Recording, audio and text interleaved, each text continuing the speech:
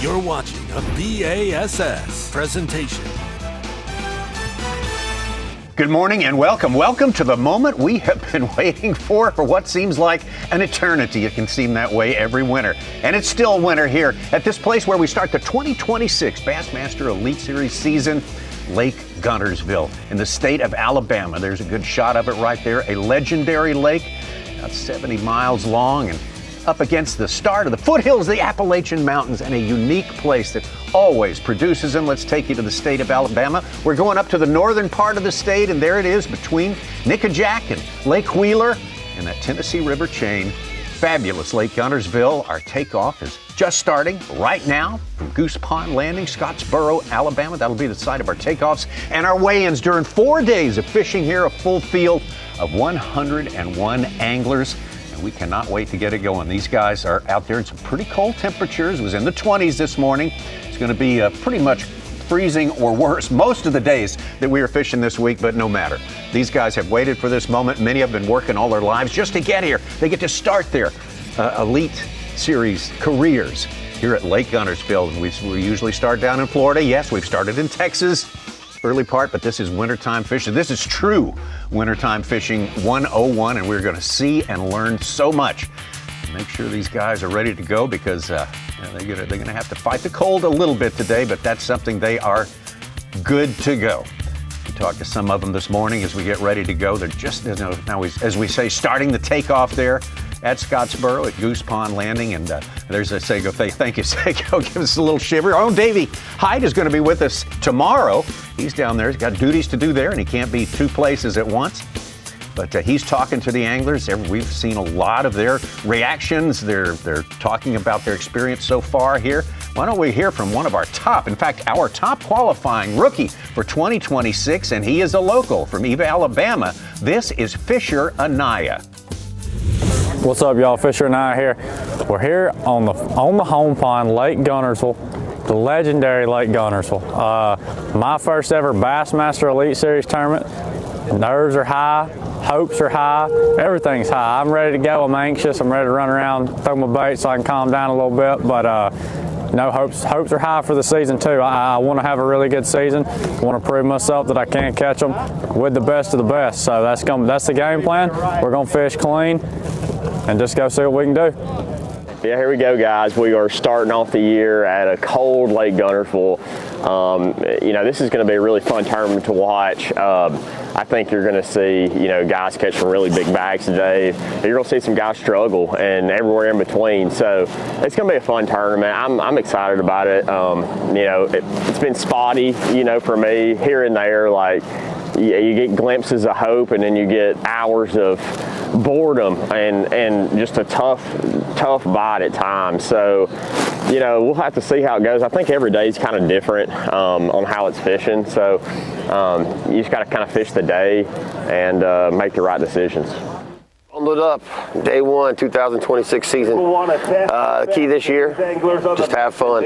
Healthy, right hand still lagging behind my left after surgery, but looking forward to this one. We're going to head down this lake this morning. Not going to go real fast, not going to freeze us, but going down there and do what I really like to do. Going to throw the jerk bait around, then come back up, throw a jig and a chatterbait, try to catch a couple big ones and cool. If it all goes right, it's going to be a good day, but no matter what, going to have fun. 2026 starts now. Winning 2 AOYs is incredible. Not many people's ever done that. Have you even thought about 3? What a different level it would put you at? It's crossed my mind 100%. I would love to do a 3-peat, and everyone keeps asking, "Oh, you're going to go for a 3-peat?" And obviously I want to, but it's one tournament at a time. You know what it is. This is Guntersville. I got to get this one under my belt and just come out here with a top 20. And if I want to have a chance at it, come to St. Lawrence, which hopefully I'm in contention when we go up north the last term of the year, and I just got to put myself in contention when we get up there. So all I can do here at Guntersville is go catch some bass and ideally make a top 10. I didn't make any of those last year, so I want to make a top 10, and then we'll get the ball rolling, but we'll see what happens. Davey Hyde along with Chris Johnston already setting one of our storylines for this year. Can Chris Johnston make it a 3-peat on Progressive Bassmaster Angler of the Year? So many storylines we have got working here today, and we heard from some proven winners on this place right there. We'll be in the boat with each and every one of those anglers we just heard from right there. and just can't wait to get it started. Some of them are getting close to where they are. I think we're going to make a good run. There's a lot of wide open spaces here, but I tell you what, as we bring you into the Bassmaster studios here in just a moment, I want to point something that our winner to win the first tournament last year, Bill Lowen, said. There are so many places here that are just loaded with 2 to 6 pound bass. Everybody can find probably a place like that. It's just being able to exploit it and being able to execute it properly and be able to find something a little bit more special than everyone else has found. Yeah, Tommy, with this place having as many big fish and as many good areas as it does, you can honestly get off the beaten path and chase, a wild goose. You know what I'm saying? Like, you can catch a 5-pounder in a place and feel confident, and that's the only really biting fish. You need to find the area where the whole group of 5-pounders is moving. And for this event, we're starting in Alabama. We normally start in Florida. We have 17 anglers this week, Tommy, that call Alabama home, and they're going to be greeted with Guntersville this week, Lake Martin next week, so starting in their home state. And there's a lot of new people joining the Elite Series, 10 from the Opens, 1 from the Nation. And so to get to know a couple of those, 2 of them are joining the Elite Series, and they live in the state of Alabama, and one of them is a complete and true rookie, 20 years old. We need to get to know Fisher Anaya a little bit more. We're going to see him on Bassmaster Live today. 20 years old. Guntersville is his home lake. He is the 2025 Bassmaster EQ Angler of the Year. He won the points race in that 3-event shootout. I believe he also won the points race for Division II before he even got to the EQs. And then he also is in the Classic this year. He did not win a Bassmaster Open to get there. He won the team championship fish-off. He barely missed it last year, wins it in 2025. He's got 19 bass events under his belt, Tommy. 13 of those are top 20. So a very, very young angler, primed for a good Elite Series career, hoping, and starting on his home fishery. Just a little bit of pressure for the young man. Yeah, just a little pressure. But I tell you what, he's a very impressive young man, too well-spoken. And I tell you what, if Bassmaster momentum is a real thing, he's the guy who's got it to start among these 101 anglers. And Ronnie Such was talking about the composition of this field. A lot of different demographics versus maybe 10 years ago. It's sort of a different look, a different personal profile, especially age-wise. If you think of the last couple EQ classes in 2023, 24 years old, it went up the next year. This last year, Fisher and I was 19. Third youngest ever to qualify for the Elites, Tommy, behind Trey McKinney and Bradley Roy.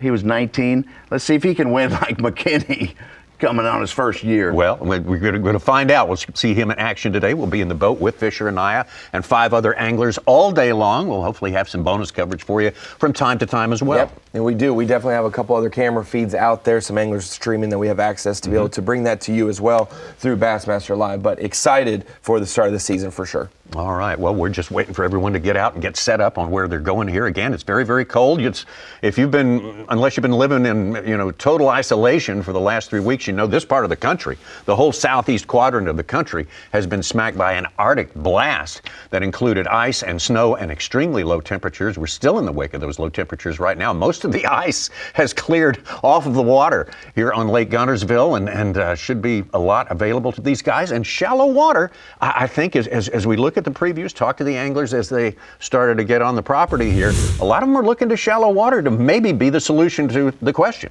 Yeah, and Tommy, we really don't have a ton of experience here at Guntersville this time of the year. We were talking about it earlier on the pre-show. The only 2 events that we really have in the last, 20 years that replicate this are the 2 classics, 2014 and 2020. 2014 was in February when Randy Howe won, and I remember it was the first ever B.A.S.S event I worked. And when we got there, backs of creeks were frozen over as well. They had a warm rain right before the classic started, and then warming temps through the event. So by the time Championship Sunday, the Classic came around, anglers were catching fish shallow where it was frozen previously. Yeah. We've got frozen conditions in a lot of places on Guntersville and the backs of creeks. That makes it challenging. But one big thing, Tommy, it's been like this for the last month. We had a mild winter, but when 2026 hit, we've had temperatures, water temps in the mid to upper 40s. They have now dropped down, and we've seen mid to upper 30s for water temperatures, and we'll keep an eye on it as they rise, which area of the lake maybe fires up first, and then what areas de-ice and are now a factor. We ought to be able to track that. We're tracking our weather with TH Marine Weather Watch.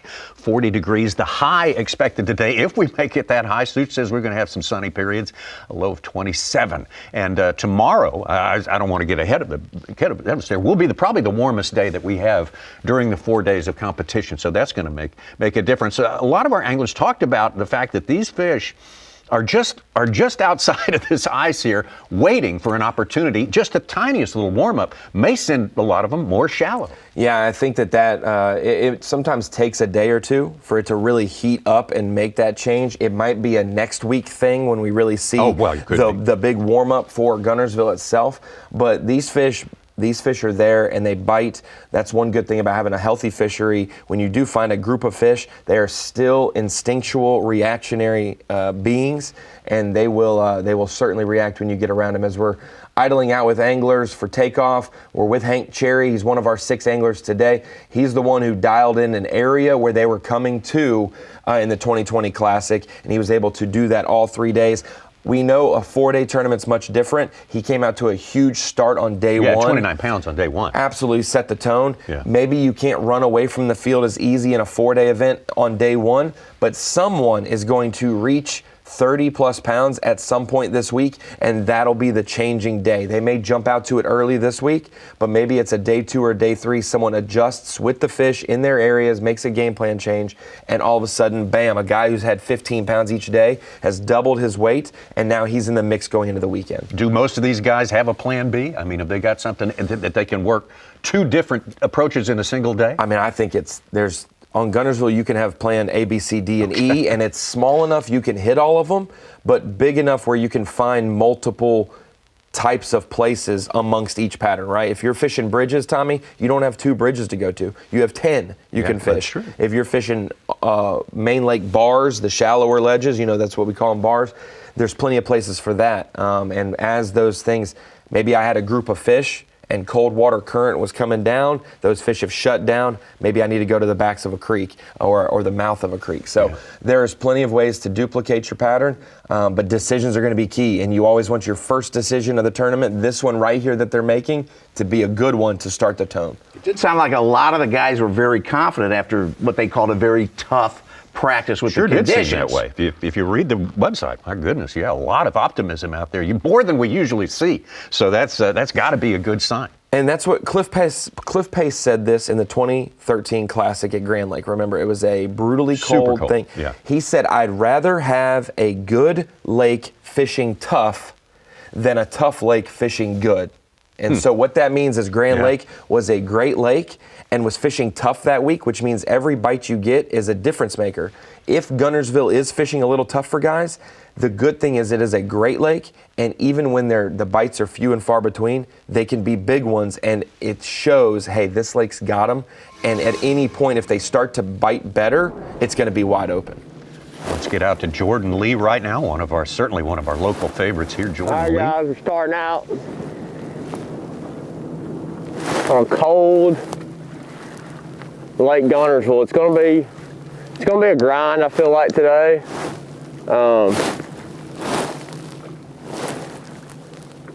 But you just gotta, feel like you're around something and just fish confident, and that's kind of the name of the game right here. You want to cover water, but you kind of gotta fish slow. So the first one's always the hardest in any tournament, and that's what we're looking for right now, is that first bite. We just started,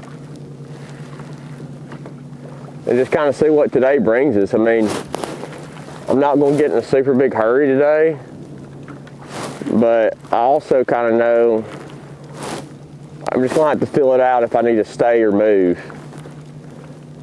and that's just the biggest key out here.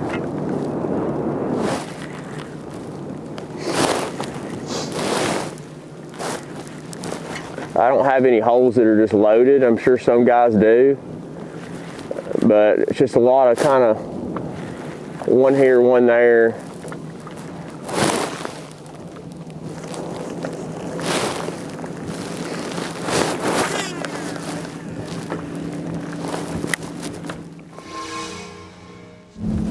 don't know how big he is.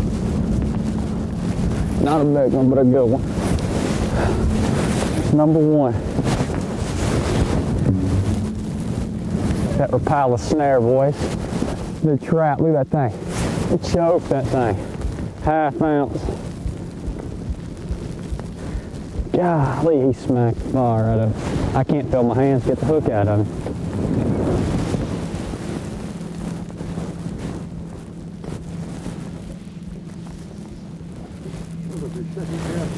Yeah, it wasn't very many. There's a bunch here the other day. That's a good start. We'll start there.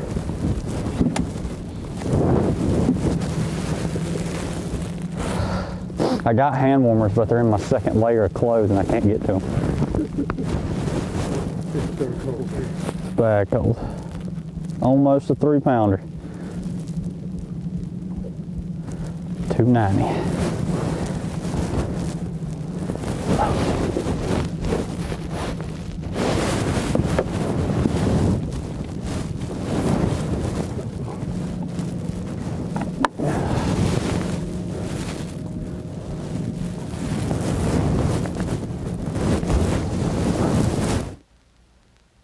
Dang ice in the bottom of that live well, it's so cold. That's the way you break the ice for a new season. Break it in the bottom of your live well with a good keeper. Or Fisher your and Naya. rookie season, first or second cast. I mean, I don't know what omen that sends, but Remember that. Remember that catch. This boy's ready to First go. pitch of what could be a very promising career. That was memorable. Hey, you want to join the action? Get in on Rapala Bassmaster Fantasy Fishing. 3 different games for you to play right now, including the old original with 5 anglers. Of course, we've got Drain the Lake, where you pick 8 for each tournament, but then they're used up for the year. We've also got our matchups as well, TH Marine matchups. So a lot of that Rapala Bassmaster Fantasy Fishing. Check it out.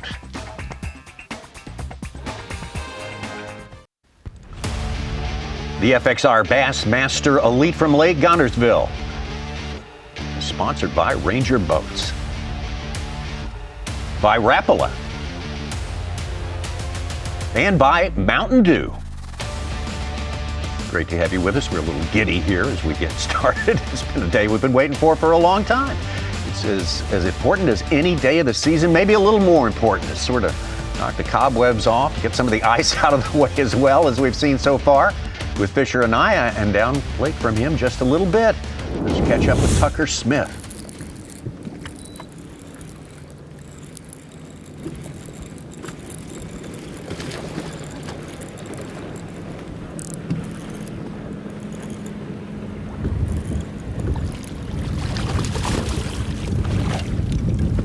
One.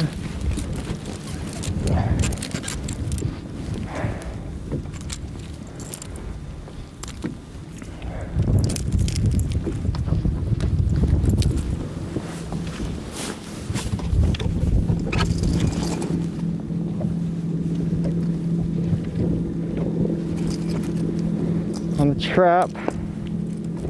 It's cold. Can't even feel my hands. We got a fish. Woo, it's cold. I hope this guy doesn't pull right up on where I'm fishing.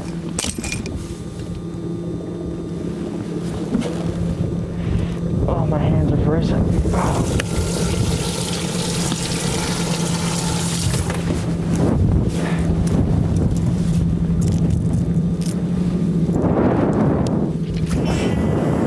Be in the boat with Tucker all day long. Certainly one of the favorites coming in here.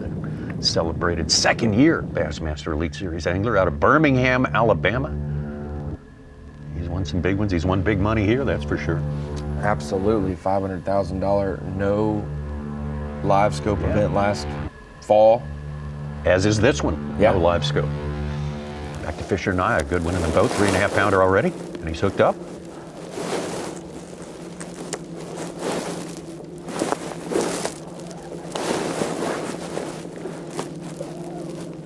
I gotta have the foul hook.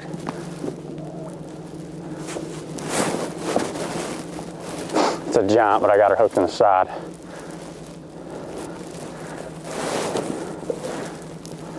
I think it's hooked in the dang tail. How the heck you do that? I don't know.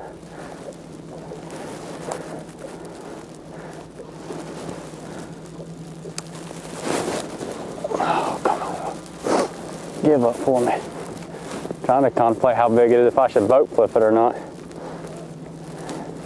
Yeah, I'm not boat flipping that. It's got one hook in her side.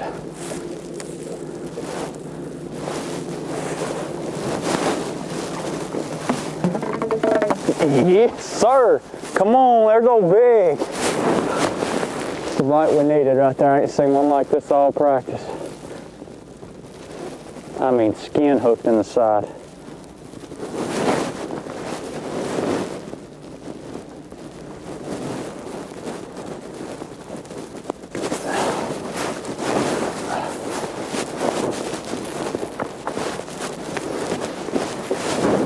We'll take 5 of them right there all day.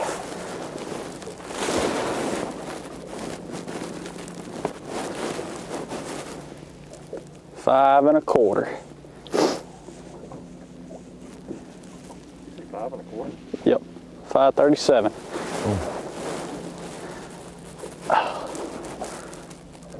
My hands hurt so bad. And now they're wet and it does not make it any better. But it was worth it. It was worth it.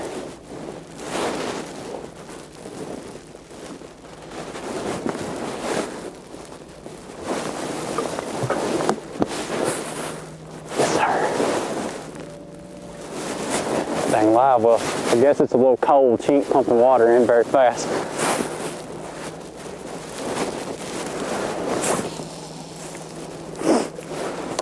Right there, warm your hands up real quick. I don't know how in the world she must have swiped at her. It spooked her when it come by her and just caught her. They get bad about swiping at a trap out here once they get pressured.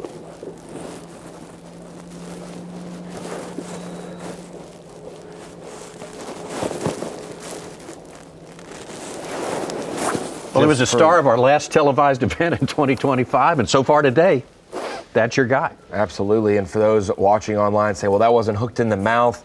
The rule, other than in the state of California, every fish that is sight fishing must be caught and hooked inside the mouth. When they're fishing like this and these fish are swiping at baits, it's cold water, it's fair game, especially if you're not seeing these fish. Fisher Anaya from Eva, Alabama, definitely considered a local here, as is this young man. He is home here, originally from Cullman, Alabama. So big. Jordan Lake. No, he's not big.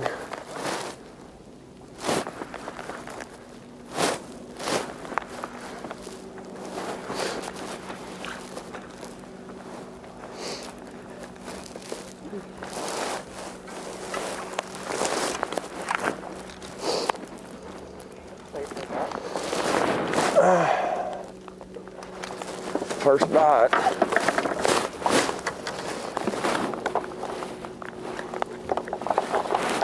It's the thing too, you think Guntersville and the cold, but you think it'd be. All right, now. It's heating up on a cold day, Tommy. Yeah, that's right. I hope our video doesn't freeze. I mean, anything's possible on a day like today, but here's a guy who's used to cold weather from Bowmanville, Ontario. Cooper Gallant, you voted for him, fishing fans. We have a way to vote and select an angler for coverage in each of our events this year.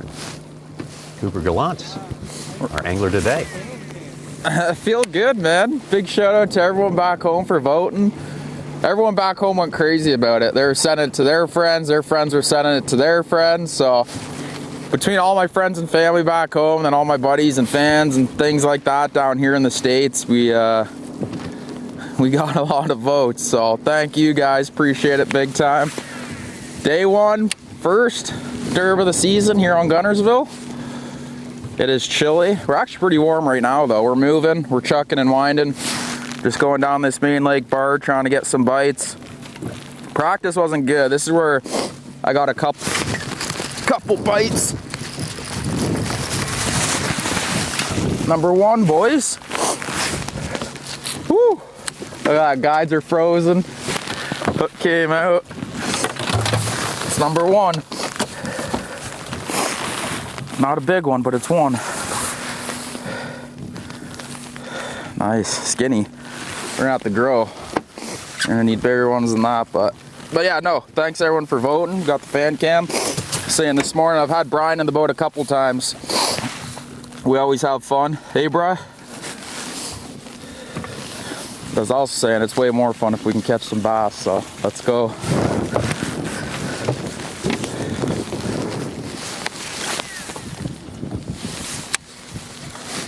Fires me up just to get that first one on the boat, you know what I mean? Whew.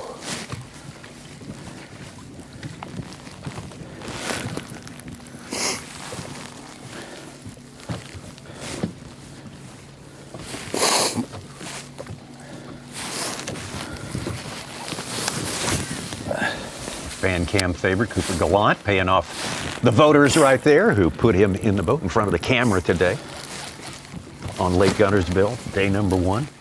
Good season last year. His third season was last year, 14th place. Most of the time when people are pandering Tommy to get votes amongst others, they're always making promises and things. He said they were going to have fun and we may catch him. Well, he's having fun and he did catch one. So at least we can say early in this, he's paying off what he's promised to the voters. There you go. That's he's a rare politician who pays off on his promises.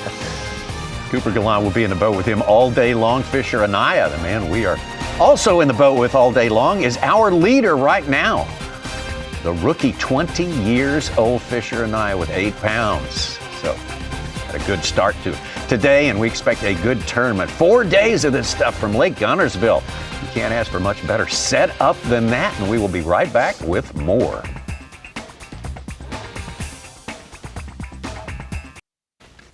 Welcome back, Bassmaster Live fans. We missed you during the course of December and January, but we are back at our first 4 box of the years, guys. Here we've got Mike Sukon running more. I'm Tommy Sanders in the studio following the action here on day number 1. 8 full hours of fishing today. They will check in and begin weigh-in right around 3 p.m. local time. That's Central Time. And right now, Fisher Anaya, the lower left, is your tournament leader. Time you turn around, Tommy Bass Track lights up with 5 new guys catching fish. They're getting to their spots and making it happen. Had a little slap at it right there. It fouled it up. Oh, you son of a gun. This ice keeps freezing everything up. I'll end up breaking my line here shortly. I got 2 in the box. 1 big one and a rat, and a bird's nest about 27 times because my eyes keep freezing up. But other than the ice, it's been a pretty good morning.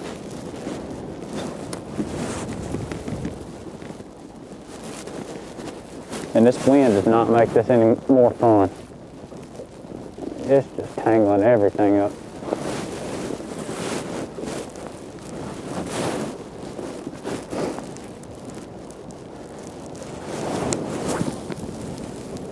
Let you trap, you can fly nowhere. They said 10 mile an hour, more like 25. I don't ever get the dang weather right.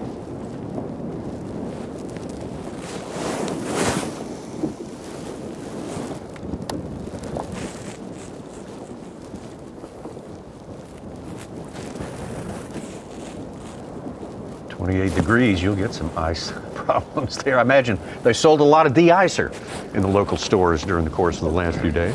You never look at the temperature, Tommy. You look at the feels like temperature, because that's when you're on the water. It's at least 10 degrees colder on the water in the winter than it is on land, and you get a little wind blowing right in your face like it is in Anaya's spot right here, and it is a little more brutal than expected. Numb fingers, you throw in woolen gloves, trap hooks. What could go wrong? I just cleaned that ice out of there. Windshield says it feels like 21 out there. We got an 8 mile an hour wind. And it's not like a normal deal where you have a cold front and it's cold outside, but the water's warmer. The water is equally cold, so dipping your hand in doesn't provide relief. It actually hurts a little bit more. Yeah. Hey, Cherry, classic champ here in 2020. Gave us his game plan for today earlier. Here we are, day 1. Made a long run, no action yet. I'm throwing a little Lake Wiley special. The bait's not quite in here like it was, so I don't think this thing's going to be quite as effective. I think it's going to have to be more jerk bait. But it's just a 3-inch grub, just swimming it over the top of the grass point. And the other day it was pretty good, but like I said, right now there's no activity moving around, but it got really cold last night. I had a front come in yesterday, so it may take them a while.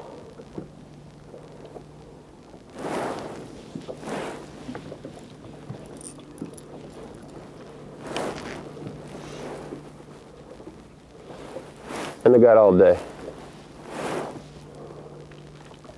Hank Cherry's got all day. He's talking about the Lake Wiley Special. I'm not going to give it away exactly what that is, but we will see a lot of different baits on anglers' decks this week. And as they start to get into this tournament, there's a lot of preconceived notions, maybe from practice, maybe coming into this style of tournament, cold weather. And so we bring it into the Bass Pro Shops bait and tackle section. Couple baits that we should expect to see for Lake Guntersville over day one competition, but throughout this week. We got a couple categories. You got the normal standard crankbait category. Some of them maybe in the square bill range, more bulbous, sometimes balsa crankbaits.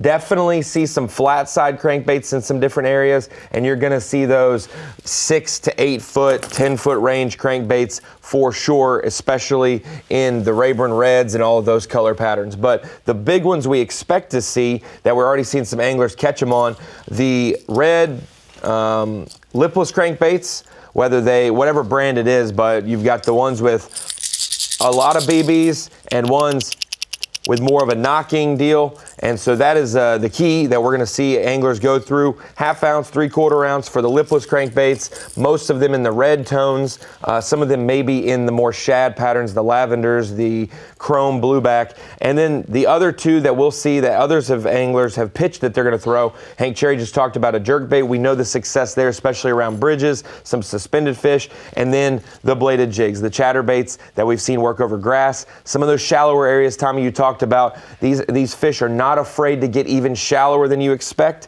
And when you have shallow fishing, you know that spinnerbaits and chatterbaits are going to be a thing. So lipless, mid-range crankbaits, jerkbaits, and chatterbaits, those are the 4 categories that I'd expect to see a lot early and often. As we get into the tournament, maybe someone finds a group of fish that they can throw a jig on. So maybe we do see some guys with some minnows, but doing it with 2D and other things. Having specific spots that they know they've congregated there before. They will still spaghetti lines on the screen, don't you worry. Caught one right off the bat. It's pretty freezing out here. I couldn't feel my hands too much, so I had to put one of these bigger gloves on my left hand. But we're just trapping away, trying to get some bites. We're fishing a little ditch right now. Caught a big one here in practice and had another bite, so there's definitely a group of fish here, but it's really a lot of bite windows of when these fish are biting. They're not just biting like crazy all day long. There's little bite windows that we have to capitalize on. So this morning should be one of those bite windows. Hopefully we can get a couple decent bites here, and then we're going to roll to some other areas. But I know there's some fish down there. They're just being really finicky with how cold it is. We're just slowly reeling that trap across the bottom in this little ditch. There's some sparse grass down there and some shell. There's not too much grass. And it's kind of a place where they can get out of the current and sit down in there.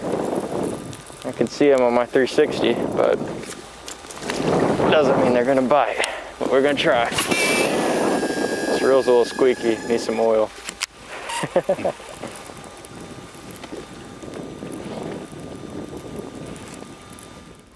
More than 20 anglers are on Bass Track right now. Jeff Gustafson caught a 5-pounder. Second biggest fish to Fisher and I is 5'4". Wow.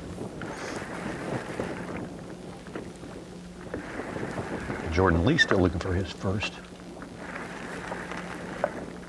Excuse me, his second. Yeah, he's got a 2-pounder to start. Yeah. That's right. Yeah. There we go.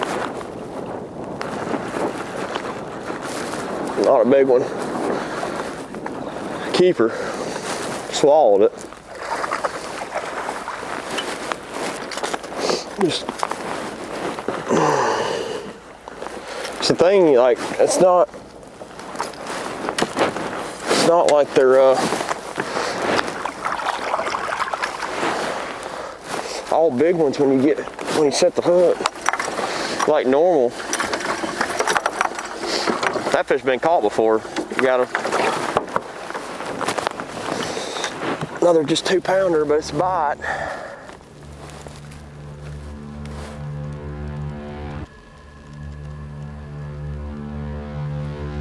Let's get back to our tournament leader. Right now we got 2 fish in the box for our other local in the mix here on our camera lineup this morning, our camera roster this morning. Well, it's cold. It ain't got no warmer. I don't think it's gonna get any warmer. Can't hardly make no cast without the ice freezing on your rod. But good part of the day is we got 2. I ain't zeroing, so that was the first goal. Now the goal is catch a limit.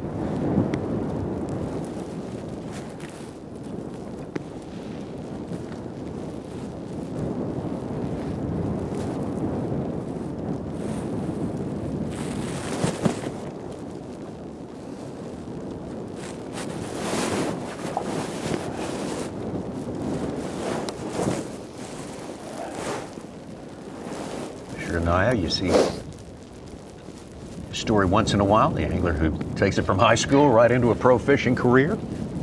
It certainly has worked out thus far for this young man.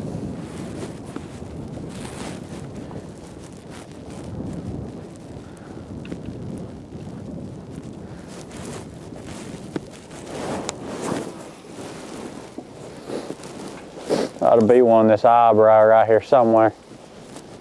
Just got to reel my trap over his head.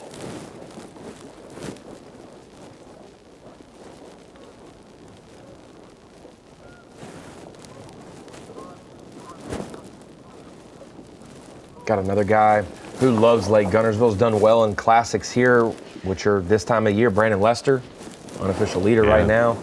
One that I have video proof that I was squabbling over putting him on the fantasy team or not, Tommy, and I said I'm gonna just.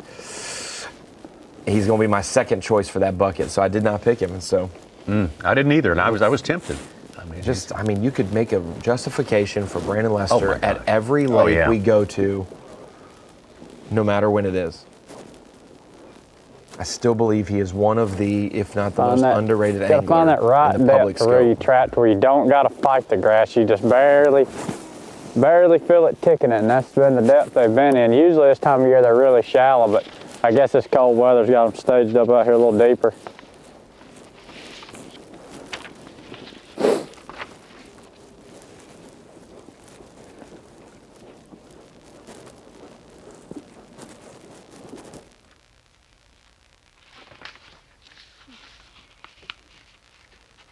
All right, well, let's head to a break. But before that, let's get another one of our many Alabama anglers in the mix this time, Gerald Swindle, with his Day on the Lake, Humminbird Day on the Lake. Hey guys, it's Gerald Swindle. I'm out here on Guntersville, and we have an Elite Series is here right now. This is going to be the time, and let me tell you some things that I think is going to be key for that tournament and success. Humminbird side imaging. This is a no FFS tournament. We're not fishing forward, we're looking out to the side. Just simply reading the side image and being able to find the outside of the grass, the holes in the grass, stumps, outer edge where rocks drop off. This is going to be a big key that you see guys doing, because it's our way of finding bass now and understanding the bottom. So side imaging will be key for the Elite Series at Guntersville. I think may be the way it's won. I'm coming around a flat. There's red clay out in front of me, so I know the bottom's hard. I'm trying to find the edge of the grass. So I'm sitting in 4 to 6 foot, and I'm watching out here. But look right here. You see this big hole coming up in the grass? That's a true hard place in the grass. It may be 3 foot in the bottom of that, but it's a perfect inch. And you see that hard line where it comes out right there. That's different. So if I wanted to, I could simply mark that And I could come back in with a lipless crankbait and throw right on that. But you see these edges and how that's cut out? This is really different than a lot of the other grass I've been idling. There's a lot of places where a bass can be here. Every one of these edges and shadows is a place the fish will sit down in the grass on the bottom during the cold and then come up as the day progresses. See the big shadow behind that clump of grass? That's a pretty good sized piece of grass. Like, all these are just little bitty isolated good cast plays. You can mark them, ain't nothing to it. You hit it, mark it, and go look at it on 360 and come right back to it. So I'm basically trying to find everything that's not grass inside a whole lot of grass, everything that's different.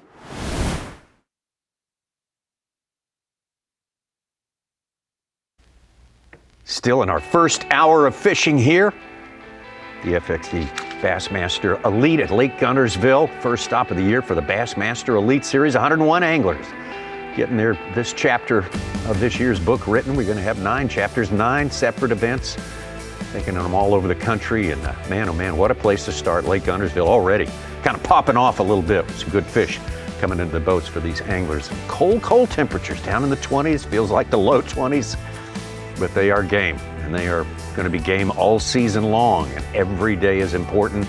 Getting off to a good start today, definitely a plus for your career. Got our first limit, Tommy Paul Marks with 5 for about 12 pounds. He's leading. All right. We had a crazy weather storm with all the snow and ice the last few weeks, guys, and it's really affected Lake Guntersville, and it got me thinking, since we're not starting in Florida or Texas, this is the coldest Elite Series event we've had since maybe 2017 Cherokee or 2019 Lanier. And then it made me think also about the 09 Dardanelle event that Mark Menendez won. You remember how cold that one was? Absolutely. Started cold. And so for the most part, starting in Florida and Texas, we don't really get this because then we break for the Classic and then we're in April everywhere else. So this event is definitely, for the newness of a lot of our Elite Series field, the coldest Elite they've ever fished. And for groupings that have been here for a while, a couple events come to mind that remind them. Cherokee, Lanier, Dardanelle, as a couple. Had a cold Classic at Hartwell not too many years ago. Well, most of these anglers weren't here then. And you think about, oh, yeah, absolutely. And you think about maybe like a Lake Lanier in that 2019 event, how Lanier might be more northern than Guntersville. Not the case. No. Lake Guntersville on the map is higher than Lanier. So I believe, other than Cherokee, Such, this is the most northern Elite Series start other than Cherokee. I think that's, easily. So very, very cold. Water temps were in the 40s coming into the week and have dropped down to the mid 30s in some places. I think as low as 34, 35 in some areas. Water temps probably around 40 to 43 in a lot of other areas. Just getting people ready for the Winter Olympics, basically. That's what we're doing right here. This is our Winter Olympics. Lake Placid. Yeah, that's right. No one really stopped. Is Johnston hooked up? Like a wet sock. Wasn't even sure if it was a fish. I don't know if it's a keeper or not. Number one, how to get things started. We've only been fishing for about 5 minutes. It's not a giant, but get things. Oh no, I need the glove. I don't like gloves. The cloth gloves. I had a little technical issue this morning, and no one's fault, but there was a chunk of ice under my power pedal on my trolling motor foot pedal, so I had no way of moving the boat. So we had to go in, and they just had to take the button off, and there was one chunk of ice under it. So we lost about 45 minutes, but we got one on the board here. Oh, hooked him and my glove. Can't get him off without getting it out of the glove.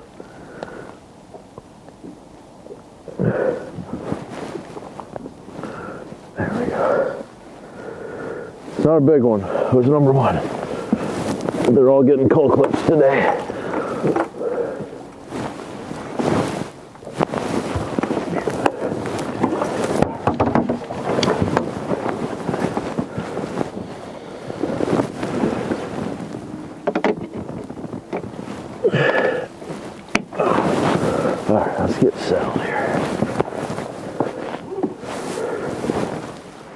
Johnson started his career 8 years ago, believe it or not, down in Florida.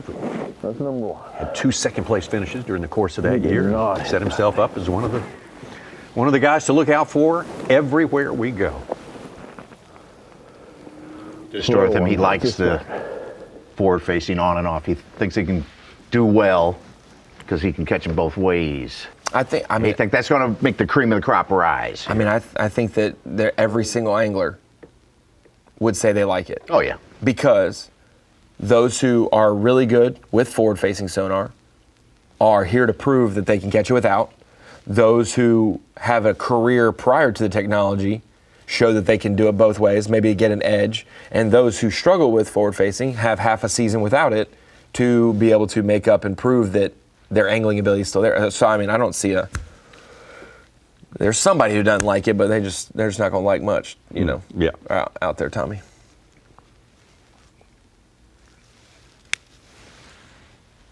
Well, looking for a three-peat. We heard that right at the top of our show as we talked to Chris Johnson and there's our man Davey Height. And what a year he had to follow up his first AOY, which came in 24. He came out here in 2025, and it's the essence of a great Angler of the Year campaign, all about consistency. Did not have a single top 10 all year long. I don't think we've ever seen that before, but that's the story for Chris Johnson. Just so consistent. Never had a bad finish. Worst placement, you can see right there, 33rd. That's a good season in itself, but that's one's going to be unique. It's so interesting when you can add up all the points from 9 events and get within just points of another person. Trey McKinney was just a few points behind, and he had no top 10s here, but no missed cuts. Trey had an 89th place finish and 4 or 5 top 10s, and so it's just the dramatic differences in their seasons. But truly, if you talk about winning the Classic, it's being the best for 3 days. Winning Angler of the Year, it means the consistency across the board, and that's what he showed. 18th on average, great.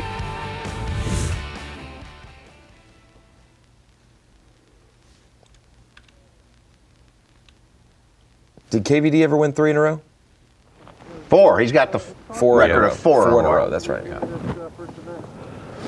All right, well, it's 2026 now, but last year was another great year, obviously, winning Angler of the Year.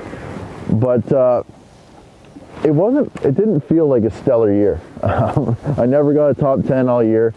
It was just consistent. I never had a bad finish. So still, overall a great year, but coming into 2026, everyone asks, are you going to do a three-peat? And obviously, I want to do a three-peat, but that's the goal every year. Is the first thing is to make the Classic. The second thing is to have a chance at Angler of the Year. But I can't look at it just, I want to win it. I just, one tournament at a time. We're here on Lake Guntersville. The water is 39 degrees. It's cold, but I just got to put myself in a good spot after the first tournament to make the Classic. That's how I look at it. And then by the end of the year, when we start going up north, I'd love to put myself in contention for another Angler of the Year title. But there's a lot of fishing left in between now and then, and you can't afford a 90th place finish, that's for sure.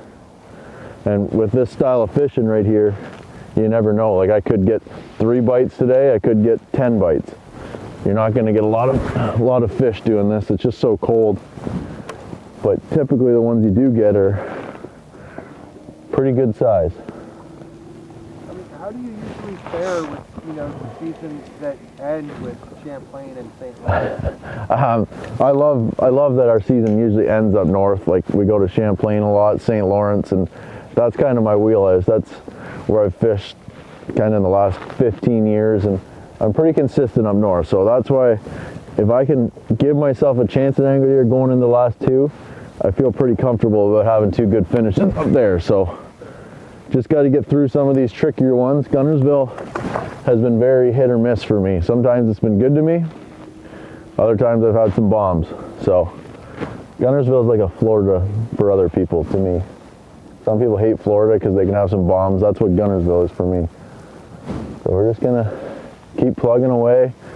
I'm going to wind a trap and a chatterbait all day. Try and get a couple of these big ones. I know they're down there. First Canadian to win an Elite Series event. That was back in 2020. In 2023, Jeff Gustafson beat him to first Canadian to win the Classic. Did that up at our destination for the Classic this year, Knoxville, Tennessee. Now, the first Canadian to win the Progressive Bassmaster Angler of the Year. First one to go back-to-back as well. Paul Marks, though, on top of our leaderboard right now, and there's Jeff Gustafson on our top 10 as well. Chris Johnston below that a little bit as it stands right now, and we will be right back. Kicking our season off with the FXE Bassmaster Elite from Lake Guntersville. Stop number 1, Bassmaster Elite Series for 2026. And there's a big long shot there of a long lake, 70 miles of it, Lake Guntersville, on the Tennessee River between Nickajack and Wheeler.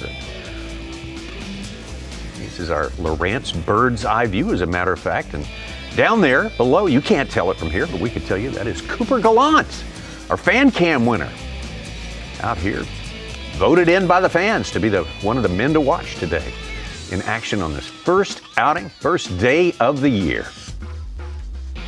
Just as important as every day of this year. You got to do your very best. Don't leave anything on the table and get off to a good start. That'd be a great way to kick it off. We're live. Well, guys, it's cold, as all you guys know. We're actually staying pretty warm, though. We got one in the box, one little cute one. Just gonna keep chucking and winding, throwing a chatterbug down this main lake bar.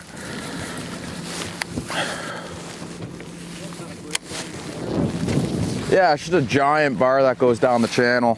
Oh, I didn't realize that one fish just bit me off from that last one I lost. Yeah, it's a giant area. I mean, they live here, I'm sure. Got a couple bites here in practice. We're probably gonna hunker down here for quite some time. And yeah, we gotta catch some big ones though. We need to catch some, 3.5, 4 pounders.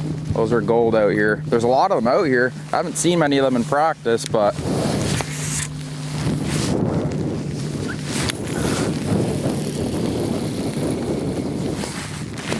I'm gonna get that other rod going anyway. I need to stop being lazy and just put another bait on.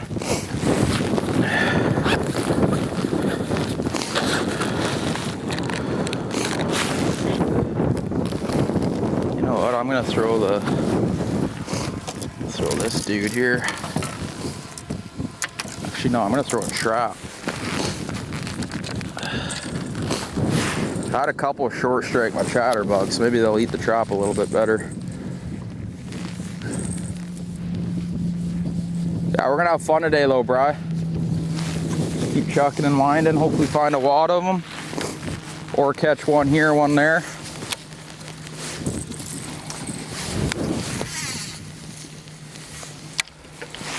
You see that massive barge dock when the camera was turned in his boat.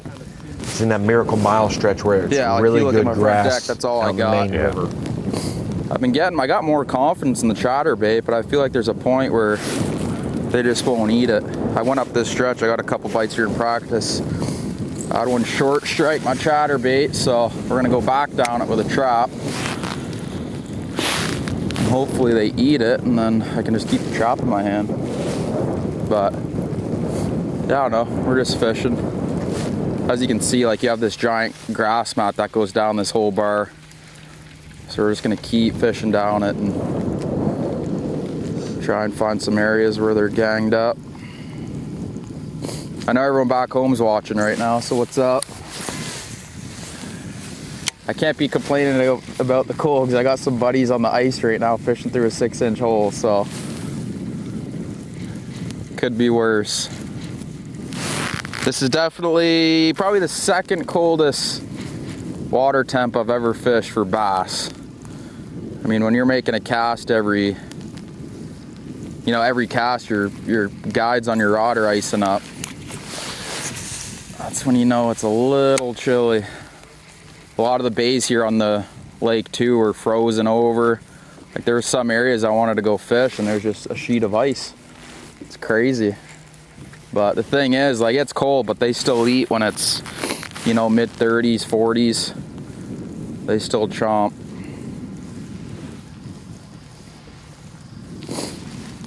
They gotta eat this trap.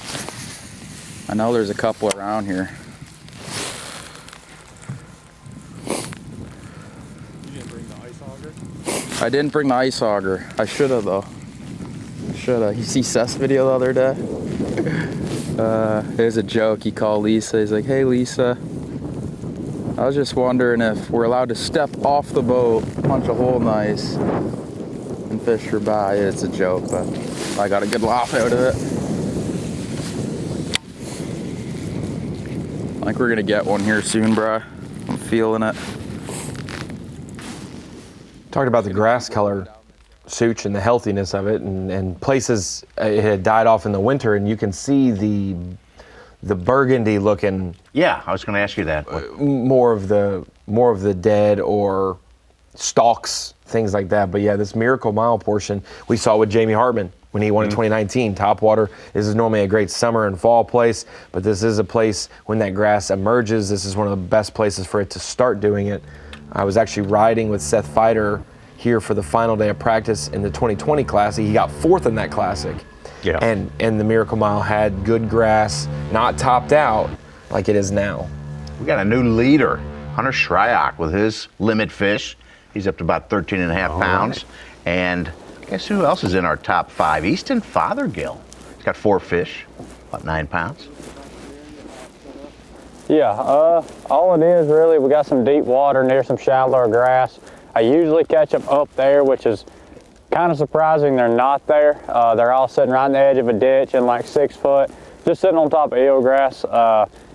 In practice, there was a pretty good population of fish in here. I caught a handful, didn't make very many casts, and this morning started off quick. First 2 casts, basically caught 2, and then it's kind of been dead since then. So I'm gonna give it a little bit longer, and I'm gonna make a run to another bay and see if them fish are pulled up biting. I think a lot of it's gonna have to do with the sun peeking out and warming this water temp up.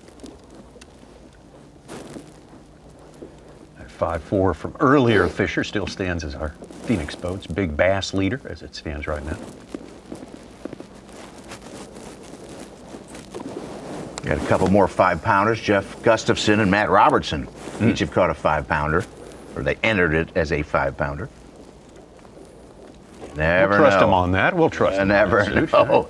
Trust everyone, but cut the cards, Such. That's what we always say. That card came from the bottom. Wait a minute. Dang, he hit at it right there and didn't get it. Why you gotta do that to me? Yeah, what is it? Trust everyone, but like cut the cards. Follow up and do your homework to ensure they're right. Just confirm that they're telling the truth. That's the Oh, we got him. Feels like a decent one. Nope, little guy. One of the smaller ones I got all week. I don't know if he's a keeper or not. Negative. He hit it like he was supposed to. One on the trap and one on the... Yeah. I don't even know if he opened his mouth. I got him on the top of the head. Probably bunted it. For all I know. I don't think he's 15.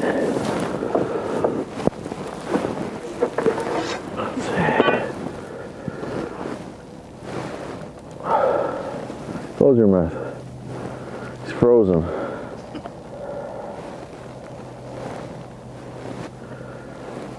His mouth on his nose? 15. I don't know. Not unexpected. His mouth.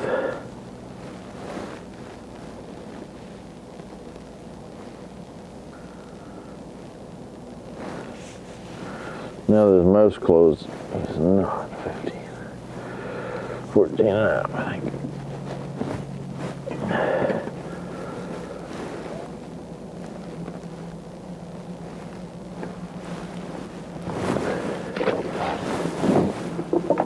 Back in. Felt good.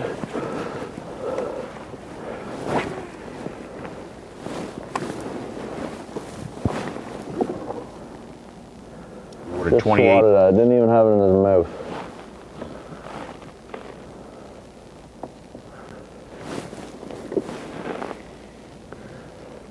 get longer when they thaw out suits, or do they get shorter when they thaw? Depends on when they froze, Tommy. I guess so. The ice Did they freeze at their were they stretched out, or were they, you know? That's right. Curled up. Yeah. 28 men have won Angler of the Years in our 57 years of awarding it. He just became the 13th to win 2 and only the 4th to win back-to-back in consecutive years. Some strong stuff. He's kind of aw shucks in me that's just like, yeah, honestly, I don't really think about it, but then I started mentioning the names of guys he could tie with 3 Angler of the Years, the Bill Dance, Mark Davis, Aaron Martins, and he's like, guys, kind of cool when you say it like that. I'm kind of humbled.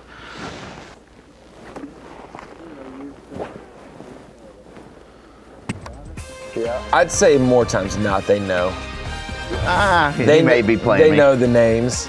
You can't. Yes. You grow up and you know the history of the sport. To put your and name then- alongside yes. them, though, and be in the same Yes. conversation as those icons you grew up with, though. Yeah, can be a wake-up call a little bit.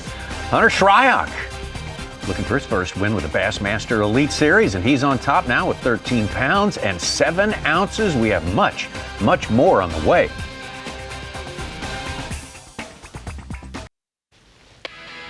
The FXR Bassmaster Elite at Lake Guntersville.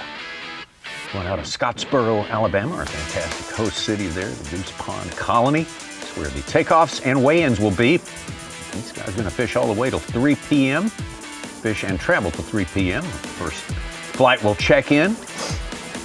Tucker Smith's put in his hours, certainly, on Lake Guntersville during his young career. Kicked it off on the Elite Series last year with a smashing win at Lake Fork. Probably doesn't think Guntersville would be too soon to start winning again. 50 anglers have posted on Bass Track, and Hunter Shryock called up to 15-11. Man, serious.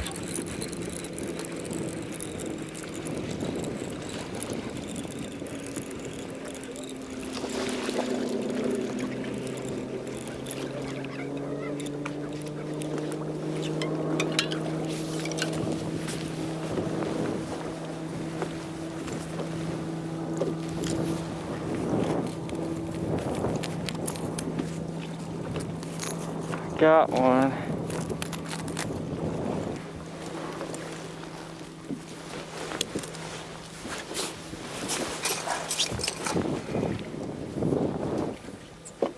He barely came up there and ate it, just like barely.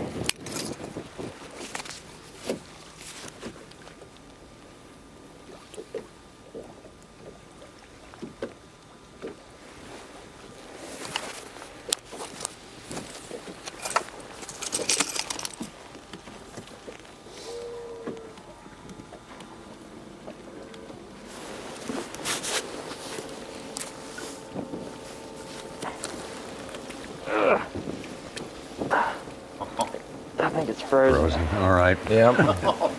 Shocker.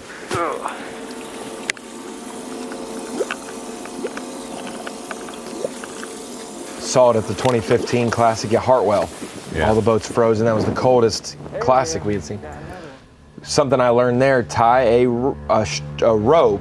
You know. Whoa! Hey, how about it, Skeeter Boats? BFA, Big Fish Alert. Brandon Card.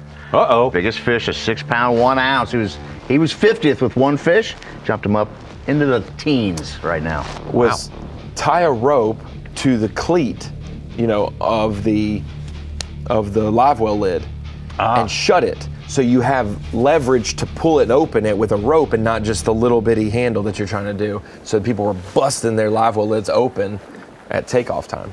Or pour coffee and make a mess. No. That's a big mess. That's the other thing. They already were worn out from getting the boat unstuck from the bunks on the trailer. It was just a mess out there. Jordan Lee. Little one.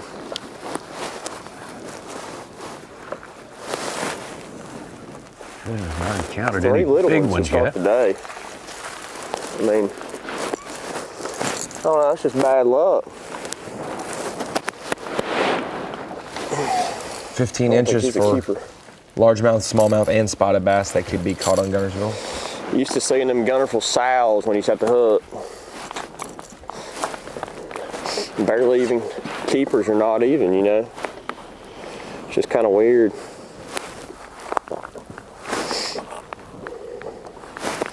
I mean, that's 3, 15, 16 inchers. Third keeper now.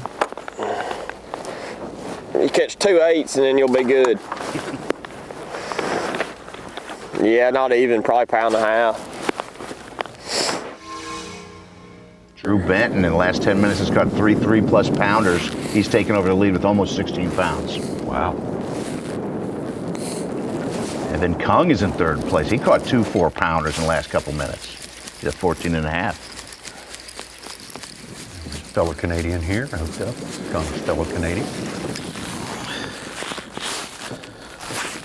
Number 2, boys. Super gallant. We're getting bigger. We're getting bigger. Not big, but it's better.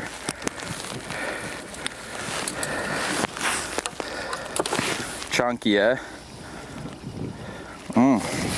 Get some more. They're probably so cold in there. Let's go. We're gonna catch some big ones. I'm feeling it. I don't know why, I just am. I haven't felt it all week, but I am today.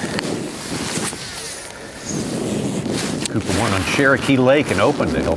Gain his access That was to the a real Bassmaster spongy Elite bite. Series back in the day. That's on the Holston Didn't even River, know she which was joins there. up with the French Broad, just above Knoxville to form our Classic playoff field for this year. Cooper will be in that group, fishing the Classic here in about 5-6 weeks.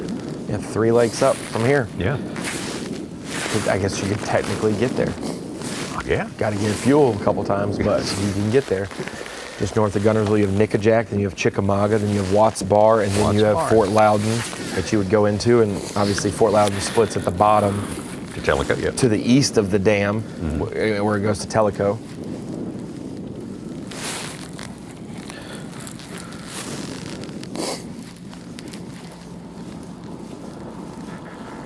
It's actually bigger than I thought. I thought it was like a 2-pounder, 3-pounder, I think. We're gonna be doing this for a while.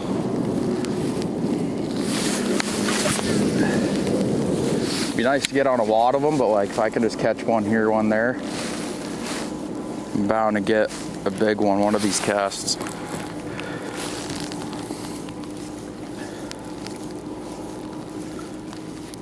catch 15, 20 pounds here, that's good. Yeah.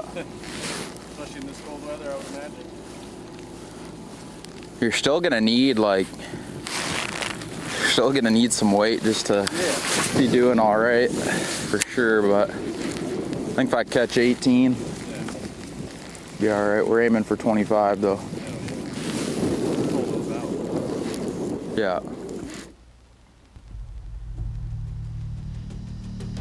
Some of the anglers here of the opinion that 18 a day won't get you real far. Let's see who gets proved right as we make our way through the 4 days of fishing. Still in our second hour fishing here on day 1. Seen a lot more guys go farther north up Guntersville than I expected. Kind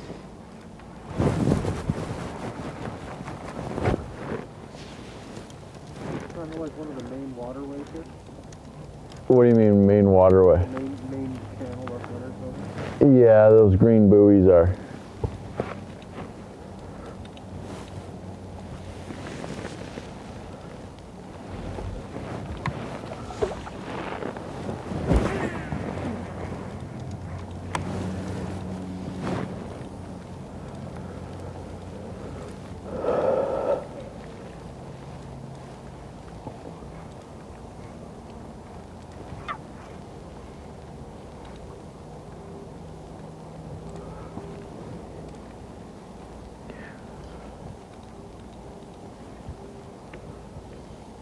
Just had me look at the map, Ronnie. We see most of the field that have Bass Track on our map inside Bassmaster. You can see the leaders, top 10, have colored boats. They're kind of grouped up, the colors.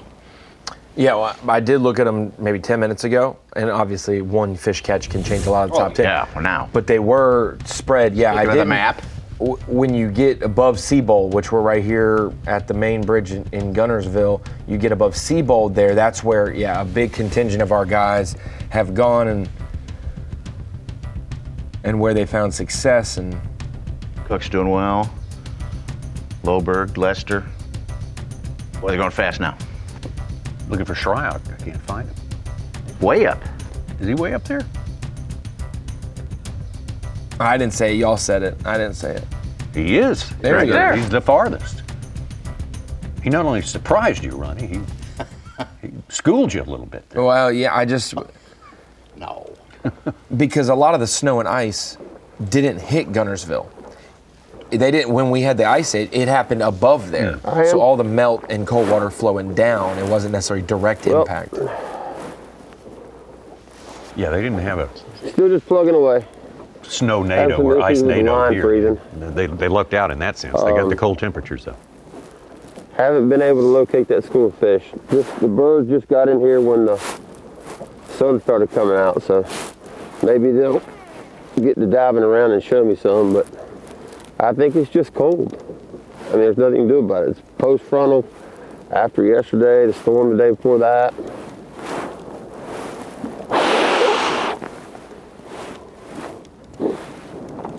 Really just trying to stay positive, navigate through the situation.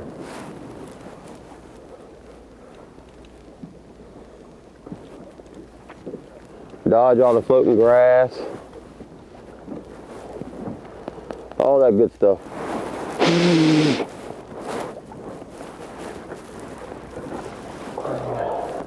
Been through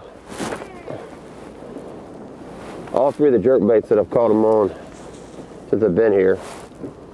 The Bass Moose, the 115, the 130, which isn't out yet. And then this little old guy right here, I'm not even sure what kind it is. It's just a different look, more of a dying shad pattern.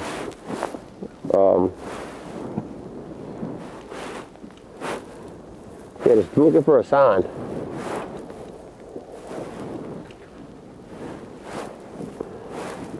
Just hunting and pecking with the jerkbait. I didn't know how fast or furious it would be. I knew if they were on that one particular point, it was going to be good. They weren't there. Can't worry about it, so gonna try to relocate them. If I don't, I'll just head back up the river. I'll find some up there. I got all day. A place like Guntersville, you only got to catch 5.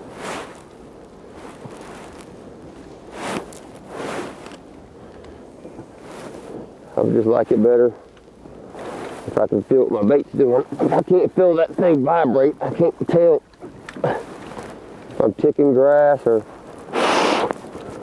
7-pounder's got in his mouth. I don't know.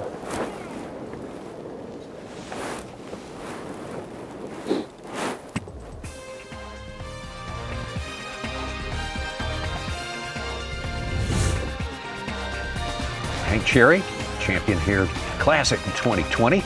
Another one of our fantasy games, Bassmaster fantasy games, the TH Marine Bassmaster Fantasy Pick'em Challenge. A series of matchups, pre-arranged matchups. You pick the winner. Sounds simple, Ronnie Moore. I got you one. Gerald Swindle or Randy Howe for the old Gville Hammers. Answer when we come back. Swindle okay. or Howe? Who's going to win? Well, I'm going to think about it. All right. TH Marine Pick'em Challenge. All right. Water you can stand on. Got a little bit of that out here for sure. How many more could we add before it starts cracking? That's the question of the day. That'd be a good prop bet, wouldn't it be? All kinds of good ones popping up here. I pitched it to you. Gerald Swindle, Randy Howe, 2 guys live on the lake that are known for Guntersville. Right. TH Marine Pick'em. Which one are you picking to finish higher this week, Tommy? I'm going to go with Randy Howe. G-Man's a tough guy, but he's had some work done in the offseason. He's kind of recovering from mechanical parts in his body. Yeah? Yes, that's what about you, Sue? Yeah. Same way, Randy Howe. He's won a classic here, Ronnie Moore. Yeah, he's got a great track record. We've got, we're 3 across the board here, so we'll see if we're all wrong or all right. But now, Swindle, I wonder how much. I mean, it's barely a little month and whatever. He's still hurting and getting sore. And you know how it is. Your bones ache when it's cold, Tommy. And just imagine the new bones. Oof. He'll push through it. He'll work his way through it. Got a Drew Benton on top of our leaderboard. recent development out there. Having a great day. Got a Lowrance bird's eye view for you right now to enjoy. This one looking down on Jordan Lee.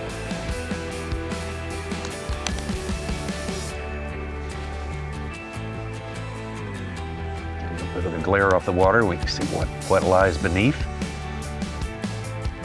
And there you go. Good bit of grass. And a lot of cold water. The big question this week, guys, we look at the Lowrance bird's eye view is we've seen a lot of frozen water in the backs of creeks, but then you think about what's under the water that these anglers are going to be choosing with the grass thin, what high spots, what depth ranges as we see these anglers. You see a lot of them on the main drag, but that doesn't mean that they're fishing ultra deep. I've got some Lowrance C-Map here. They're able to show not specific spots of Jordan, but these types of areas. And you see on the main drag, you've got the main channel. Chris Johnston was talking about it with his cameraman. Between the buoys, the main channel, ultra deep water that you're going to get at Guntersville. I say ultra, the deepest that you're going to have is that main channel, and it's in that light blue. But when we start to see the bars, and we talk about those ledges and bars on the Tennessee River, that's where you start to see grass on the main drag topped out. It's not floating down the channel, but it's growing there. And so the red is the ultra shallow areas on the main drag. And so you've actually got a shallow bar here right along the main channel. You've also got a secondary bar here, and you can kind of differentiate that with the shaded relief. And in the middle there, you've got that secondary channel that you can see as you're heading north up the lake. I'm going to try to do the line here, but you got the secondary channel there with the main channel in the light blue. You can see the slight changes there, and off of those channels,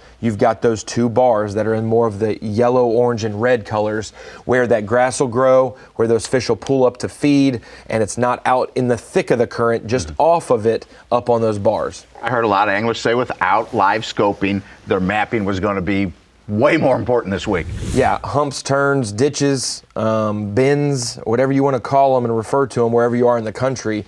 There's some places, especially if we go farther south on Guntersville, you get in that waterfront range and you get towards Seabold, there's a lot of different funnels where 3 or 4 ditches come out together on the main drag. I'm interested to see if some of those key areas have a group of fish that an angler has to himself, as we see the southern end be less populated. Yeah. Now, if we did have the forward-facing in effect here, the bait chasers, as they refer to themselves as sometimes, what kind of, in that picture we just saw, where would they be concentrated there that's different from where people are concentrated now? I think that secondary channel, okay. I don't think you'd see people out in the main channel of Guntersville. Not on the main, not that deep. Okay. You would see them in the secondary channel, maybe off of those bars. Those fish use those bars and current to pull up, but when they're not, they're suspended out there. Okay. A lot less current, a lot more flexibility. Brennan Polnick jumping into 4th place there. He caught a 5.5 pounder, our second biggest fish of the day. Yeah, I'm just kind of in the main ditch right here, and you know, I'm kind of thinking in my mind like anywhere I got some deep water kind of close by. You know, the main lake we got just showing 43-degree water. Up in the creeks is colder, but you know, I mean, I think as cold as it is, and we haven't had any sun, not much to really warm the water up shallow. I'm trying to kind of focus a little bit deeper. Now I don't know if that's the right call or not, but and when I mean deeper, I mean just having a little bit of that 6 foot by, and that can be kind of deep out here. Up this way, up the lake. But I'm not going to be married to anything today. I mean, if I have to run down the lake, I mean, I got some stuff I want to fish down there too. And normally this would be, you know, prime water up here, like, but it has not been easy up here.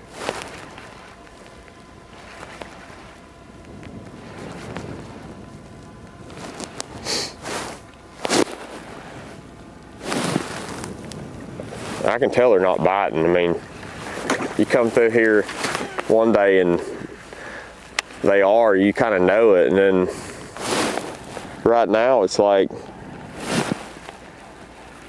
can't buy one.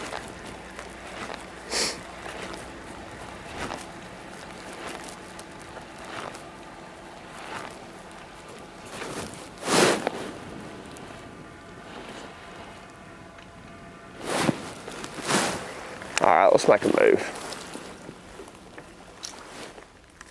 Brandon Card has a bag in the making, 3 fish for 11 and a half. With his Phoenix Boats Big Bass 6-1, he added a 4-2. His third fish is only a 1-3, so, but 2 fish, 10 pounds on 2 fish is a pretty good mark. I mean, this is one of those tournaments where you see a person have 5 for 15, and the next day come in with 3 for 16. You know, like for real, like somebody's going to come in with less than a limit and be in the top 20, and they're like, man, every bite I got was a big one, but man, I didn't get them all in the boat, or I only got these 3 bites, or I broke them off with ice in my guides, Tommy. That's a real thing.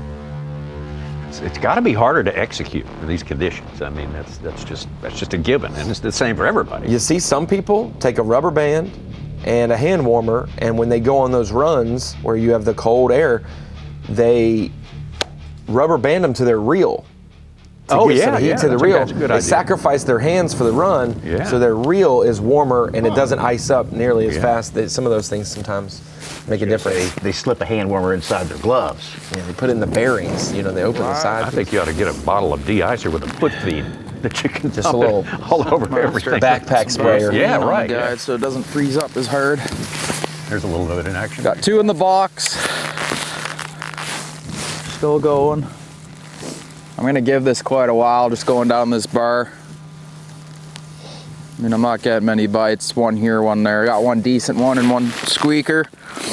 But I feel like if I just put my head down in this area, you know, there's not really any boats around. I feel like if I can just keep going up and down this edge, I'll get like 1 here, 1 there.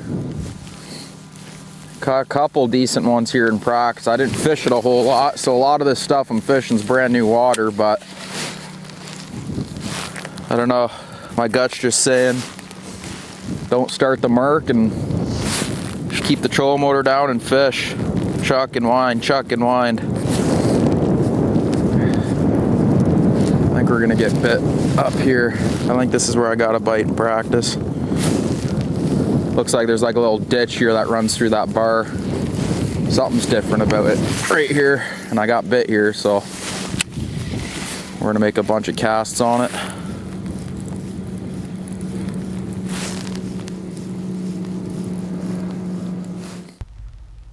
Fan favorite winner Cooper Gallant out there,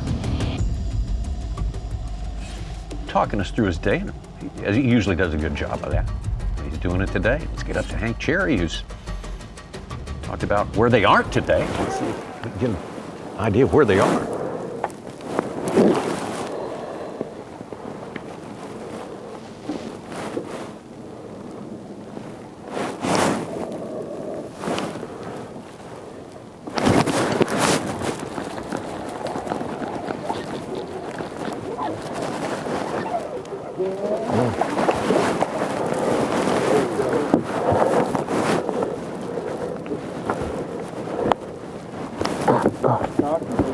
Yeah. Oh, man.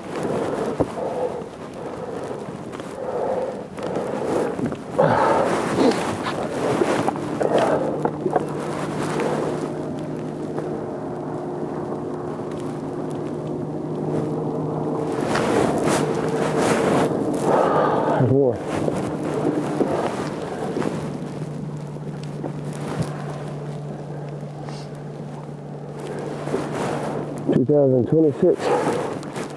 Has now begun.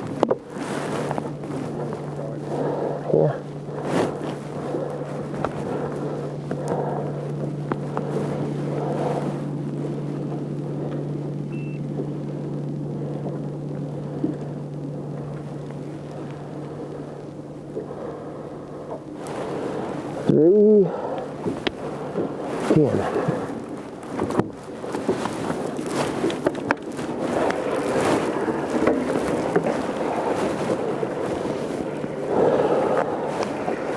Thank you. I told you. You don't always go with plan.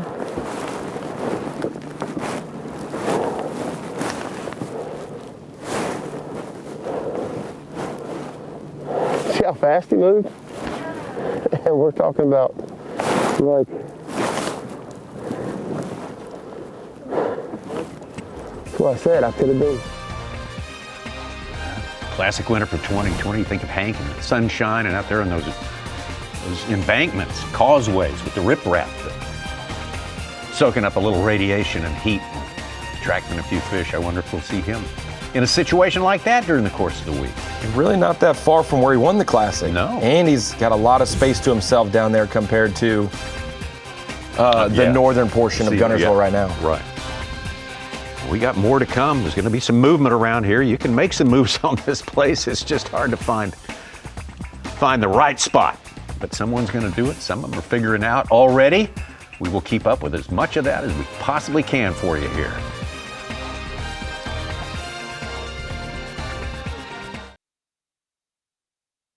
The FXR Bassmaster Elite at Lake Guntersville.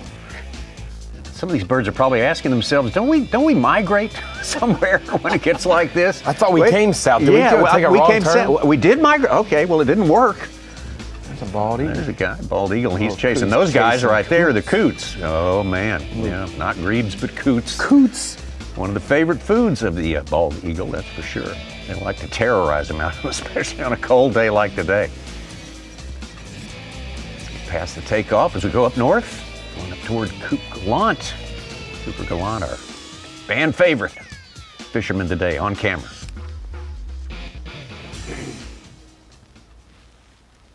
You look down at on the home screen of Bassmaster.com. There's elite live streams. We got Cooper Gallant, we got Logan Parks, Chris Saldane, and Kyle Patrick. Logan Parks is the only one besides Gallant with fish, though. Okay. Number 3, boys. Ooh.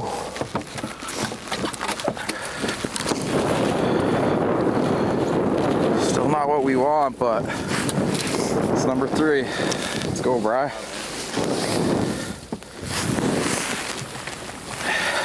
See how it forms like a little ditch right here? I don't know if there's a depression there or if it's just bald and doesn't have grass, but I'm gonna keep the poles down for a few casts for sure. Oh, that felt good. It's crazy what a bass does to your heart. I'm buzzing right now. It's not even a big one.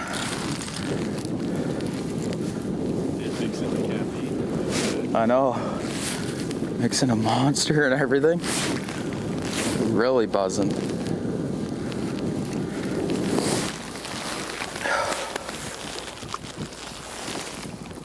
We're gonna do this for a while, boys. Had such a bad practice. If I can just keep doing this and getting bites, I feel like I'm bound to get some good ones.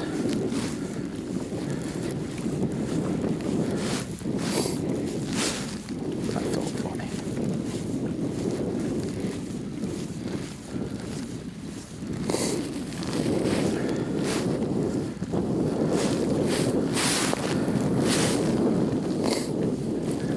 Anglers with fish on Bass Track right now. Justin Atkins with a 5.5 pounder. Time for our second largest. He's jumped into the top 10. Oh. On 4 fish. A lot of people picking him in fantasy, I noticed.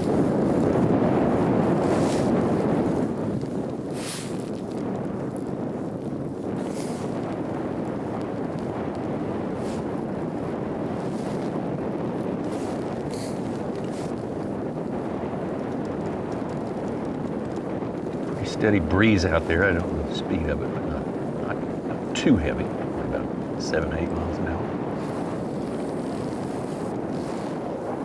Sustained. Yeah. This will lock the chatterbug in her hand for a bit.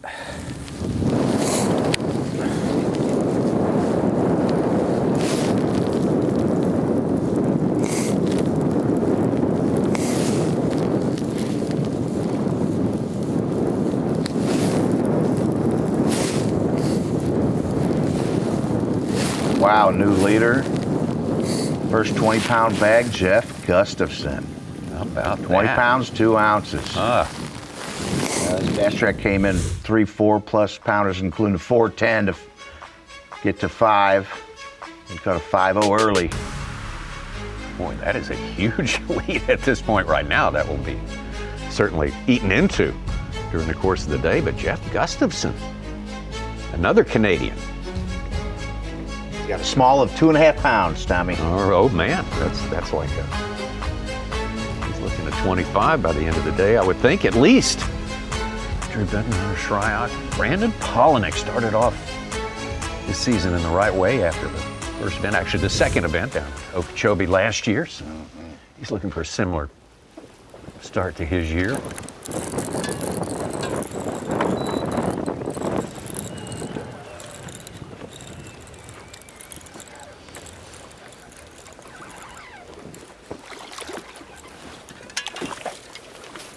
Little guy. Tucker Smith.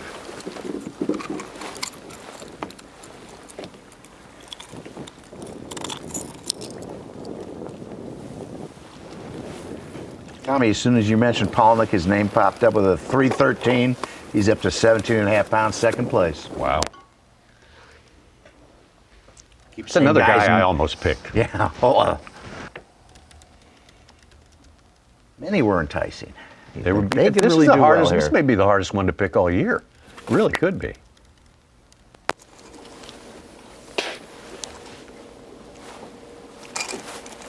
Number 3. Little guy.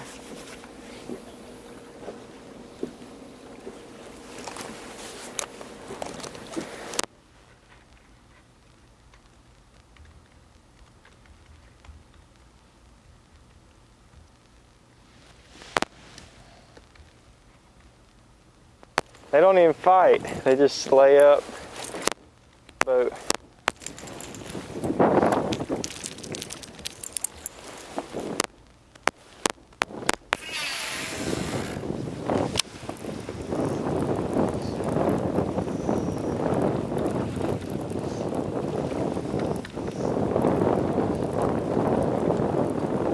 Thanks. We can get a limit, then we can go head hunting.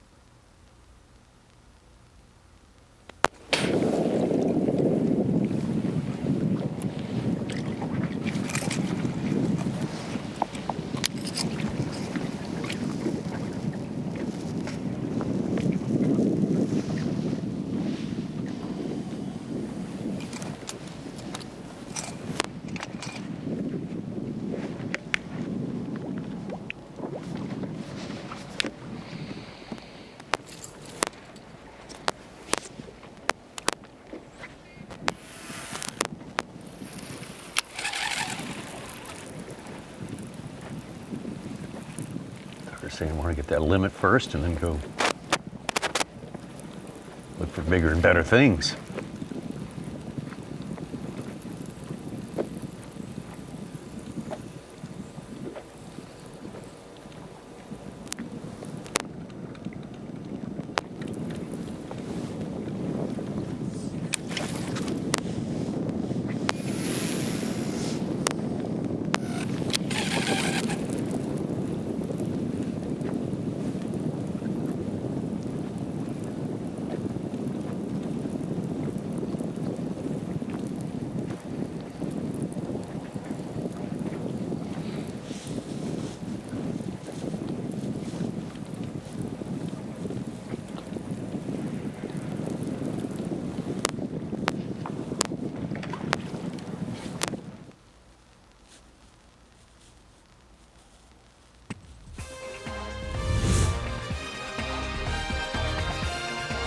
Sure appreciate all of you who have joined us so far this morning on day number 1 of the FXR Bassmaster Elite on Roku Sports.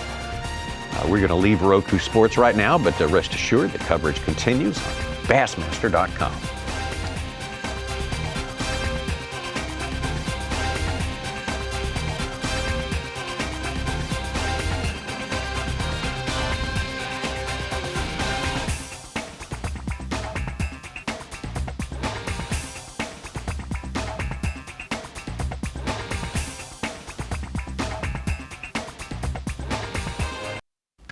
Well, it's a happy Thursday for us, and we can crank up the Bassmaster Live machine for 2026, and that's what we're doing today.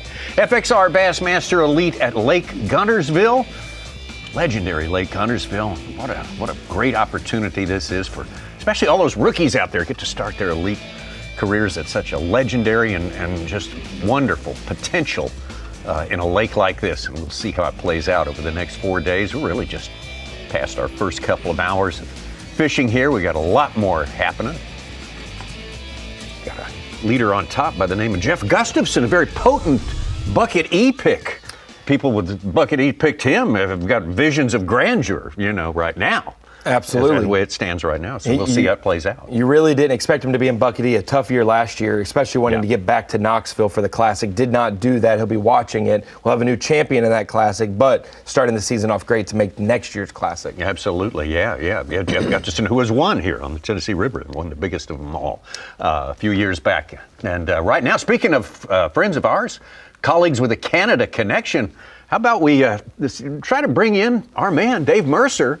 And Dave Mercer, I know you've told me that your winter up there in Ontario has been a good preparation for this week at Lake Guntersville. I think you know how to dress by now, for sure. Yeah, I do. But you know what? It's kind of, Tommy, everybody said, oh, you brought the weather down here, or they said, oh, you're used to this. And I kind of explain it like this. I mean, growing up, my brother beat me mercilessly. Like, he beat the crap out of me. And it never got easier. It still sucked. It was still horrible. And, I thought about our rookies leaving this morning, 11 rookies. How weird it is. This is not what you visualize when you think I want to make the Bassmaster Elite Series. But we are in the right lake in the country, if you ask me. If you want to catch bass when it's cold, Lake Guntersville is the place. And although temperatures were in the 30s during pre-fish, we had ice in back bays, these fish will still chew, and I think you're seeing that. And Gussie, obviously the big story right now, but what stands out to me is we have questioned over and over again, how does no forward-facing sonar, how does it affect things? And I think what we're seeing here, early into day number 1, is you're seeing that effect pay off. Because what forward-facing sonar did to Jeff Gustafson in a lot of ways is it took away his superpower. What he's able to do with that moping technique, what we've seen him do so successfully, is literally something he's worked on his entire life. Forward-facing sonar made that a lot easier for the majority of the field. So to see Jeff Gustafson doing it here today, I think we're getting some answers on how that does change things. Now, it's early in the event, but another amazing thing that's happening with that is he's doing it on a body of water that gets pressure from forward-facing sonar all the time. So the story of, they're not going to bite, it's totally changed. Obviously, Jeff Gustafson has figured out how to do that, and he is doing what he is very, very good at. Mercer, we were talking about it. Obviously, the conditions are dramatic here. Ice in the backs of creeks and the water temperature just as cold in some places. It made us think about some of the early Elite Series season events that have been just as cold. 2017 Cherokee, Lanier in 2019 was really cold, not to this extent, and even the 09 Mark Menendez Dardanelle event. But you're on site and you've experienced most of those. This is just another level, and it's been this way for the last 12 to 14 days. So it's set in strong at Guntersville. Yeah, it really has. I mean, if you look at the 2015 Classic when everything froze to the trailers, the difference in this and that was it was warm leading up to it, and it warmed way up. Now, it's supposed to warm up through the week, but they're dealing with some of the same stuff. All the anglers, they had all their compartments open, and that's a real fear in these conditions. I mean, when you think about it, you put a fish in the live well, you shut that live well door, you might not be able to open it again if your carpet gets wet. So things like that, I think a lot of our anglers have learned how to deal with this. I mean, we have a bunch of northern anglers on tour. But, yeah, you're going to have some stuff to deal. I mean, fishing in the cold isn't the problem. It's when things kind of go wrong, when you need to fix something, when you need to make adjustments, when it gets tough. But I'm just interested to see if anybody gets kind of locked out of their live well, because if you close that live well and you do not have it kind of wedged open, you will find yourself having a very hard, those little fibers of carpet, when they freeze together, it's like the world's strongest Velcro, and you can literally get locked out of your live well. Hey, Dave, what's the most interesting thing you've learned from the guys the last couple of days, or the elite anglers have told you that you find interesting? Nothing. Suits. Wendell really didn't tell you anything interesting. He grew an inch and a half. No, you know what? The most interesting thing is just guys talking about how they're going to deal with this cold. I mean, what it does. Any tricks? And you saw that at takeoff this morning. There was. Well, I'm trying to get there, Such. If you just give me a freaking second. A lot of it's in your head. And I saw that this morning. Porosnik said that to me. Went out of his way to say, hey, man, you can't lock yourself out of this tournament mentally. And a lot of people will in this situation. And I will say that this kind of plays for the veterans. It's the same deal when we go to a really tough fishery, when we go to Sabine River or something like that. If you let it get in your head that there's ice and this is going to be tough, it really can throw you off your game. And it isn't hard the first hour. It gets harder as the day goes on, as you get colder, and as that cold distracts you, if you let that creep in your head, it really will throw you off your game plan. But I think that's what stands out to me, is just how mentally focused some of these anglers are coming into this event, and how some of them kind of feel a little shell-shocked, like they're shocked to be fishing in these situations. Because I'm from Canada. I don't fish in 30-degree water temperature unless I drill a hole to get to it. I mean, it is rare to fish in water that's this cold and not have it be frozen. Was that okay, Such? No, not very interesting, Dave. Thanks, though, anyway. I thought it was great. That is great advice. Just like your columns. Yeah. Just like your columns. Dave Mercer. Dave Mercer. He's a great motivational We're swinging. Thank you, Dave Mercer. Yamaha on the line. Dave Mercer, a great motivational speaker. There's no doubt about that. When he wants to be. Right? Always great to see everyone gathering back together for a Bassmaster Live outing to kick our year off and enjoying it so far. I know Such loves, of all the galleries and content we do, since he's the guy who likes interesting things, he likes all the little trinkets that are good luck charms. Who doesn't like interesting things? No, the most interesting thing. I knew it was going to be a grind today, just because of how cold the water is. You know, it's kind of just been fish around till you find some fish, and you can usually catch them. So I guess they're moving more than I thought they would, because some of my areas didn't have as many fish that was there in practice. So made a long run down to the south end of the lake. Going to try to see if I can't stumble across some more down here. I got more bites down here. They just wasn't as big. So we'll look around, fish some new water here soon. We'll run into 3 more here sooner or later.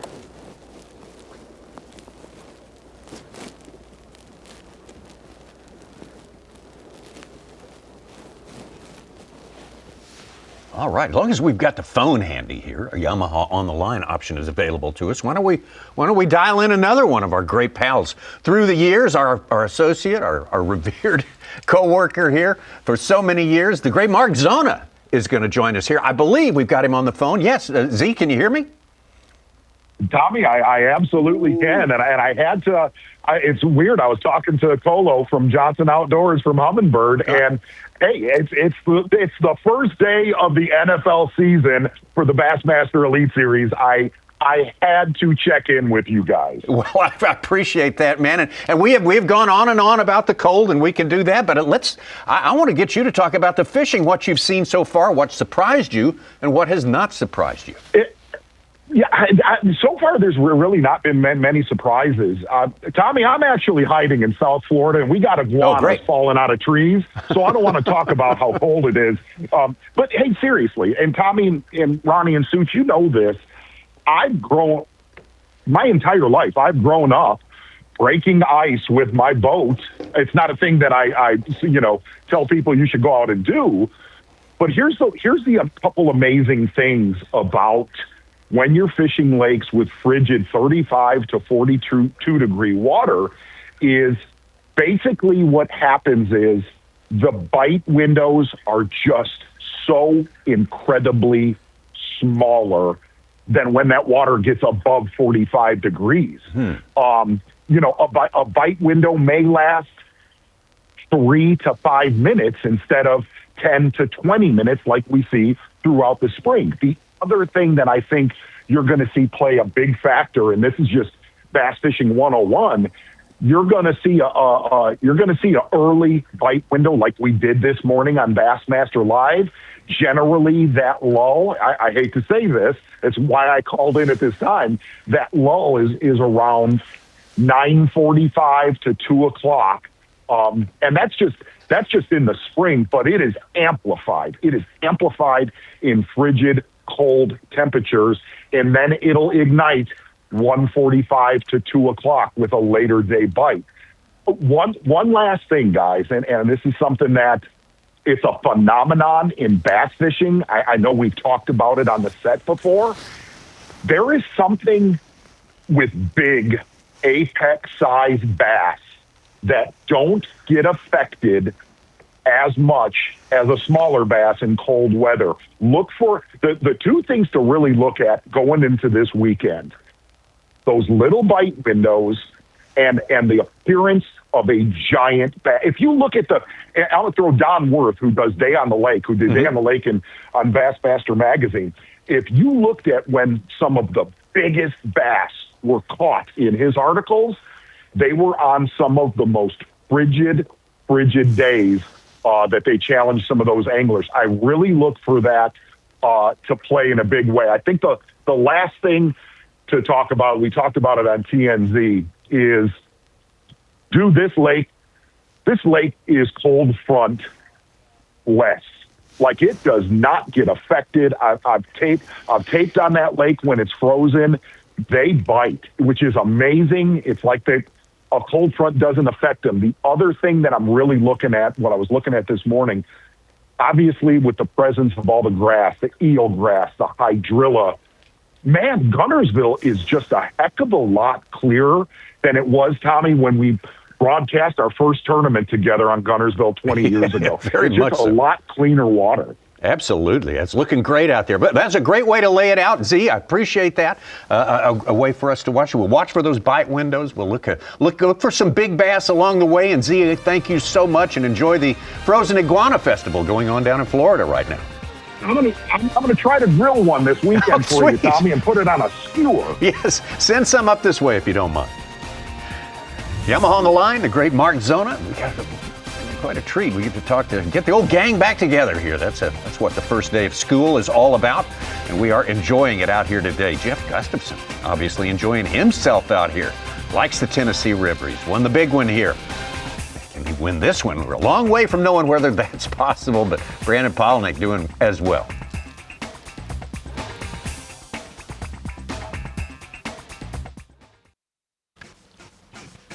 Moving into the third hour, getting close to moving into the third hour of our fishing here at the FXR Bassmaster Elite at Lake Guntersville, Scottsboro, Alabama. You see that clear water that Mark Zona, our colleague who called in a few minutes ago, was talking about. It does look much clearer as it has at certain tournaments in years past. It's always a great place with great potential upside for any angler. And he also nailed it that there's been a lull on Bass Track. We haven't caught very many recently, but Tristan McCormick added 6.5 pounds. He's in our top 10. Only rookie in the top 10 as it stands right now. That's subject to change, that is for sure. Let's take it out to former Classic champion on Lake Guntersville, Hank Cherry.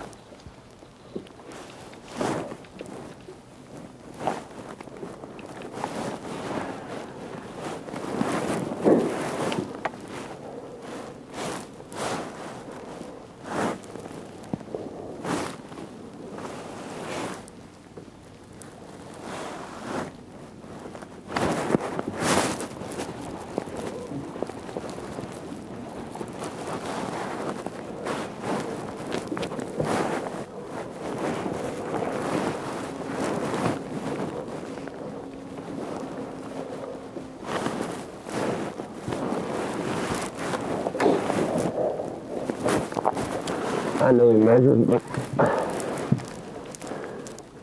yeah. 15 inches length limit, in case you're just joining us. Oh, don't you get me that. Let's see.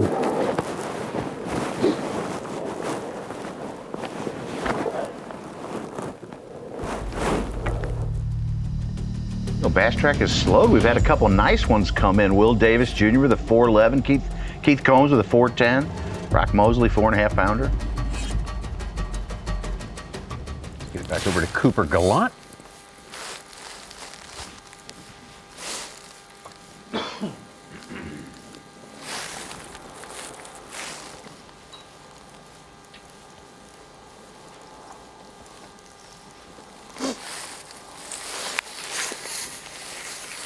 Two top tens for Coop last year, one way up north of the upper Mississippi, one way down south at the Sabine River. That feels like a good one on the trap.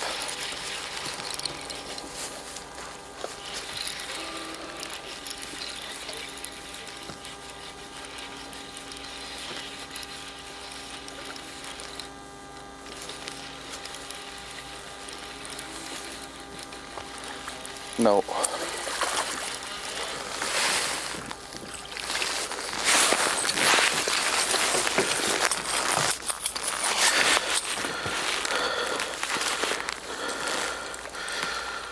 Trap fish.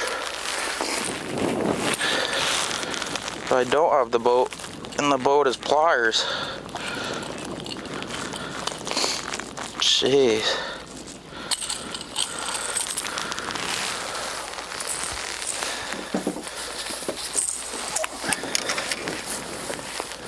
Number 3, 4. I should be putting tags on them. Been using a chatterbait. I'm gonna get wet and cold now here we're seeing in a where the few lip if we was, keep Tommy. catching them. Slight adjustment in his area. Oh. Yeah. Felt big. Could certainly be a depth thing. You might be on a deeper portion of that bar, or it's a lighter trap. You can fish that a lot of different levels. We bring it into the Bassmaster Studios. I'm here with the Deep Dive app to explain what Mark Zona said on the line last segment, talking about the water clarity at Guntersville. There's been cycles in my lifetime, Tommy, so not even just 30 years of Guntersville where we've had a lot of grass and it's been clear, where the grass has been void and it's gotten dirtier. But one big thing with Guntersville on the Tennessee River is there's 9 lakes on this river system, but there's so many residential places on Guntersville, it doesn't fluctuate water level wise. You see a lot of the lakes, Nickajack, Chickamauga, above Guntersville. They draw down in the wintertime, banks exposed, so those ice melts and the rain can fill it up. They keep Guntersville pretty much full pool, and then all the ones behind it, Wheeler, Pickwick, Kentucky Lake at the end of the chain, they also can get low to absorb water. So with that being said, it affects water clarity because not only do we have a ton of eelgrass, which filters it and keeps it clear, but then you have a lot of stationary water, not a lot of movement in the wintertime. So you have cold, stagnant water that is clear because of all the filtration. And this is what it looked like 2 weeks ago before the ice and snow hit the northern parts of Alabama and southern Tennessee. All of this is clear blue. Yes, this is filtered for clarity, clear down here, and it gets stained in more of the orange and the red colors. This was 2 weeks ago. We hit the ice and the rainstorms and the snow, and you see so much more green and oranges coming into the system, and you can see it as we go farther north, that up the river, here's Takeoff right around here, and so all of the places we're seeing anglers factor on the Miracle Mile, north of that, Mud Creek, Roseberry, all those different places, a lot more stain in the water, even the backs of North Saudi, the main drag down to Waterfront before you get to Seabold, and that explains it. Now we come to the most recent water clarity readout, where you just see the back of North Saudi, which is a very shallow, flat area that still has some water stain to it. You've got some of the creeks up here that have it, but for the most part, the clear areas are going to be these south areas. They really never got stained over those 2 weeks. Wider areas of the fishery and a lot more clarity there. So we see stained water. If it's here, it's all the way to the north, a lot more anglers, and so Lack of moving water, because what's coming into Guntersville is going right back out. They're not holding it here. They're trying to fluctuate it through. So if there's stain, it may not be stained in a day or two. It's going to filter right through. So cold, clear water, I guess it's a lot better than cold chocolate milk. Yeah. I mean, not to drink, but to fish in. Yeah. Cold chocolate milk's the best. I mean, great to drink. Come on. Absolutely. Now, spoken from experience. That stability in the lake level, Guntersville, vis-a-vis all the other lakes there, is that part of the secret of the fact that it kicks them out? Such good fishing there, almost year-round? Well, that's why the generation schedules are so key at times, because when they do pull water in the summers and stuff, it's key. It's also why the grass has the chance to grow so well, because it's not dropping and rising so much. We're gonna fish it way more thorough now. Just had kind of like a key, slow down when it's cold, or still? the fish are here. I know there's fish here. Had 4 or 5 bites in practice, but got to slow down and just know that you're fishing over top of fish and just trick them. Slow down a little bit, change some lures, see which color trap they want today, or if it's a chatterbait, because the water is 39 degrees. They're not super aggressive. But also you might get a bite window where all of a sudden you go down and you get 3 or 4 bites. So you got to be in the right spot at the right time. And hopefully this afternoon they bite a little better, but has not been good so far. This is a little stretch that I know there's some fish on, so I'm going to spend the next hour just going up and down this bar. Grass here, it's 7 feet. I'm casting up into 3 and just kind of slow rolling this trap over the grass, taking it, and every time I feel a little piece of grass, I just pump the trap a little bit. Hopefully one of these times I lock up with a good one. It has not been fast and furious.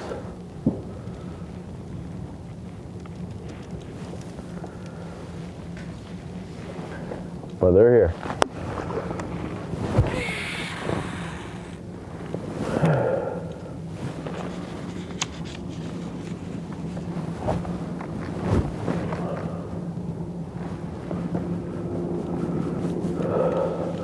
Chris was 9th here when the Elite Series visited in 21.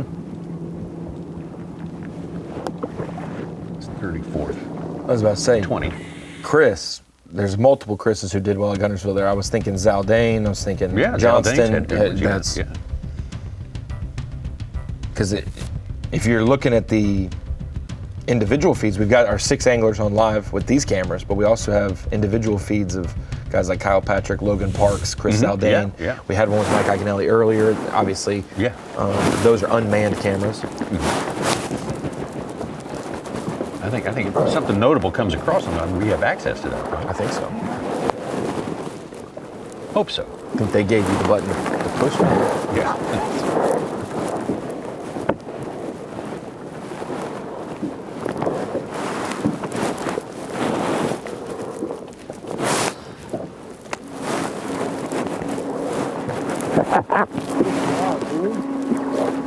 God, you see how fast they are? That cold. That fast, that cold.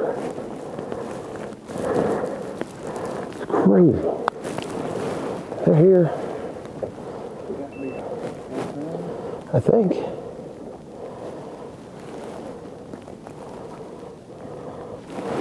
Ooh. 4-4 action.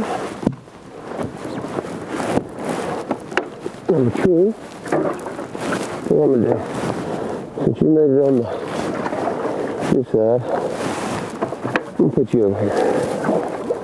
Let you hang out over there. All right. Not there yet, getting better.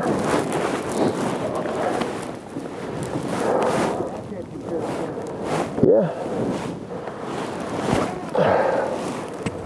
I think Sherry's found the most consistently sunny spot on Lake Guntersville today. If he breaks the jerkbait out, I'll know he's dreaming of 2020.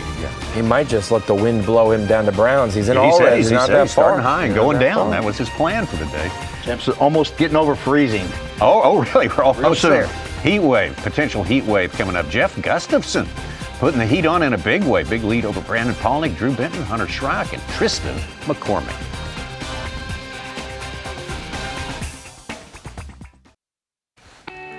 Into our third hour of fishing at the FXR Bassmaster Elite at Lake Guntersville. First stop of the year for the Bassmaster Elite Series 2026. We look forward to a great campaign by all of these anglers out here doing their very best to accumulate points, good finishes, memorable moments. As we go past our takeoff there, that's a Goose Pond landing there in Scottsboro. And check out this, we got some bonus footage to show you right now. Oh, hello, we had alluded to that. This is Chris Zaldane from a little bit ago.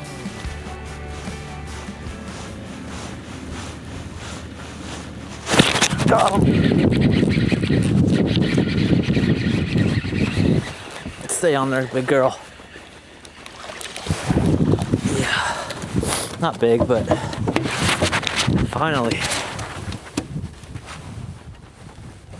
That's the start of the good stuff.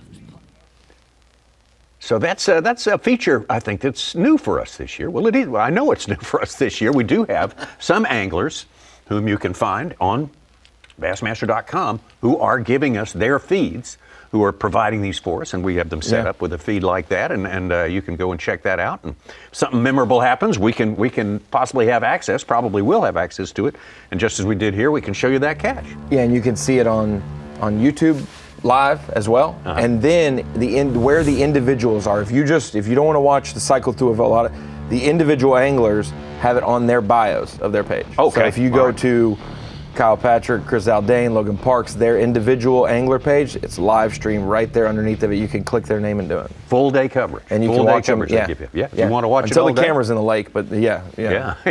Well, we don't want the camera to go in the No, lake. I Surely know. that doesn't But happen. you know how life goes. It just happens. I'm throwing it with a power snare, which is a 1/2 ounce trap. I'm throwing it in a crawl color. Most of anybody knows crawl color patterns are good on Z. In the wintertime, the line's just getting frayed up from all the ice, so I'm trying to pull some off. I just broke off on one. Felt like a good one, but I really don't know, never seen it. So, got to just keep pulling line off and keep slinging, and hopefully, if I have to, I might change reels and just put it on fresh line, because it's fraying the line up pretty bad.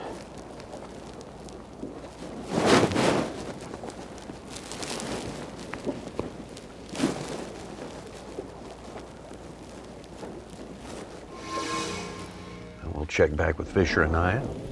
Hunter Shryock, another 4-pounder. He's over 17 pounds and jumping in the top 10 out of the blue. He just reported his fish. Previous winner, Jamie Hartman, 16-10 in 4th place. Wow.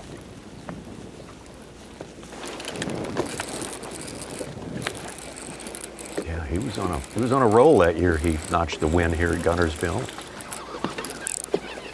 And he's going to light it up this year. Tucker Smith, who like Mark Zona was talking about, the small That's my fault. light windows, and that's not taking advantage of one right there. Dang it.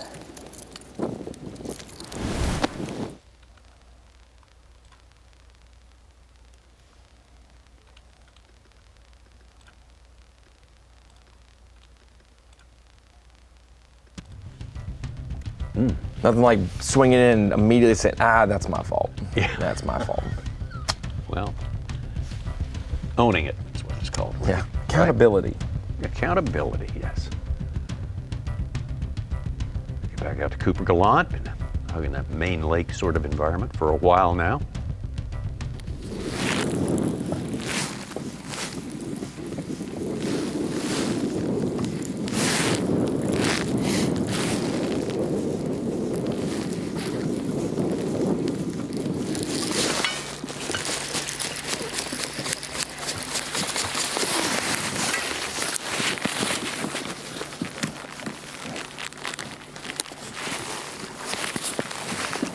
Should be a 15-incher. Oh yeah, I'm gonna put a call clip on that one.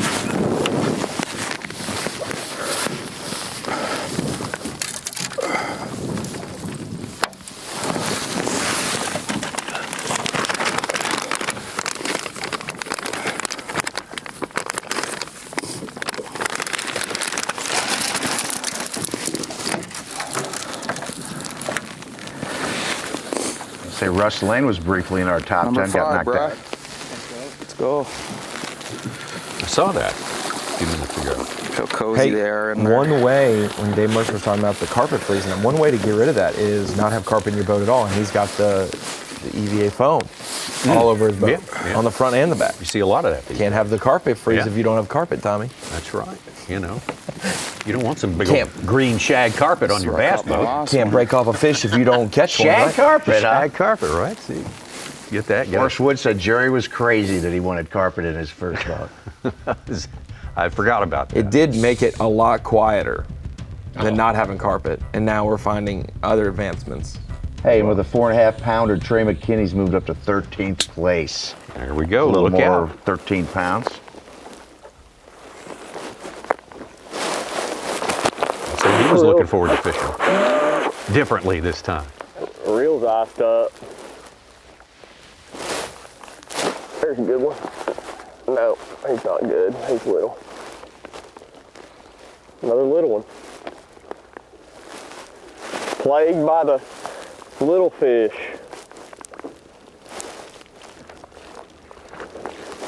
I thought he was a good one. He's foul hook.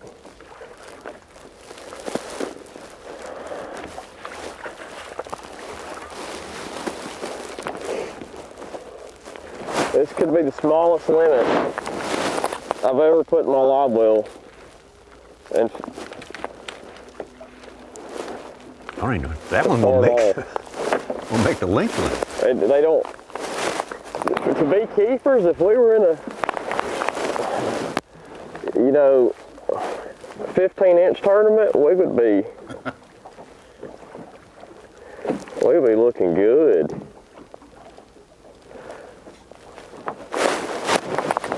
I'm not gonna throw them back though.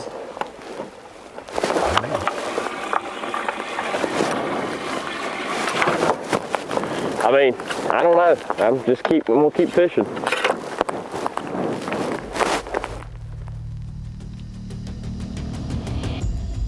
Mike Iaconelli caught one in his 31st and final Elite Series season. He's on the board, and so is Scott Canterbury with a 5-pounder to go with a 3 1/4. Canterbury's been a little quiet, more so than earlier in the past few years.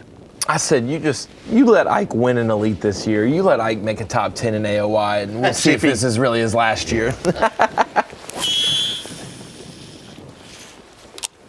Never say never. Probably a valid point, Ronnie. I rode with him on the final day of practice of the 2018 Classic at Hartwell because he was convinced he was retiring after that Classic in 2018. You've been fooled before. Yes, yeah. 7-year veteran. You're too of this. cynical about it now.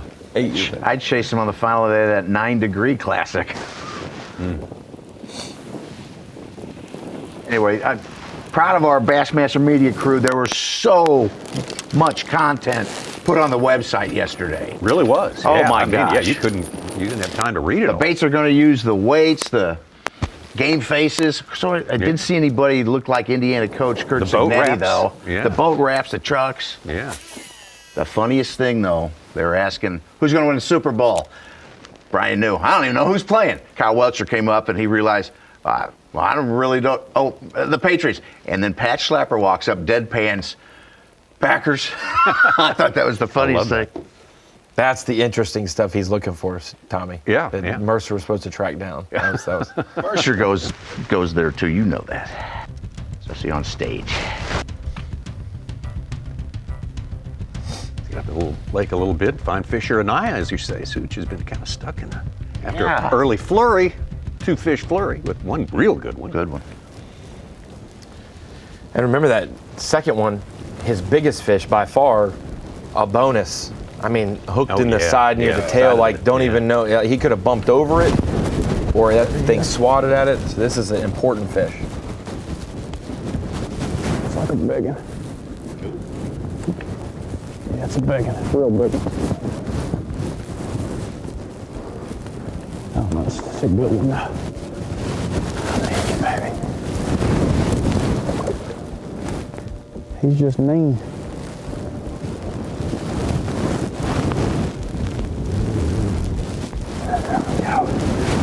It's number 3 right there. Look at that snare, boys. Didn't break that one off. We got him. VNC trebles. Telling y'all they're the deal. You can't hardly get them out with your fingers.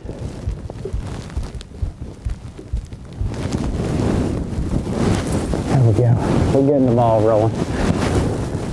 Started off hot, got slow. Maybe it'll get back hot again. 3.5, 340, 343, 1176 and 3. Not a bad stock for 3.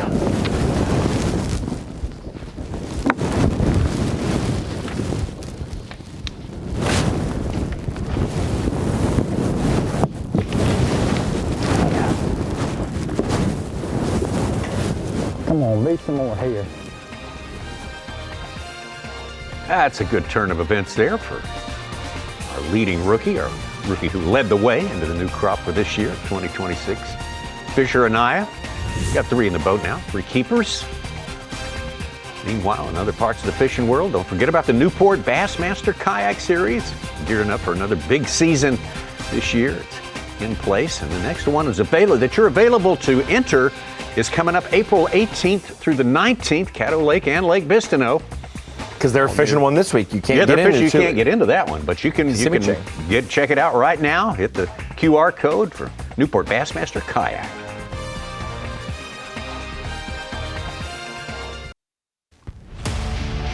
The FXR Bassmaster Elite at Lake Guntersville.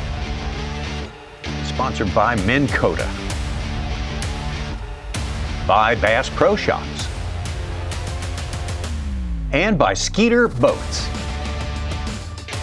Great to have you with us here. Great to get everyone back together for a whole new season of Bassmaster Live. This is our marquee event to kick it off here at certainly one of the marquee lakes in all the world, Lake Guntersville, here in northern Alabama on the Tennessee River. Boy, it is a tight race at the top as it stands right at this moment. Hunter Shryock and Jeff Gustafson back and forth in and out of that lead. One ounce unofficially separating them. They may be tied for sure. Shryock just landed our second biggest fish of the day, Tommy, a 5-pound, 9-ounce. All right. Him to 20 pounds, 3 ounces, you saw there. Well, since the last time we talked, business has picked up. They're awful shallow. They're biting the bait really hard. Caught a few of them chatterbait. They're hard to keep up with. I got on a high-speed reel, and they're hard to keep up with. Good thing is they're biting. Just trying to recheck some of this stuff with the jerkbait right now to see if the sunlight's bringing any up. It's hard to fish a jerkbait because we're still at 10 o'clock and my eyes are freezing. So I can't really, I can't feel what my bait's doing down there. But we're still trying.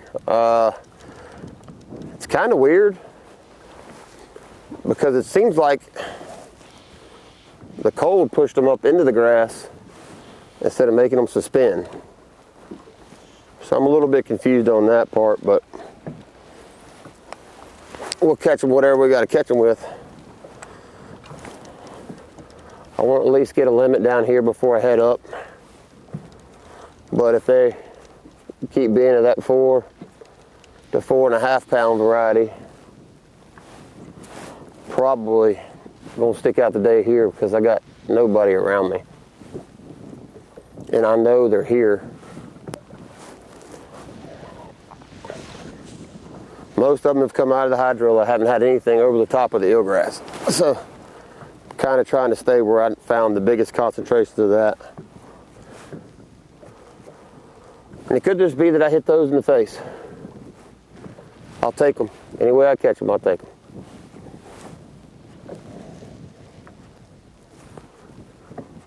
It'd be so cold, they're hitting just ferociously.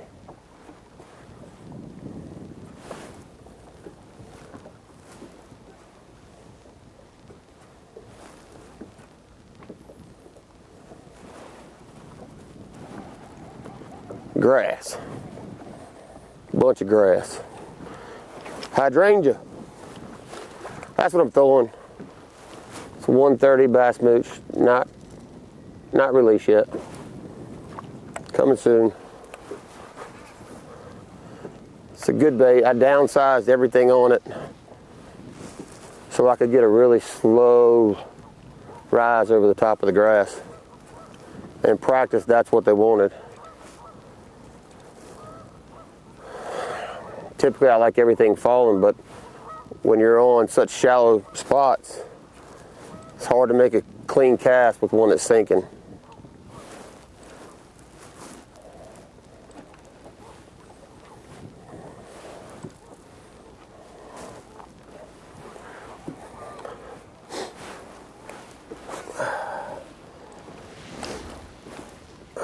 That tracks.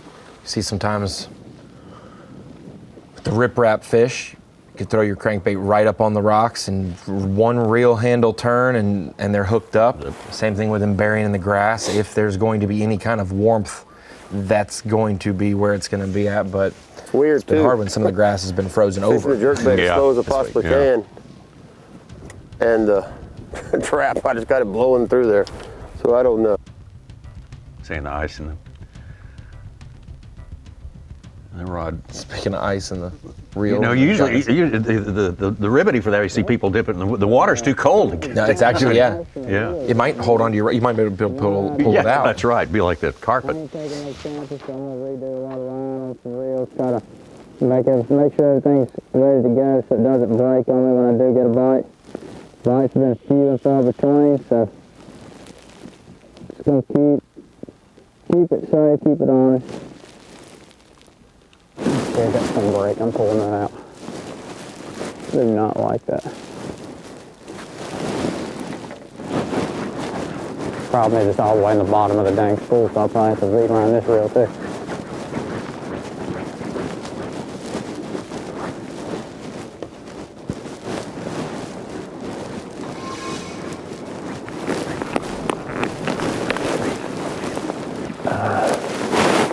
I don't know what I got. Feels better than the last couple, I'll tell you that.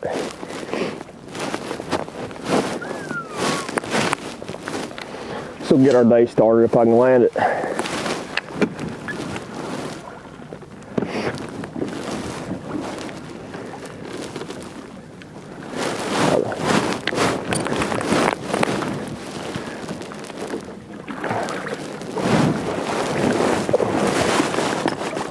There we go. That'll get us started right there.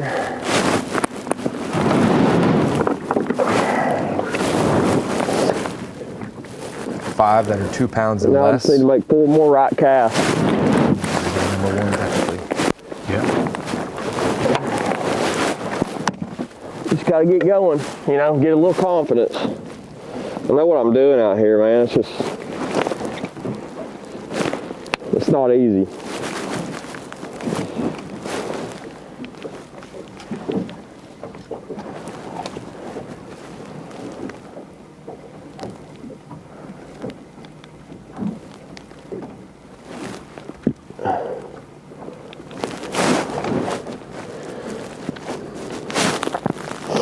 There's almost 5. I got a bunch of peanuts.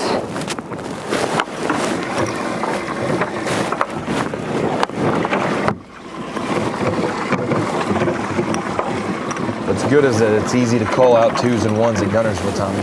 Yeah. You just would love to not even have those in your boat. I'll be happy with this on Lake Martin, though. Okay. That is our next stop, as a matter of fact. We haven't mentioned that yet. It's back-to-backers in Alabama to start our season. We'll be on the Tallapoosa River, Lake Martin, next week at this time. Back to Cooper Gallant.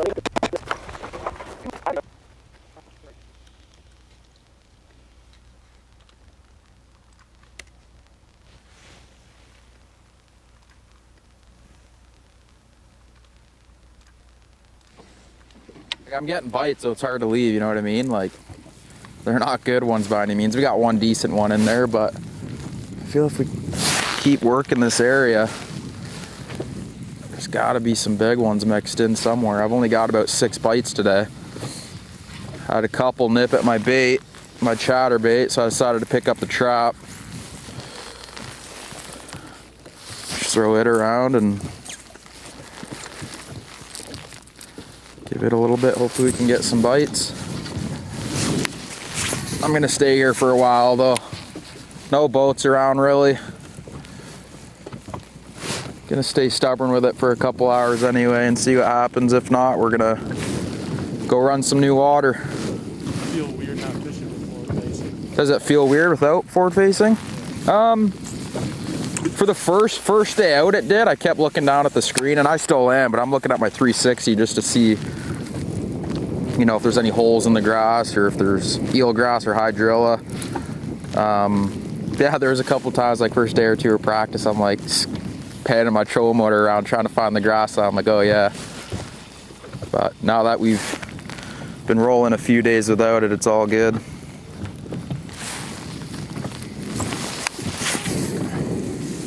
Guys are still gonna catch them without it, that's for sure.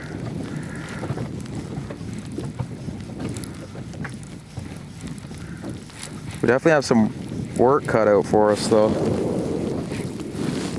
We're sitting at about 13 pounds right now. We just got to get like 3 or 4 big ones, 4.5 pounders, 5 pounders. Got to be around here somewhere. Got to be. 2 more hours. Well, we'll see. We're just rolling with it right now, but if we keep catching 2 and 3 pounders, we're out of here.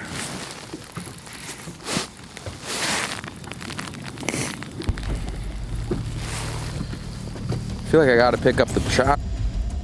Skipper Gallant laying out the proposed timetable there for the next few hours.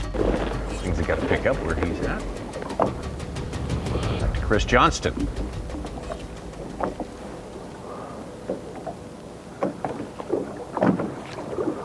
Slow for him to start the day. Like a wet sock. Oh yeah.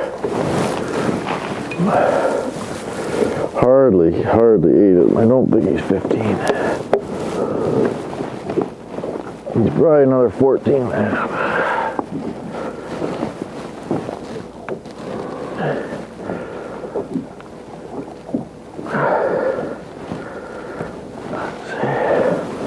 I think 14 and a half.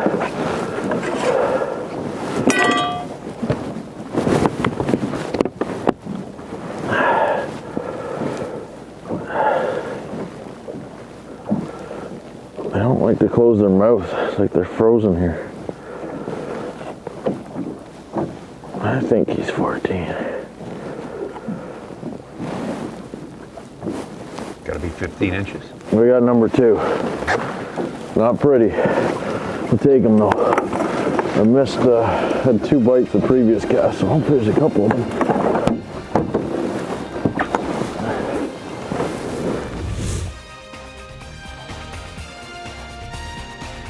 Two for Chris Johnston. Hasn't started really pushing yet on his campaign to go 3-fers on Progressive Bassmaster Angler of the Year, but plenty of time left on this day for all of our 101 anglers full field fishing today and tomorrow. We'll be right back.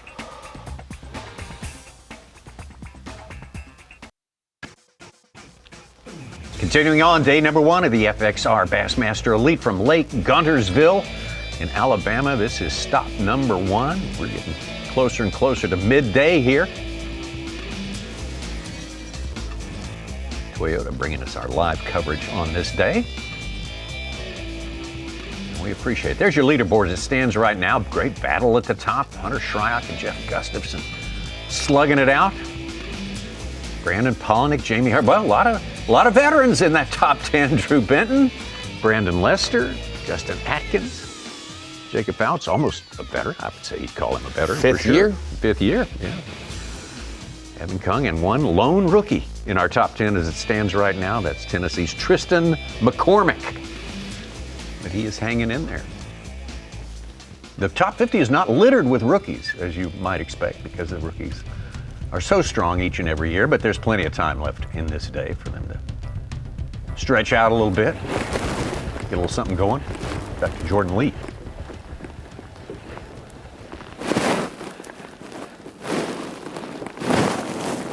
Sunshine hitting him. Yeah, I see a patch of blue every now and then. It's good news. That's more sun, more radiation. A little bit of heat. A little bit. Easy to call when you catch one like you did before. A little bit. Just a little bit of an upgrade here. He's still got a size. Decipher. Yeah. I think he's getting tired of the two They're swallowing it though.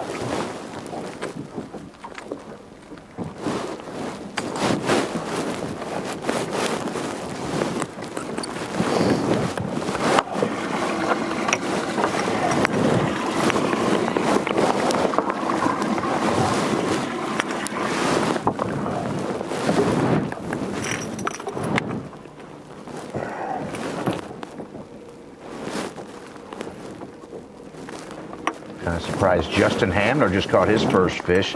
That makes 76 anglers on bass track. We may have no bass track on about 20 guys, so maybe 5 guys don't have a fish. Nothing crazy. Probably so, yeah. 10 quarter. Yeah, that's what you're after right there. Getting big old bait ball. Might make a move here shortly.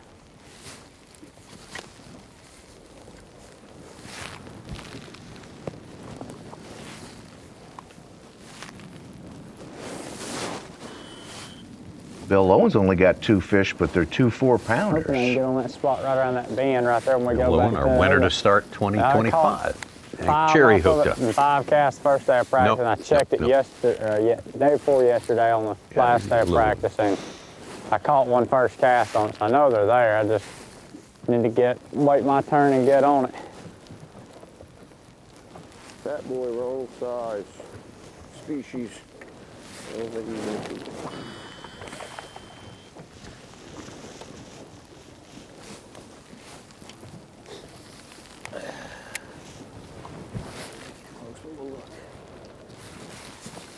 It's a fat one. Nope. He's a fat one.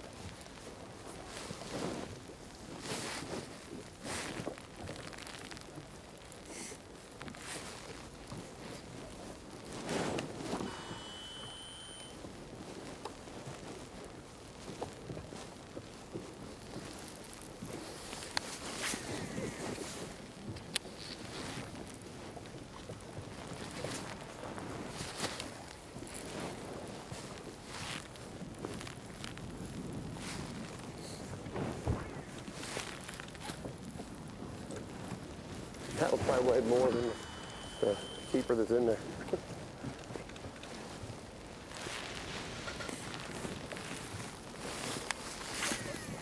See now how it's coming across bait ball after bait ball. Coots are often good indications of healthy vegetation subsurface. Is that right? Yeah. I did not know that. It's good to know. They will dip their head, get a little bit of they eat that good hydrilla, maybe some, I don't know if they eat eelgrass, but yeah.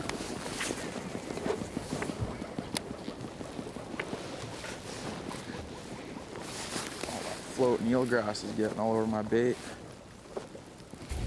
All right, let's take you right now down to our host city, Scottsboro, Alabama, the Goose Pond Colony facility there where we had the takeoff this morning. We'll have the weigh-in later, 3 p.m. local time this afternoon. But right now it's time for our halftime festivities, so let's throw it to Dave Mercer and Kyle Jesse on site for some entertainment and more.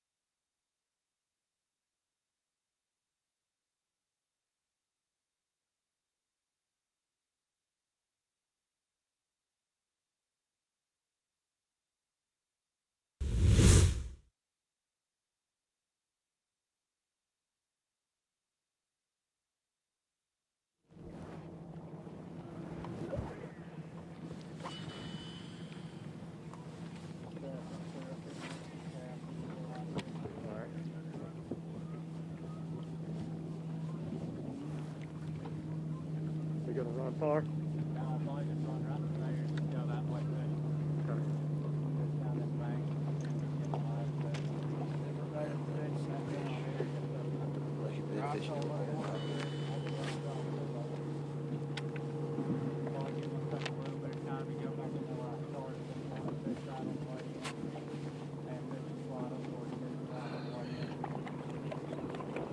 We in at 3 or 3:30? One more off this spot.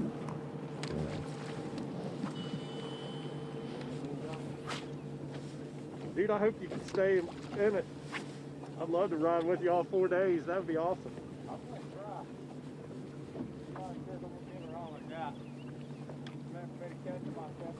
That's right, brother. Go the next. That's right.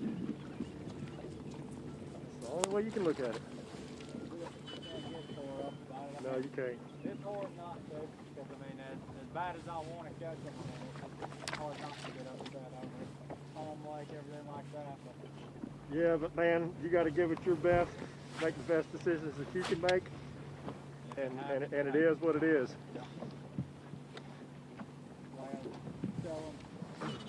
Last night, I was like, I can 0 and I'm still gonna be happy because this is like, well, this is what I've dreamed of doing since I was 8 years old. Heck yeah, dude.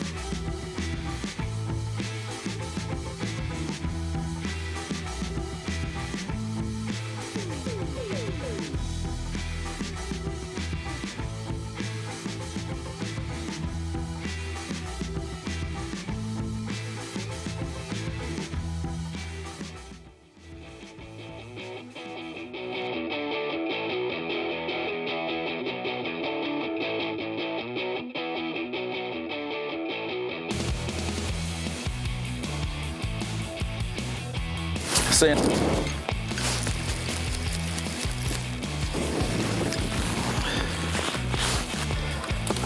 Chunky, eh? Let's go. Work.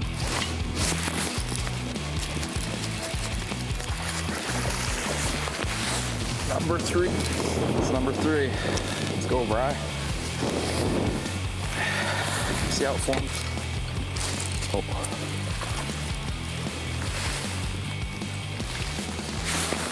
Number 3, 4. I should be putting tags on them. So I'm gonna get.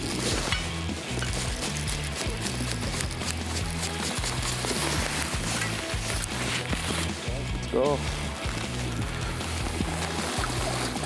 Look how cozy they are in there.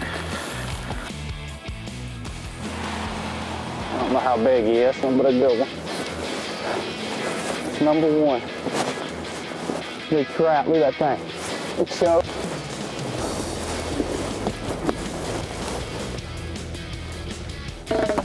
Yes, sir.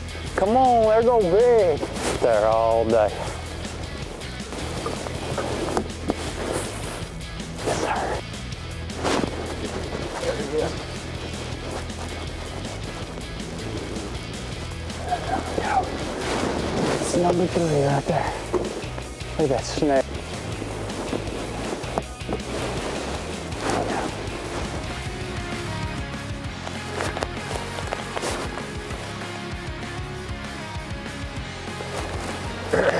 60 bass to start the year off.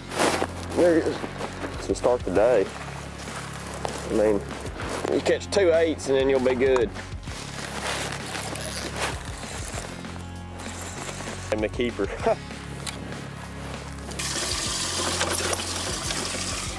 He's not good. He's little.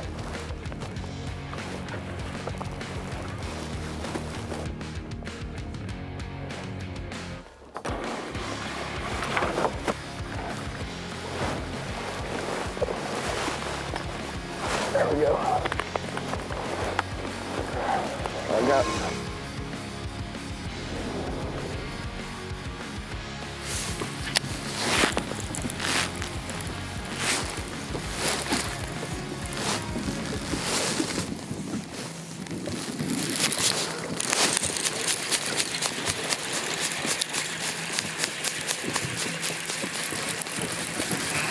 Gosh, they swim quick.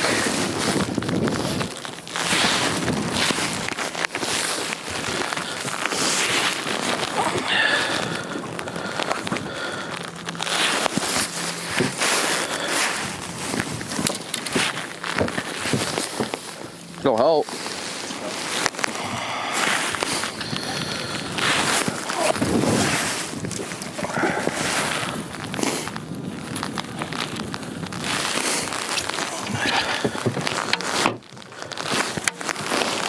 It will help, bruh. Yeah.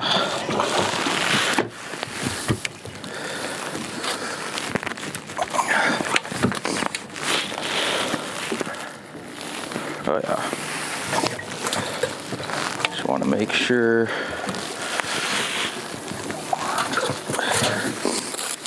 Tight. What's nice about these FXR suits, you can tighten the cuffs and you don't really get wet.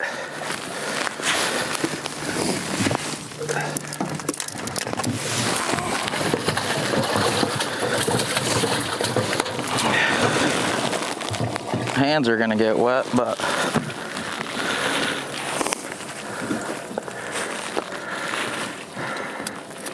oh, that is cold.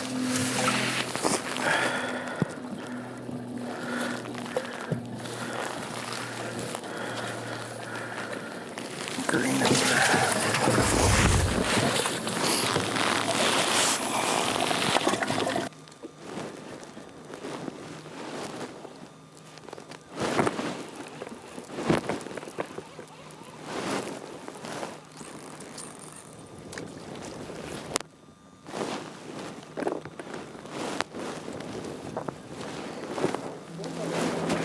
Yeah. A little bit longer, get a couple more bites, get up to like 18.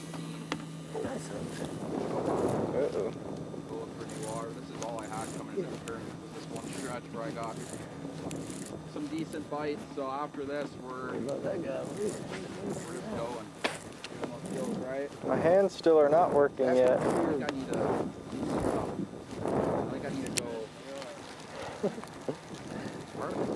Not working. I just like that area, big flat, lots of grass. Put my head down, chuck and wind. It might creep in almost stuff. We'll see. Feels good down there. I think there's a mix of hydrilla and yellowgrass.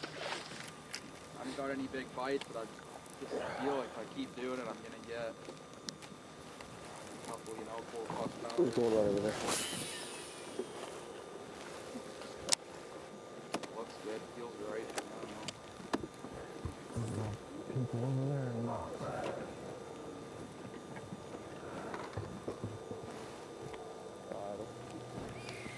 Keep getting bit around the same dock too, same weight points. Like I come back, fish it again, give it a break, come back, catch it one. I guess we'll just keep doing it until we stop getting bit.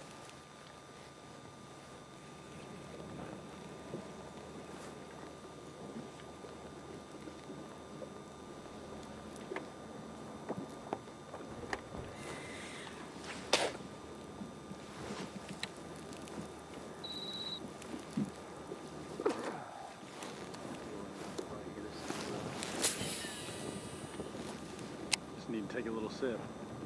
You think? Yeah, I think it's time.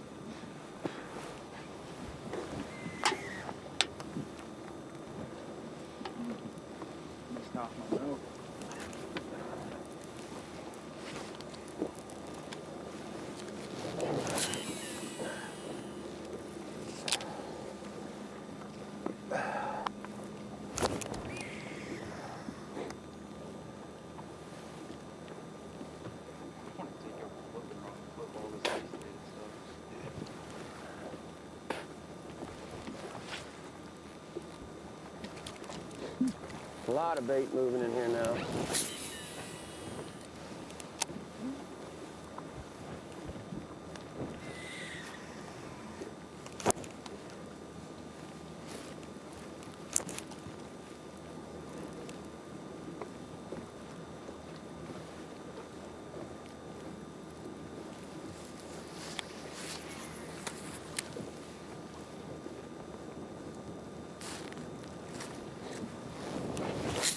Boy, good.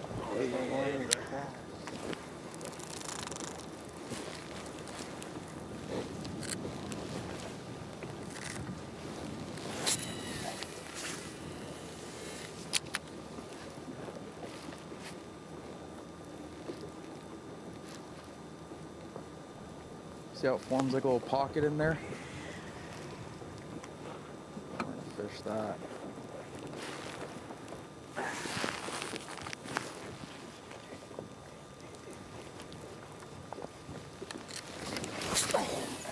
Logger bit me right at the boat. Did you see that? Like ice in my reel. Holy, it wasn't, I don't even think it would have called, but it was right around 2 3/4, 3 pounder. Yeah. I just want to see some big ones, you know? I gave it to her too. She bit it and I didn't set the hook. Oh yeah. That was pretty cool.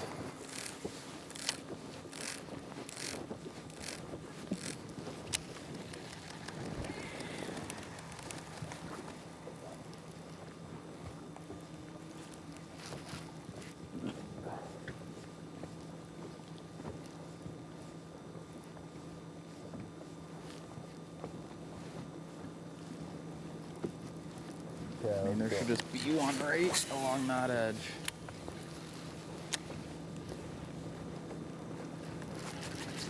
Oh, bugger.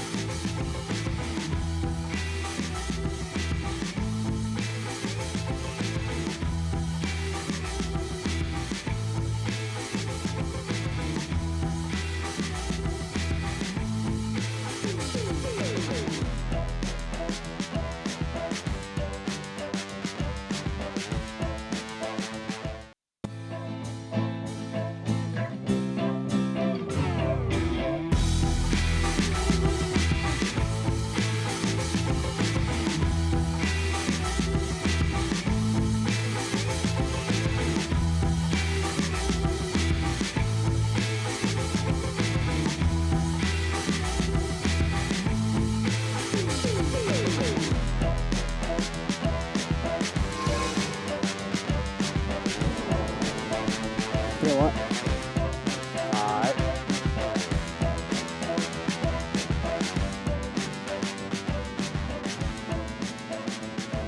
Well, still ain't no good. We got 3.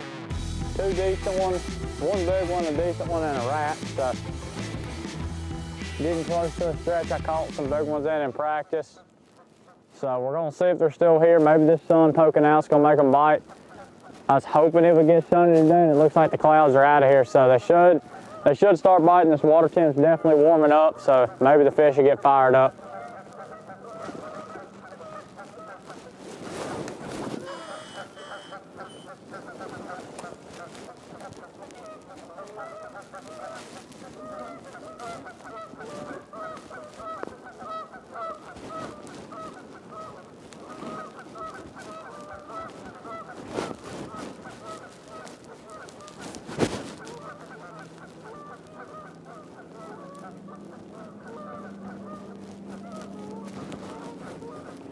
These fish right here probably had their brains beat in already.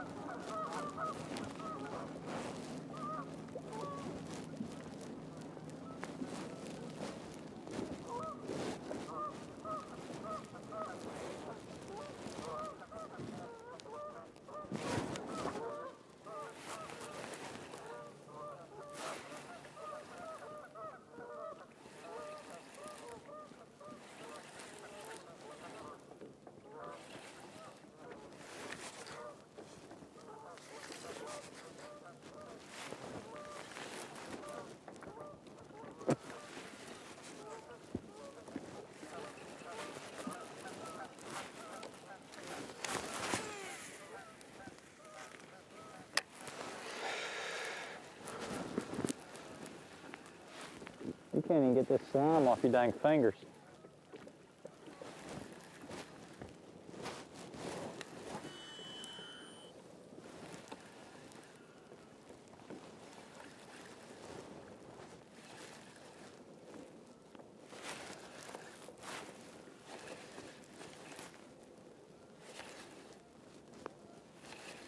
Something tell me to go.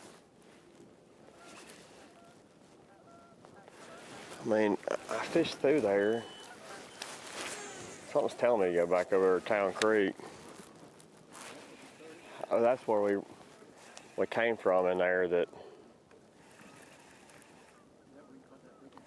yeah, I caught that better one in there, but like the sun coming out.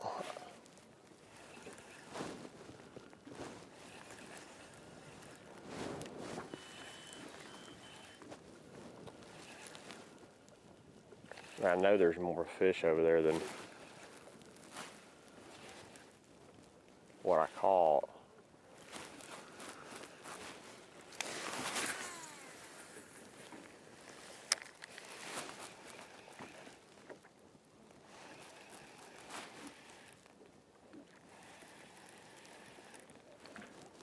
Maybe the sun coming out though. They hadn't. Nothing's crazy happened yet though, not like.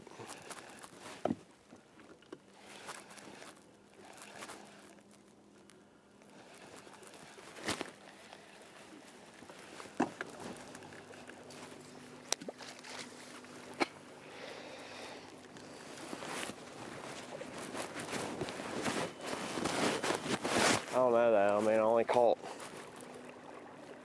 probably don't need to. Probably didn't keep this moving.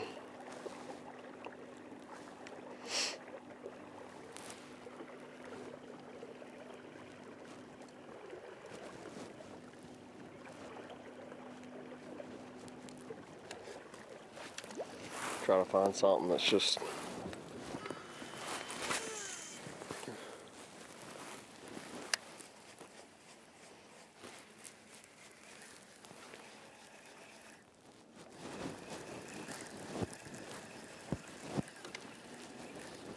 and when you don't have an area out here, man, it just, I've been down this road where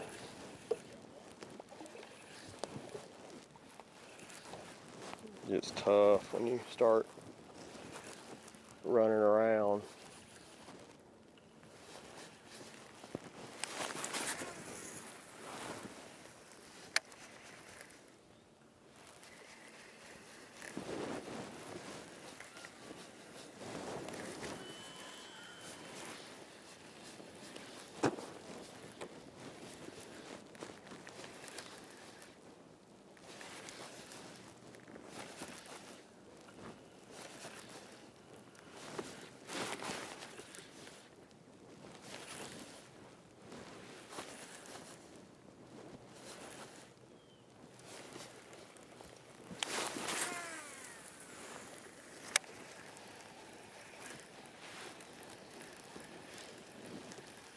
Try something subtle right here for a little bit.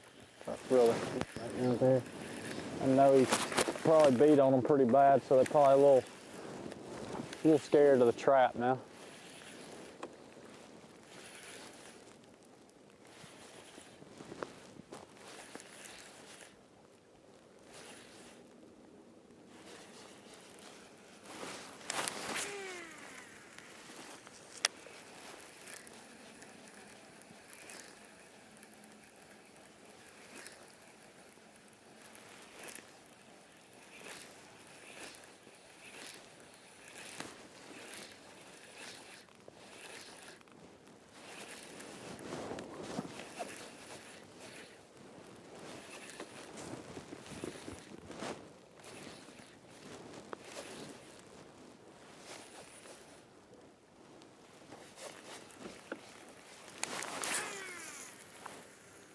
Last throw.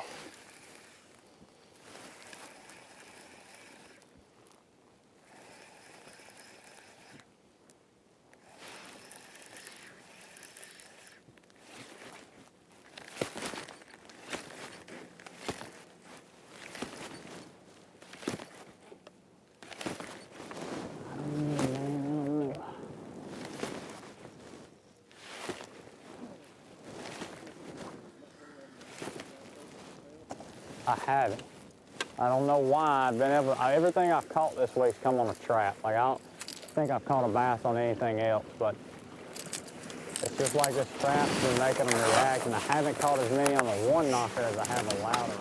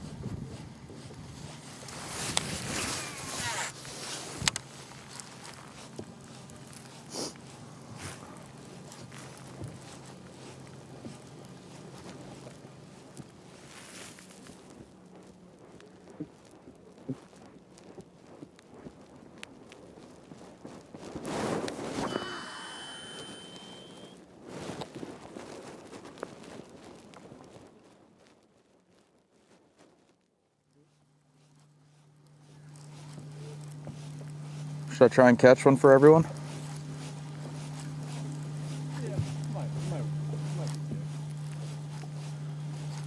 This is a stretch where I got a couple bites earlier and in practice.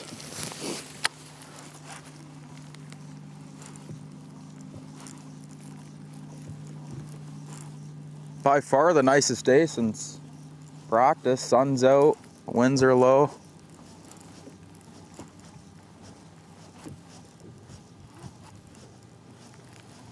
Still undecided on what I need to be doing.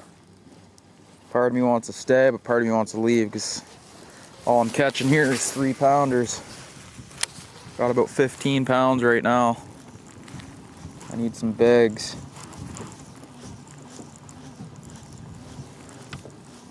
And part of me wants to stay here and catch, 18 before I head out, because there's got to be some 3.5, 4-pounders, 5-pounders here. Maybe not, but keep fishing around. I'm doing what I love to do, though. I love fishing grass. It's one of my favorite things. Chatterbug, trap.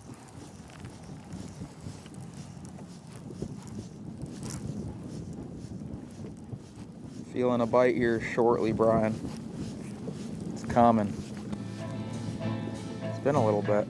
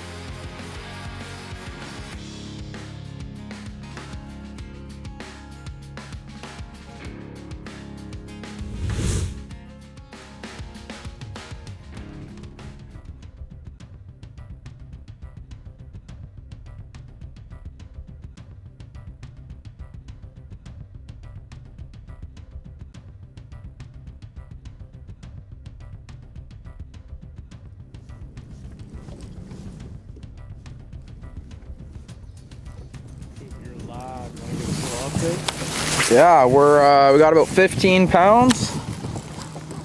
I'm still trying to think of what I need to be doing to get some bigger bites. Like on average, they're all 3-pounders here, which is cool, but it's not good enough. We need 20 minimum. That's what we want today. So I think we're gonna make a switch here soon. We're gonna go up this stretch, maybe go back down halfway and then get out of here depending on what we do in the next 30 minutes or so. But I don't know where to go, what to do. I'm still trying to figure out what I feel like I need to be doing. So over the next half hour, slinging this chatterbait. That's what I'm gonna be thinking about. It's just my next move. And I might not move. Like I really don't know what's going on or what I'm doing. Just kind of going with the flow, no plan. But like I said, every fish I've caught here has been like 3.5. So thought for sure I'd be able to catch some bigs. You think there'd be some big ones mixed in, and there probably is. That's why I'm still here trying to crank one up, but see what happens.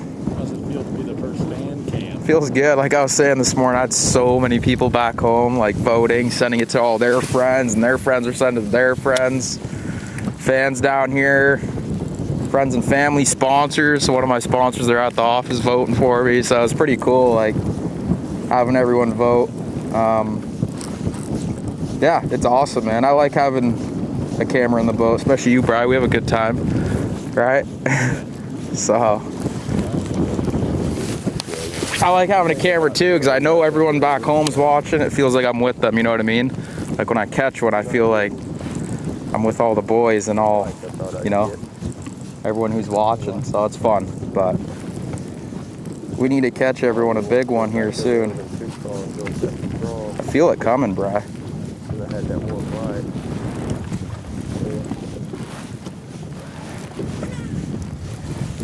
I don't think I can catch a big bag doing this. You know what I mean? But I can catch like, I think I can catch 18 to 20. Just gotta get those big bites. Might pick the trap back up. I haven't got bit on this chatterbug in a while.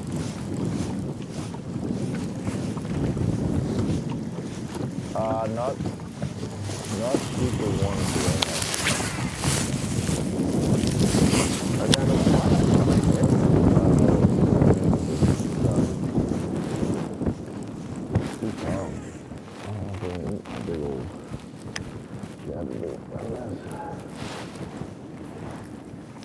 I'm not getting any action.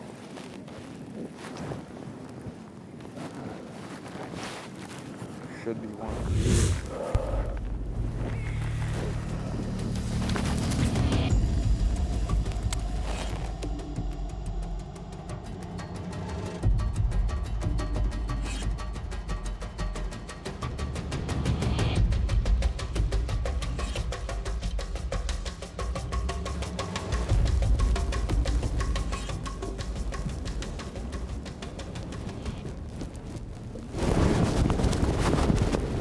Come on, baby, I need you.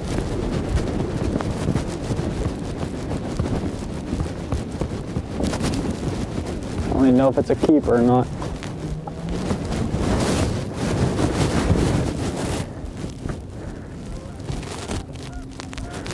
Let's find out if he's a keeper. He is, he's a line runner. Oh, 15 inches.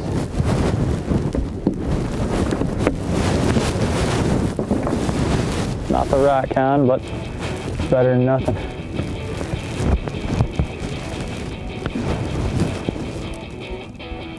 Pound and a quarter. Well, 140.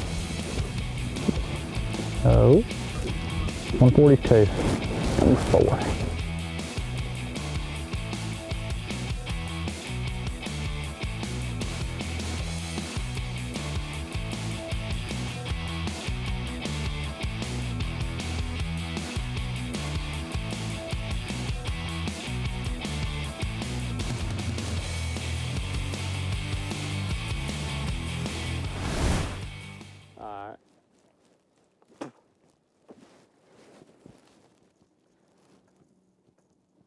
Come on. Finally boated the 4th keeper. Took us half the day, but we got 4. Really need 2 more big bites to stay in it. We'll see if we can't find them somewhere.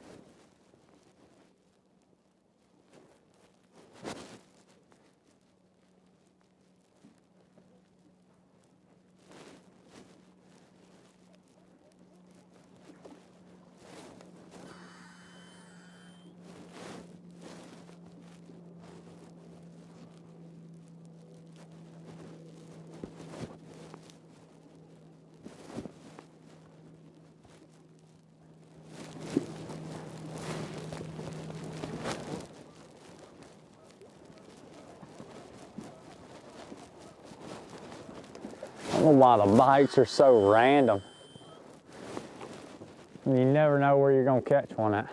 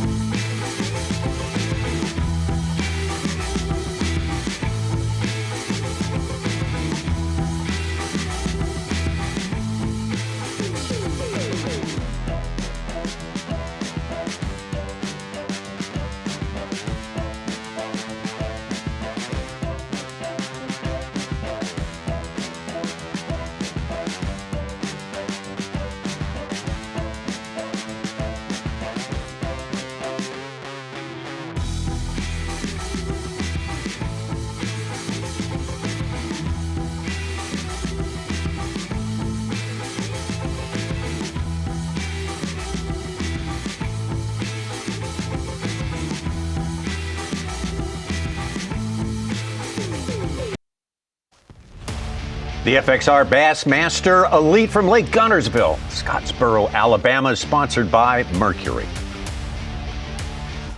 by Yamaha, and by Progressive Insurance. This is Bassmaster Live, and this is day number 1 of the 2026 season. What a fun thing to be involved in, and a great place. Lake Guntersville, there's our leaderboard halfway through this, a little over halfway through this fishing day here. And Hunter Shryock of Tennessee, here on the Tennessee River, holds that lead of exactly 1 ounce over Jeff Gustafson, who's also won here on the Tennessee River, won the big one, won the Bass Pro Shops Bassmaster Classic. Jamie Hartman has won here at Lake Guntersville. So obviously a little bit of Tennessee River expertise, and if you can manage it, some Guntersville specific expertise is not a bad thing to have necessarily out here. Let's get out to Cooper Gallant right now. Cooper Gallant, our fan favorite, voted as such as the man the fishing world wants to see on camera today. Another update. Same old. Just chucking and winding. Chucking and winding. What's up, everyone back home? We're out here on Guntersville, chucking and winding. Saying earlier, I got some friends out ice fishing right now on about 1 foot of ice through a 6-inch hole, so I can't complain too much about the cold, but today's actually nice. We're all bundled up in our FXR suit. We're feeling good. We need to catch a big one. We need a great big one to get the blood flowing. I was just telling Bri, I said if we can catch like a 4, 4.5, I would literally just stay here all day. But if I don't start catching any big ones, I'm out of here.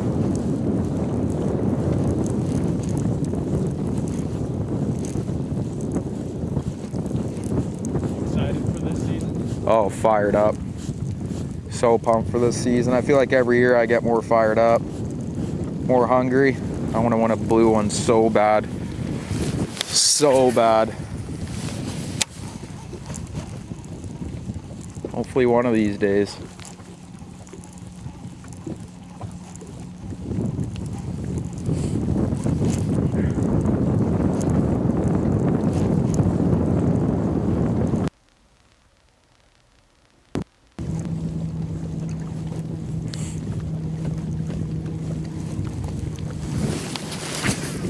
I'm excited right now, bro. Yeah. Yeah. Yeah, I feel good.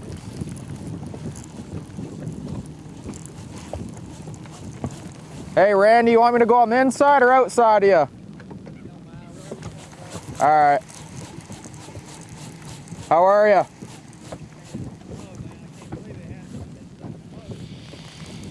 You got 5?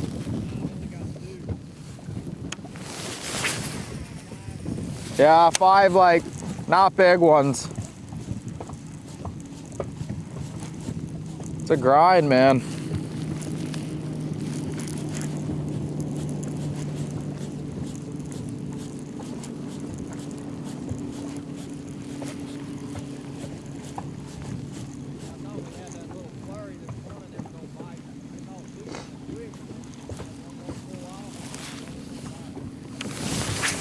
Yeah, throughout the week for me, like I haven't been like Randy Howell, of course, and thanks to Laker Howell for jumping in there with Dave and Kyle and giving us some great commentary there during the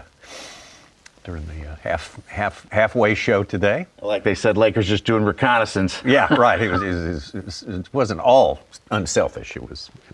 Now Lakers built a name for himself in the Opens. There is no doubt about that. Going to the Bassmaster Classic after winning 2 Opens last year.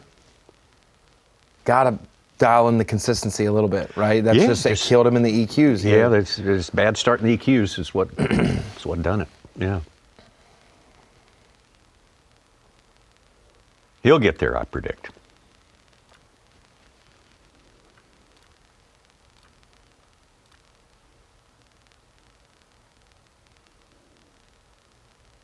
Our leader has culled up to 20 pounds, 12 ounces. Hunter Shryock with a 3.9. Oh, he is catching them steady, it looks like. Certainly got the most on the count column on the bass track.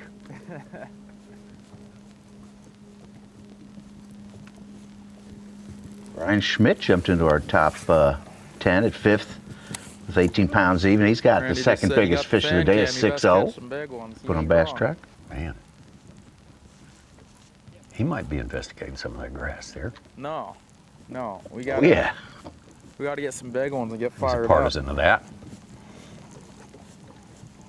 Carl Jacobson and Brock Mosley are new to the top 10, and Brandon Card filled his limit. He's got 5 for 16.7. He's in 10th.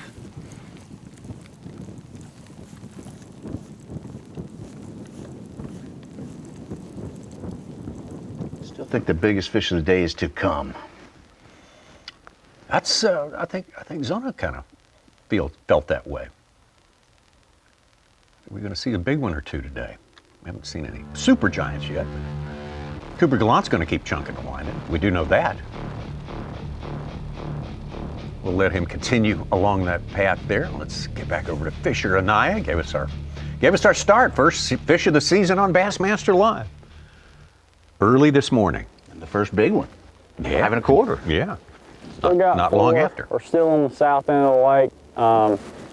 Really contemplating on going back north and just trying to pull back up there where I caught the 2 this morning and just grinding it out. I know there's a lot of fish in that area, so that's really crossing my mind right now. I thought I'd come down here and catch a bunch, but it just hasn't happened. Something's not right. Today's just been tough on me so far, but all it takes is one right move. So we're fixing to make some moves, run around a little bit, see if we can't stumble back across a little school I've set up in some grass.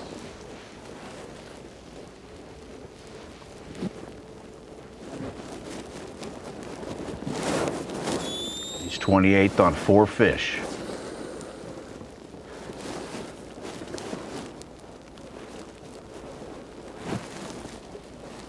It's up to about 35 degrees right now in Lake Guntersville.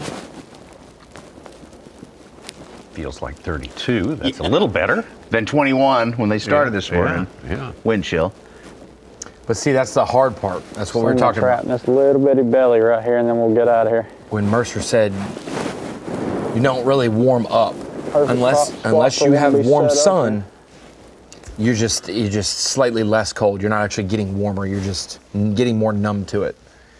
It makes it difficult. Plus, now you've added water to your personal. hands. Yeah, like it's warming up, but it's a cloudy day that happened to get 10 degrees warmer. You're not feeling that nearly like the temperature says. Yeah, the sun helps a lot. The lack of wind makes you feel much warmer. Yeah, when it's calm, I can tell when it's. Oh yeah, you can 40-something degrees and it's you calm. You can stay out in 20 degrees if it's wind's not blowing and it's sunny. You can stand a lot of that. Hey, Nick Trim caught a nice 5 1/4. He's in 25th place with almost 14 What about pounds. rookies on moving 4 up? fish. Rookies have not showed up yet, but maybe Nick is going to lead the charge. Caleb Hudson was in the top 10 and then he got bumped out by several. He's got 16 pounds plus.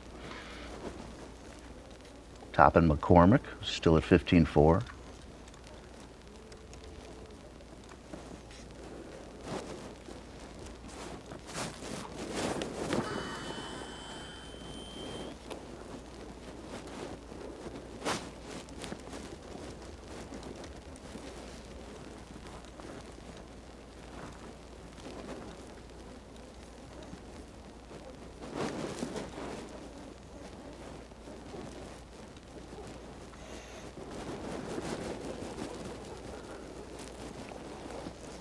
We do this thing, Kyle Jesse, Chris Decker, and I, we predict the rookie, or at least the newcomers, best finish of the season. Where will they get their best finish? And I had put Nick Trim and Sam Henge for Guntersville.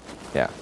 And I said, and it sounded mean, but just trying to be honest, I said that Fisher Anaya wouldn't necessarily do bad here. It's his home lake. Right. But that he will do better next week at Martin. Like, it's so much pressure for a first year or a rookie. 20 years old, you're fishing your home lake.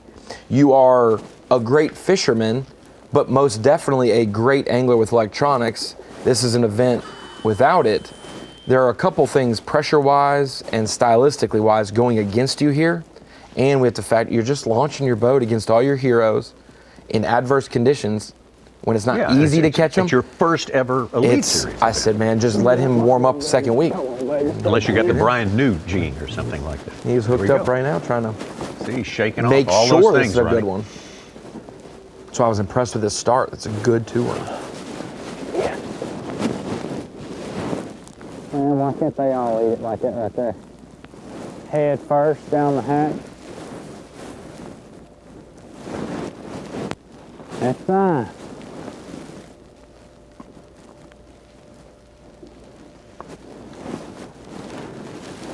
Not the right size, but we'll take them at this point. It's been a grind, but can't stop casting. You just got to keep swinging. You'll eventually reel it across one that's going to bite.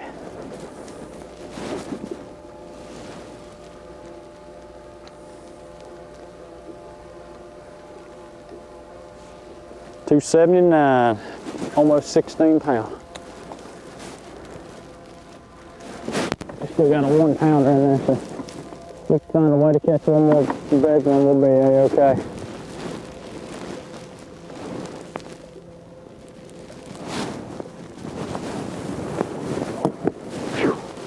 Yeah, fine.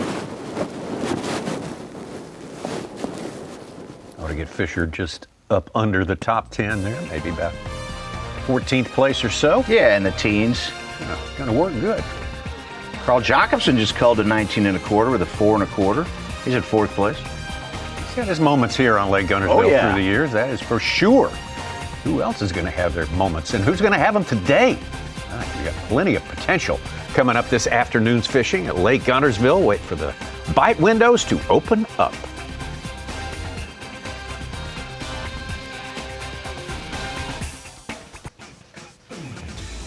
Rolling on into the afternoon session, getting close to it anyway at the Bassmaster Elite Series, the FXR Bassmaster Elite.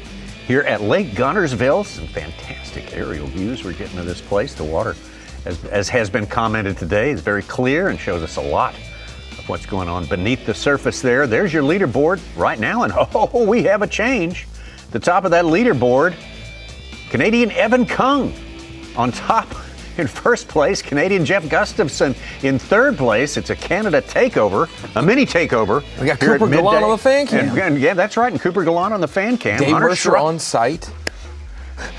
Poor Tennessee's Hunter Shryock caught in the middle. So that's your top 3 right there and your top 10 and all. But right now, let's give our Toyota midday report, and we'll start it with the Canadian Cooper Gallant here, our fan favorite. Yeah, he hasn't really ran around too much, Tommy, which is a good thing. At some places you can run around, but sometimes you find an area and fish slow, knowing that these fish are not as active as they could be. He's utilized a chatterbait most of the morning, a bladed jig bite. He caught a few on a lipless crankbait as well. But that Miracle Mile stretch, there's a lot of good fishable water, and there's little pockets where you'll get groups of fish that you can catch. We've seen that he's gone from 0 to 2 real quick, then from 2 to 4 fish real quick. Little pockets have been good for Cooper Gallant. Cooper said multiple times today that his practice was not as good as he thought it could be, but with that in mind, he's been pretty faithful to this sort of approach throughout the day in this place, so there must have been something good he saw. Yeah, it does seem like there's a good mixture of depth, vegetation, and water clarity. A little bit more stain from this portion of the fishery north, whereas if those guys who have been in the north moved south, it's much clearer down there, a lot less current influx as well. Cooper has more than he's showing on Bass Track. Here's one of the big favorites coming in here, another local named Jordan Lee, two-time Bassmaster Classic champion and Alabama native. This is actually the first event Jordan Lee has fished on Lake Guntersville with B.A.S.S. since the 2014 Classic, when he was a college representative. Wasn't even an Elite Series. Yeah, wasn't even. Yeah, this is his first B.A.S.S. event here. Since then, he's fished other tournaments, trails as well here, but I don't think he expected to catch 3 2-pounders and 2 pound-and-a-halfers to start his tournament. He did catch a 5-pounder or so to Cole, and is slowly upgrading. But for Jordan Lee, boy, he caught his 5 smallest fish he's ever caught here to start this tournament.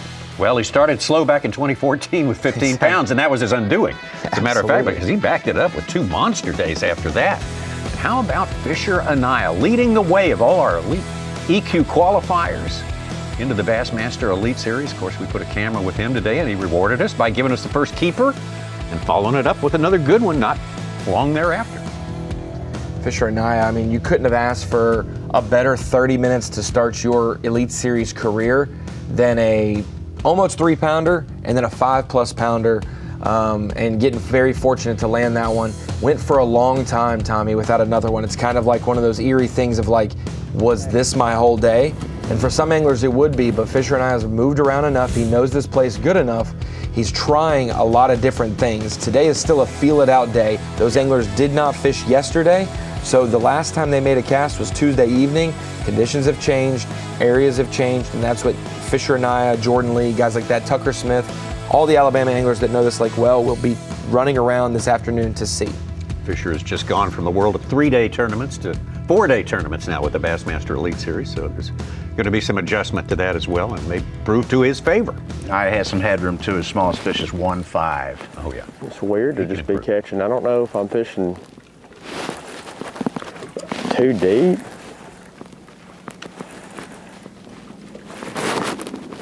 Biggin.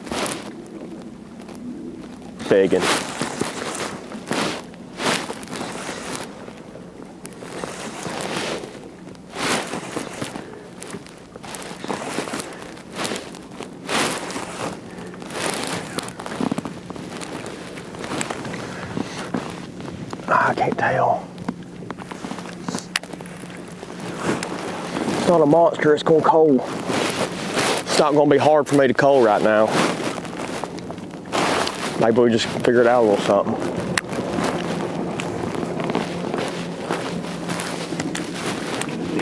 Yeah, barely hooked.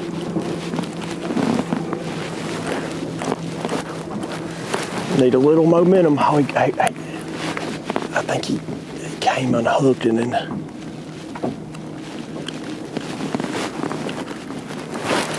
He's decent.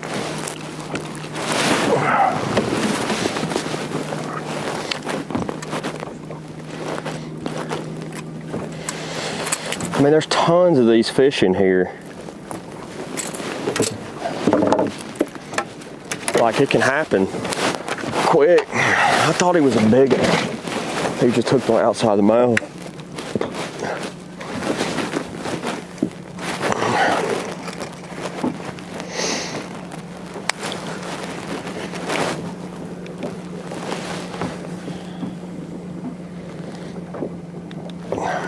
He's not. It's 311. He's big for me right now. That's a big confidence booster.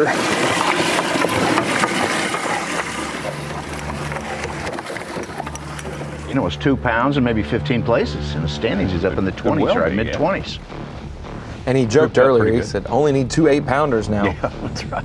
That's the more you raise your floor up for a pounder being your small or a 3-pounder, an 8-pounder can give you one of those mega bags. Like that, it's a joke, but it's a reality. One cast. Yeah, it's only a half joke, really. Here's Chris Johnson, been very slow for him today, defending Angler of the Year. Oh, God.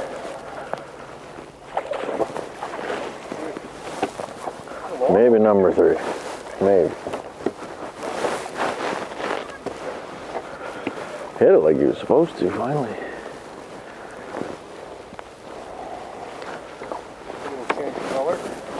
Yeah. Change of profile. See if we got number 5. We got number 5. It ain't pretty. There's number 5, number 3. I don't think I caught any of this small all practice.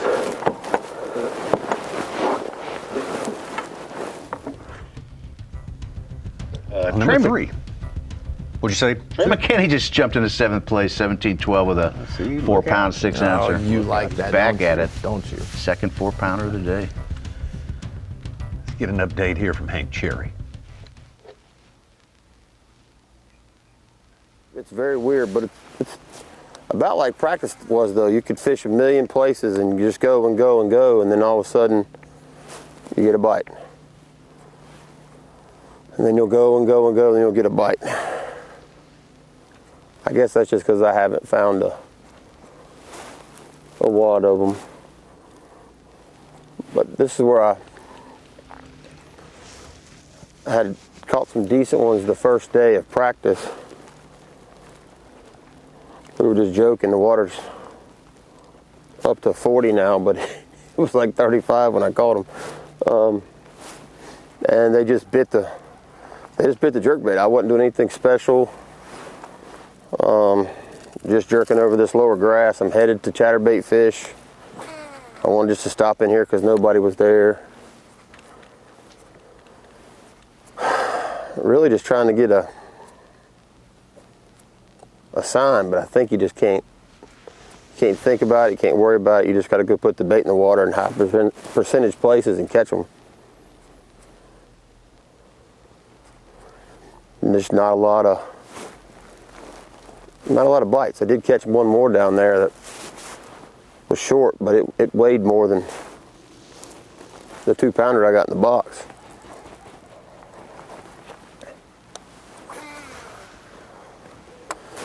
I'm just patiently fishing fast, very slow. I know that makes no sense, but that's what I'm attempting to do. I know everywhere I'm setting the boat down that there are fish.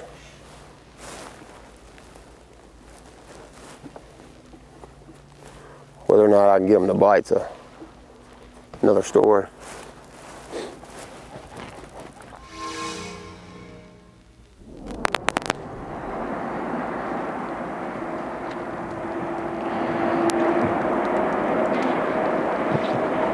I'm gonna get up here with you.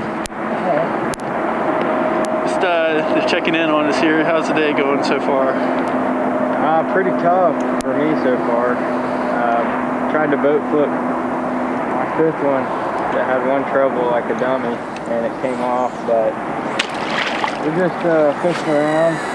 down the lake right now, just trapping some grass. I've had some bites in, so hopefully we can get in an area with some fish and get some better bites. But you know, any day or any moment out here, you can run into them. So I'm staying optimistic. So that sun's coming out, so it should warm things up, makes up a little bit better. We're gonna keep grinding around, try to catch some big ones. Cool, thank you.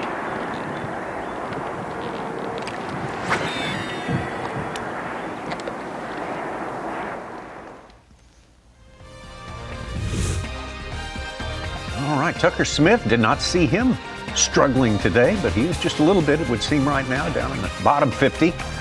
55th place, so not far into the bottom 50. Falcon Rods Bassmaster drained the lake. Fantasy fishing, one of the 3 fantasy fishing options here with the Bassmasters. This one is perhaps the most complex. You get to pick 8 anglers out of the field for each and every stop. But once you pick that angler, he is unavailable to you for the rest of the season. Makes a strategery a little more important there. So Falcon Bassmaster drained the lake. Fantasy fishing, check it out.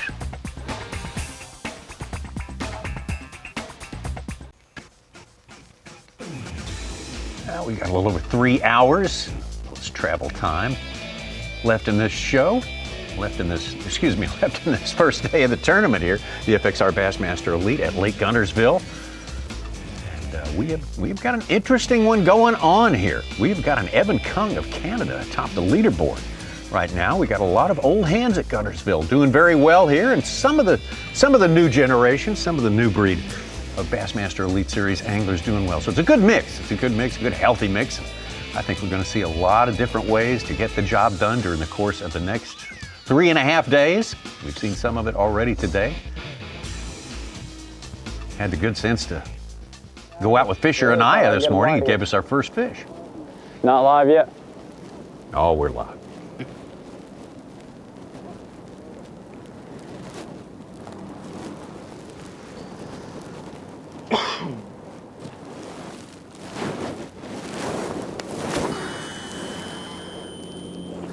Guess we're gonna make this last cast and ride on.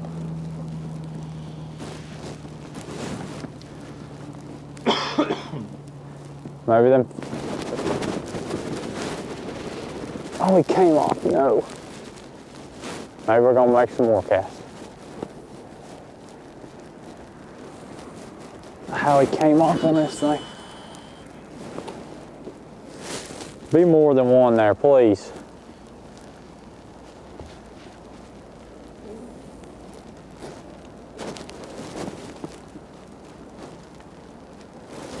Got a little bit of a low-flying bird's eye view right there. Heat wave out there, Tommy. It's up to 36. Dang. With light winds, it feels like 36. What a coincidence. They're just biting this thing super weird today. Some of them are, some of them ain't. They're biting it like they're supposed to.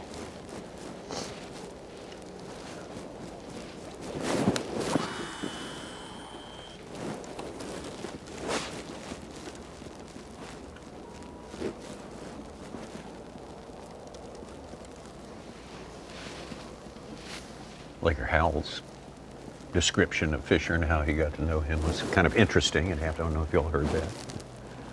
They were in daycare together, right? They were in daycare together a couple years ago, right? Probably. Just kidding.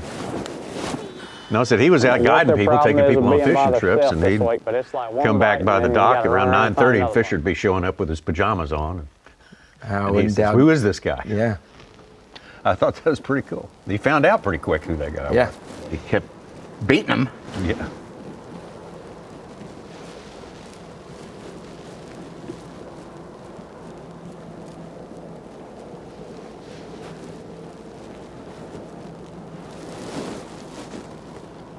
Four anglers over 20 pounds. Evan Kung, Hunter Shrike, tied.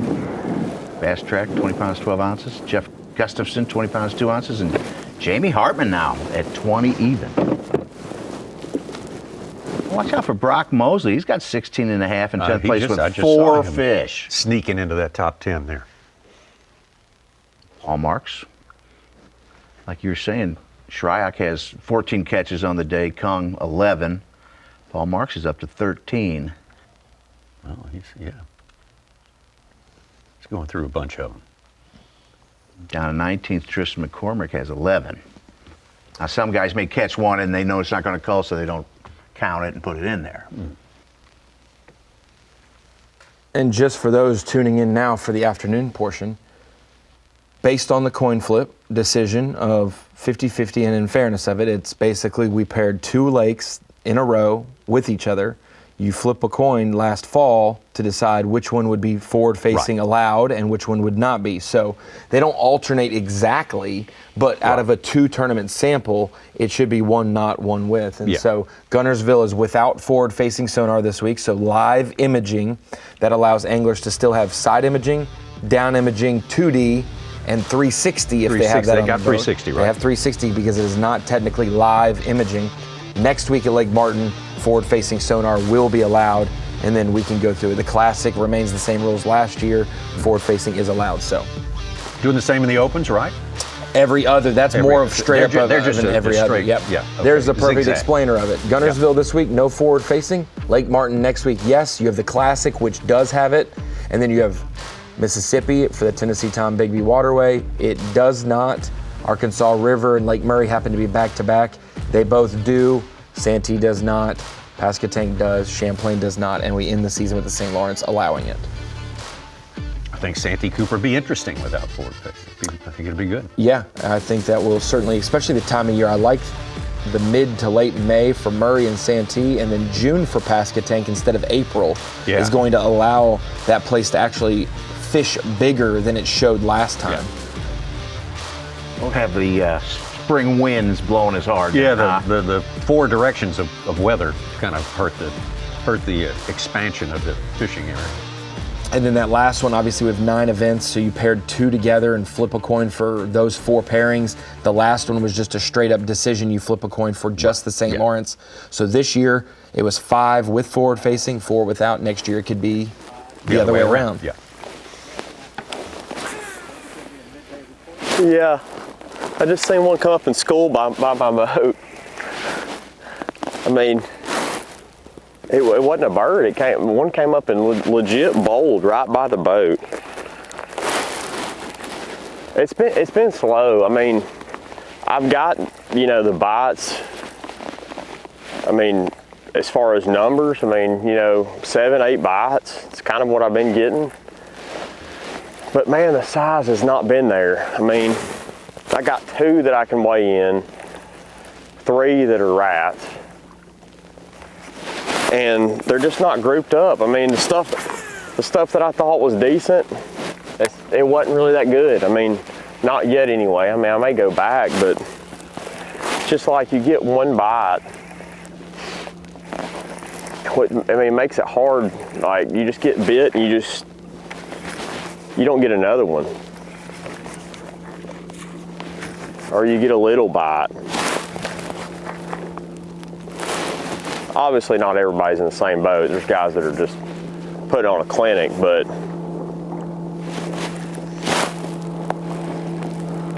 overall it's just how it is. It's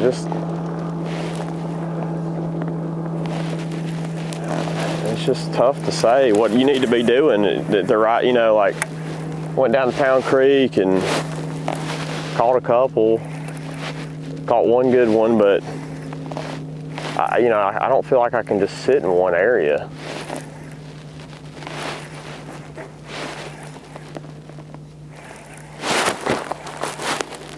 And that's making it tough, like,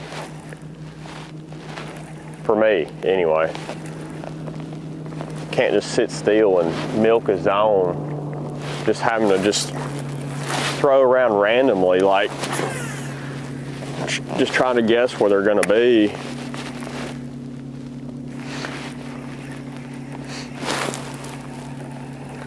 But normally, like, you find 1 or 2 and you get a little area and you can just milk them. But man, those areas must be really small right now. Because, I mean, this is the way to catch them.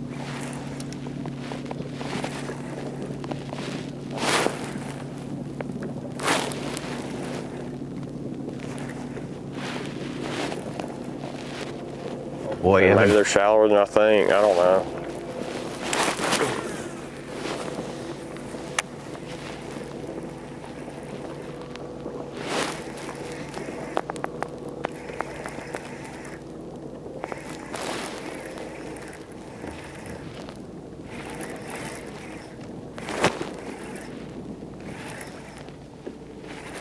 Evan Kung, everything over 4. He's just got a 4.5. He's up to 22.8. Pulls away from Hunter Stryak.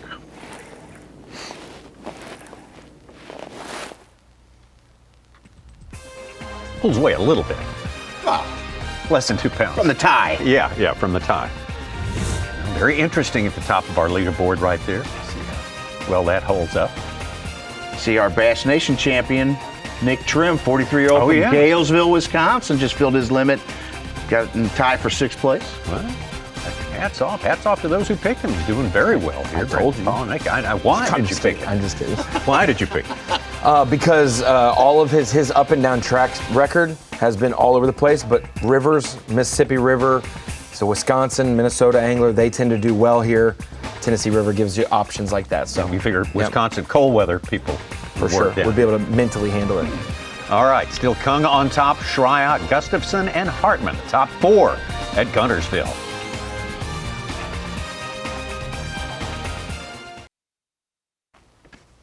Letting the first day play out. First day of the season, the Bassmaster Elite Series here at the FXR Bassmaster Elite at Lake Guntersville. As you know, the southeast quarter of the United States, or quadrant of the United States, went through a definite Arctic whiplash over the last couple of weeks. And man, oh man, temperatures you don't see often in this part of the year, any time of the year, in this part of the world, I should say. But these guys are dealing with it in the aftermath of that and doing a good job, especially those 4 at the top, including 2 Canadians. Not a big surprise. Remember the last time we saw Evan Kung at the top of an Elite Series leaderboard on day 1? That was unofficially. That was St. John's to start last year. Maybe he just is a February. He's a pre-spawn guy. I remember he did very well at Lake Washita the year before he qualified. Yeah, if we could have 9 elites in the month of February, he'd be good. He'd be the man. A monster, Washita, 914. Yeah. Do I stay? Do I go? They're not big though. It's gonna call. Should call. Come here, buddy.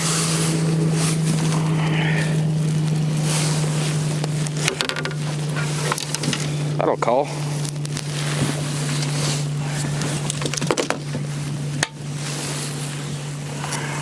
Decisions, eh? Like, if I keep calling by ounces, maybe we could get where we need to be.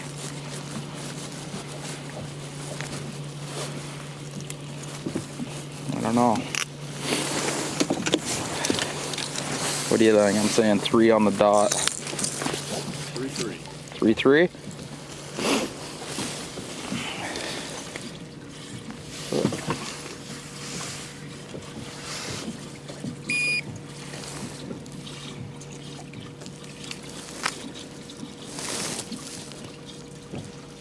$332.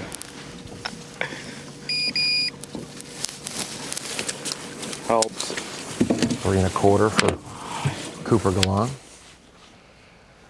Culling for him, that's always good when you can upgrade for sure. And we've seen him go through a couple different transitions today, bait-wise as well. As we're bringing into the Bass Pro Shops bait and tackle section, we talked about this earlier. We had a couple other genres of baits out here on the desk, but as day 1 has transpired, we've really narrowed it down, seeing a lot of anglers utilize just lipless crankbaits and bladed jigs in various colors, various sound waves as well. One thing I wanted to touch on that Laker Howe was talking about, the different tones of red and orange, how one day it can be a red and a black, one day it can be more of an orange and a yellow, and we've got all those variations here. You've got more red and black here, we've got some orange mixed in as well, the Rayburn Reds. You've got matte and gloss finishes. This is more of a gloss with some yellow belly, and then this is more of a pinkish red with the gold back, and then a black all the way on the top. And so when you're thinking about how have these fish adjusted, what are they moving on and off of, it can be sound based. We talked about that earlier. It could be multiple rattles. or more of the one knocker style, or it could be tone of bait. Now, as we also get to the shad colors that could come out later on, especially because we're seeing a lot of shad die off here, you could see some of the lavender shads and some of the whites come into play, maybe some of the chromed blueback that we always see this time of year, or some of the flatter, matter. It looks deader, just like a threadfin would look once they've passed away, especially from the cold temps. Now, when we get to bladed jigs, we're looking for some of the fire crawl colors, but a lot of anglers have been utilizing the green pumpkins, a little bit of chartreuse. Some are going real natural with the shad patterns, but those fire crawls, the pinks like we've seen with Lee Livesey, those are some of the colors we're seeing in bladed jigs, but really variations of red and the sound octaves, whether you're doing a 1/2 ounce, 3/4, maybe you're even doing a smaller trap, shallow, like a 1/4 ounce, that's been the big deal. Different tones of reds and utilizing the different sound octaves that you're gonna get, whether it's a knocker or it's one with a lot of BBs and more rattles in it. So more to come from the Bass Pro Shops bait and tackle section as this tournament goes on, no doubt about it, because we will probably see a little bit more riprap come into play, a little less grass at some point for someone. And if we see someone find a hot bridge, Tommy, they could go from 0 to the lead real quick. Foul hook. Dadgummit. Oh, Benaiah He'll still help. got one on there. I don't think he likes his connection very well, but right.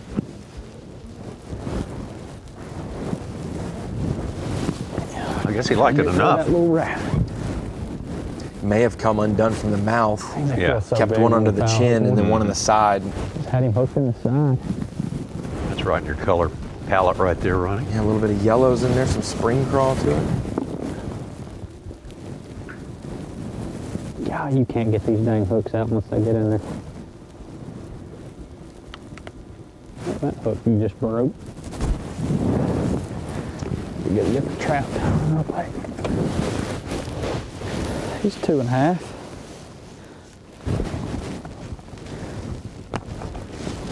He felt about like 6-pounder when he's hooked in the side. 230, 239 gets rid of number 4. We got almost 17.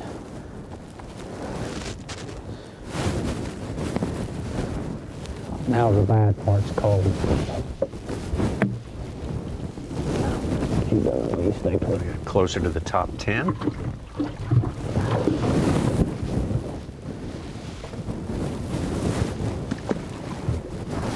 He's got to jump back in here with us.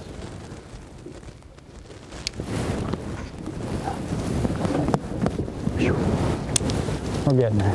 Slowly but steady. I mean, I'm on the exact dot and made the exact cast and got a bite. Like, weird.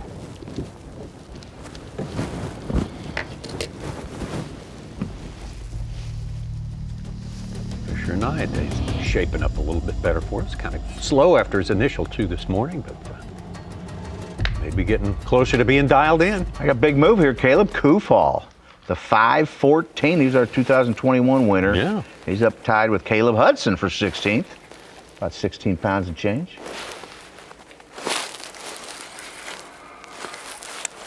Jordan Lee got one on. I mean, not really. No.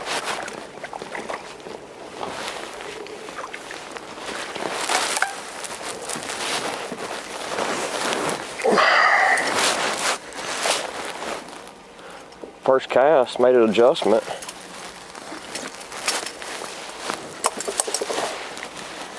I mean,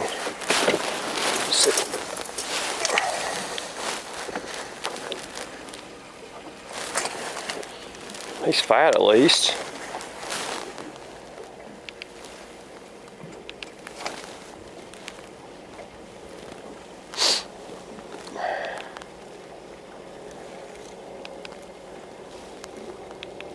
$2.11.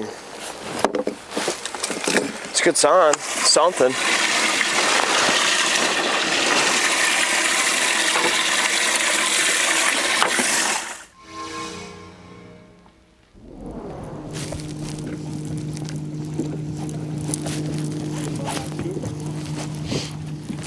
We're live.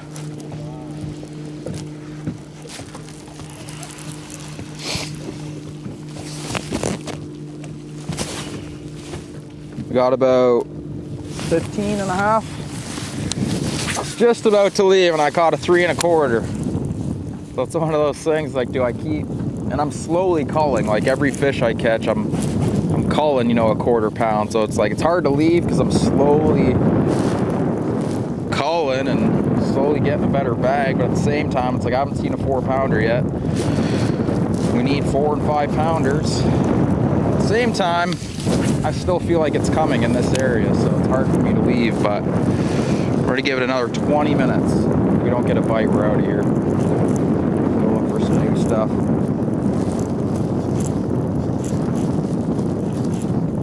There's just like little sections on this flat that have a mix between, pretty sure it's hydro and eelgrass mix. You can feel it, just like I can see it on my 360, but the second I get around it, I can just feel my chatterbug glide over the top of it. It's a little bit more dense than the eelgrass. It seems like every time I can feel that, I start getting bites. I honestly might just idle down this line and mark it. Fish it. Yeah, we're gonna give it to 20 after.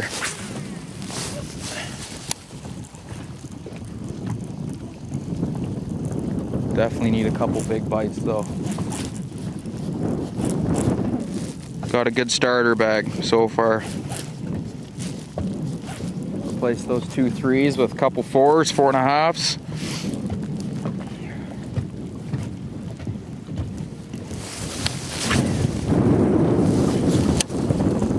Hoping this wind keeps coming. Let it blow.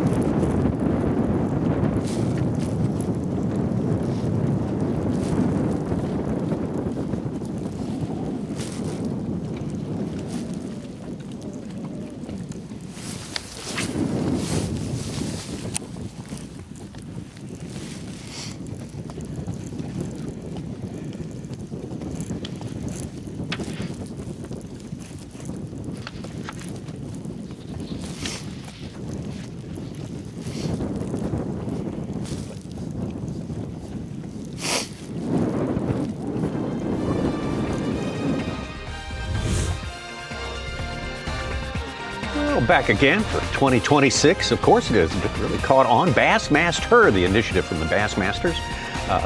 People can, female persuasion can learn more. Big picture, small details, everything there is to know about bass fishing. It comes through a series of workshops, and there's your schedule for it right there. We got coming up next week. One in Alexander City, Alabama, with that tournament on Lake Martin.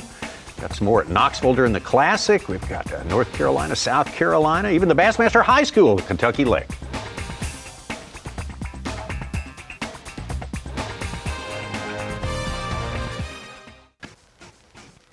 The FXR Bassmaster Elite at Lake Guntersville. This is stop number 1 of 9 events. Going to take us to Alabama again this week. Back-to-backers here in Alabama. We'll have the Classic just up there. A few more ponds up the river there. Knoxville, Tennessee here in about middle of March. And then we'll go out, we'll go to Tennessee, we'll go to Oklahoma, we'll go north and South Carolina. We'll make it up north. At the end of it all, should be quite an action-packed season. Evan Kung, man of action today for sure. First place as it stands right now. Got a pretty good little lead. Not running away from the field, though. Hunter Shryock in second. Jeff Gustafson, second Canadian in the top 3. Jamie Hartman, who won here back in the day. Got some marvelous memories from here. Carl Jochimson, Brian Schmidt, Nick Trim, our rookie, performing better than all the other rookies in this 2026 class. Trey McKinney, rookie from 2 years ago, I should say. He is not surprisingly in our top 10 as well as we head out to Hank Cherry. I think you'll be on the elites for about a decade and still be younger than the average age of our rookies coming in. Still struggle, Bus. Just having a hard time locating any bites. I'm pretty confident the places I'm stopping there's fish, just not cooperating with me today.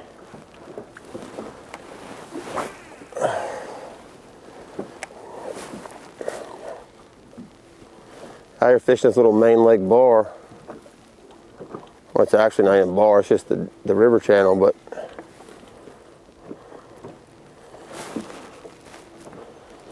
there was a pretty decent sized group of fish here, I thought. But I don't know. Just one of those days. I got 4 hours to get 2 bites. I'm not really worried. I just gotta make the right cast.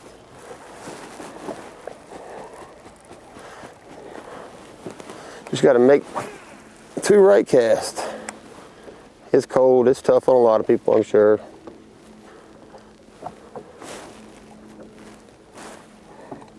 Just really want to start the season off right. I don't want to start having to come out tomorrow and catch 30 pounds.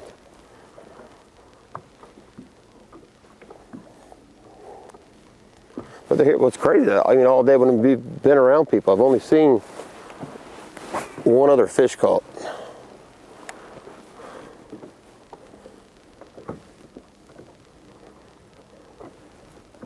And a lot of running.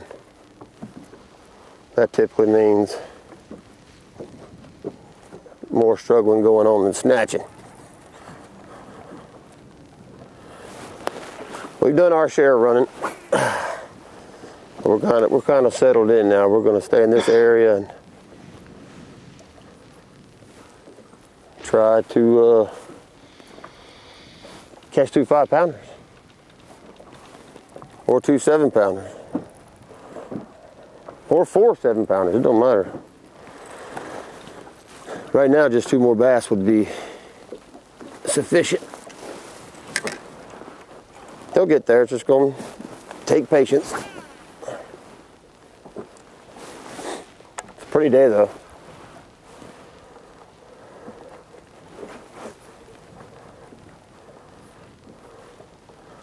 Except for the frostbite in our face from the ride back up the lake.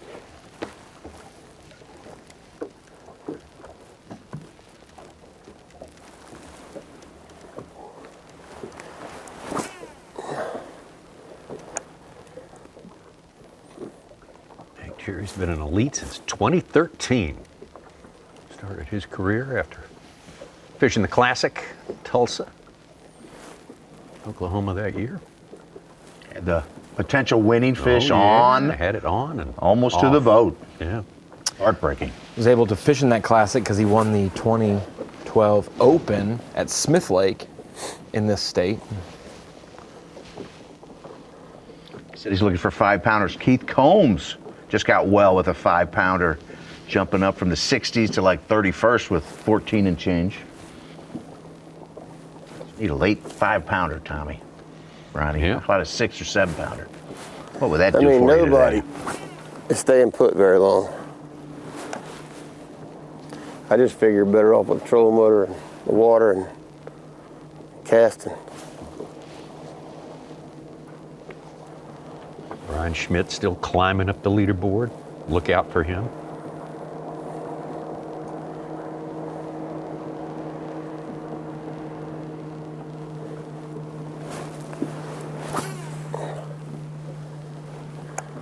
And there you go, 4 classics between those 2 guys.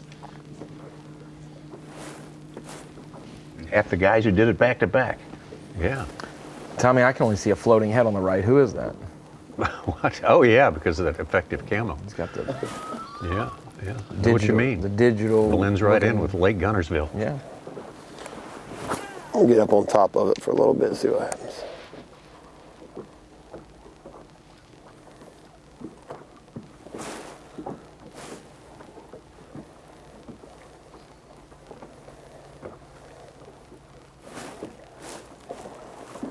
Can't really get up on top of that one. It's 2 feet.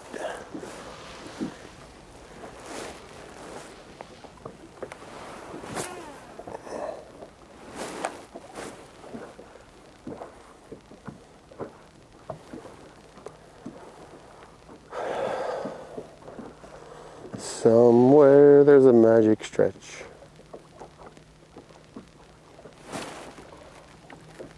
Such, who was second to Hank Cherry. 2020. Which time? 2020. Was it Matt Airy? Or was it, No, that was 21. That was 21. Yeah, yeah, that was on Ray Roberts. Todd Auten? Auten got the 50 grand, that's right. Yeah, that's right. And then I think it was Micah Frazier and Seth Fighter or something like that. This isn't the magic stretch. Yeah, unless it's Fighter black was in magic. there. I think Frazier and Fighter were tied, but I think that Fighter got the tiebreaker once it was all said and done. I think it was maybe 4th and 5th. Lester, Cruz were all right there. Mm-hmm.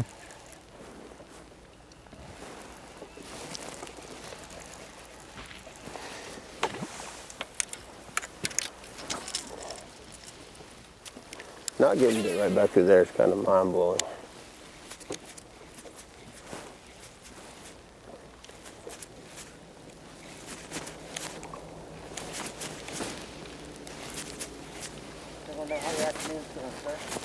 You know, it's been, I got, on my scales, I got 15, so I got right at, you know, probably 15 and a half, 16 pounds.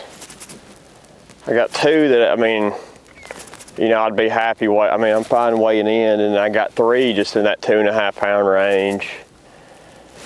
And I found a little group of them right here, but I don't think there's a lot of size. But it's the first kind of sign I've had where I've got multiple bites, like in one little stretch. Practice, I got them over there, and today I've got them right here. I've seen 2 fish come up school down this stretch. Come up and bust. You see all the birds? I don't know if there's like some shad that's coming up to the surface. That's gotta be what it is. But you know, it's been tough. I mean, there's no way around it. Like, I don't know what else to do. I mean, I've been kind of yo-yoing, worming that trap. I've got the bites. I'm happy with the bites, you know, the numbers that I've got. I just hadn't got around the size. And you know, it's Guntersville, and it's frustrating because you know they're out here. You know, they're probably right around my boat right now. But it's weird catching the smaller fish doing this, you know. It's just like, I don't know. You think it'd be just not all big ones, but 3+ pounders. Guys are catching them as we speak, though. You know, it's just not been super easy out here. You can just be a little bit off and so forth. It is encouraging though, getting a couple down this stretch right here. Even though they're not been big, like I caught that one 310, which just gives me a little hope. Just reeling this trap real quick off the bottom and letting it just flutter down. Kind of giving that dying shad look.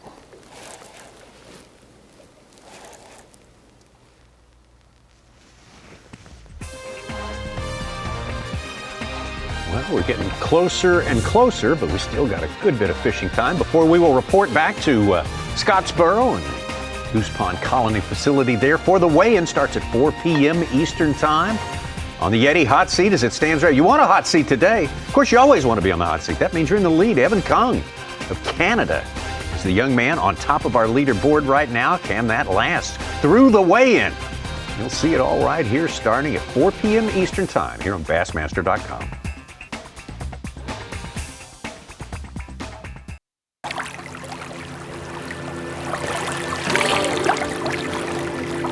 If you've ever fished Lake Guntersville in Sweet Home, Alabama, you know the lake doesn't just offer bass, it offers moments. And the best ones show up when you loosen your plans a little. You might roll up the North Saudi first thing in the morning, thinking you're going to stick to your game plan, hit the grass, work the edge, punch a few mats.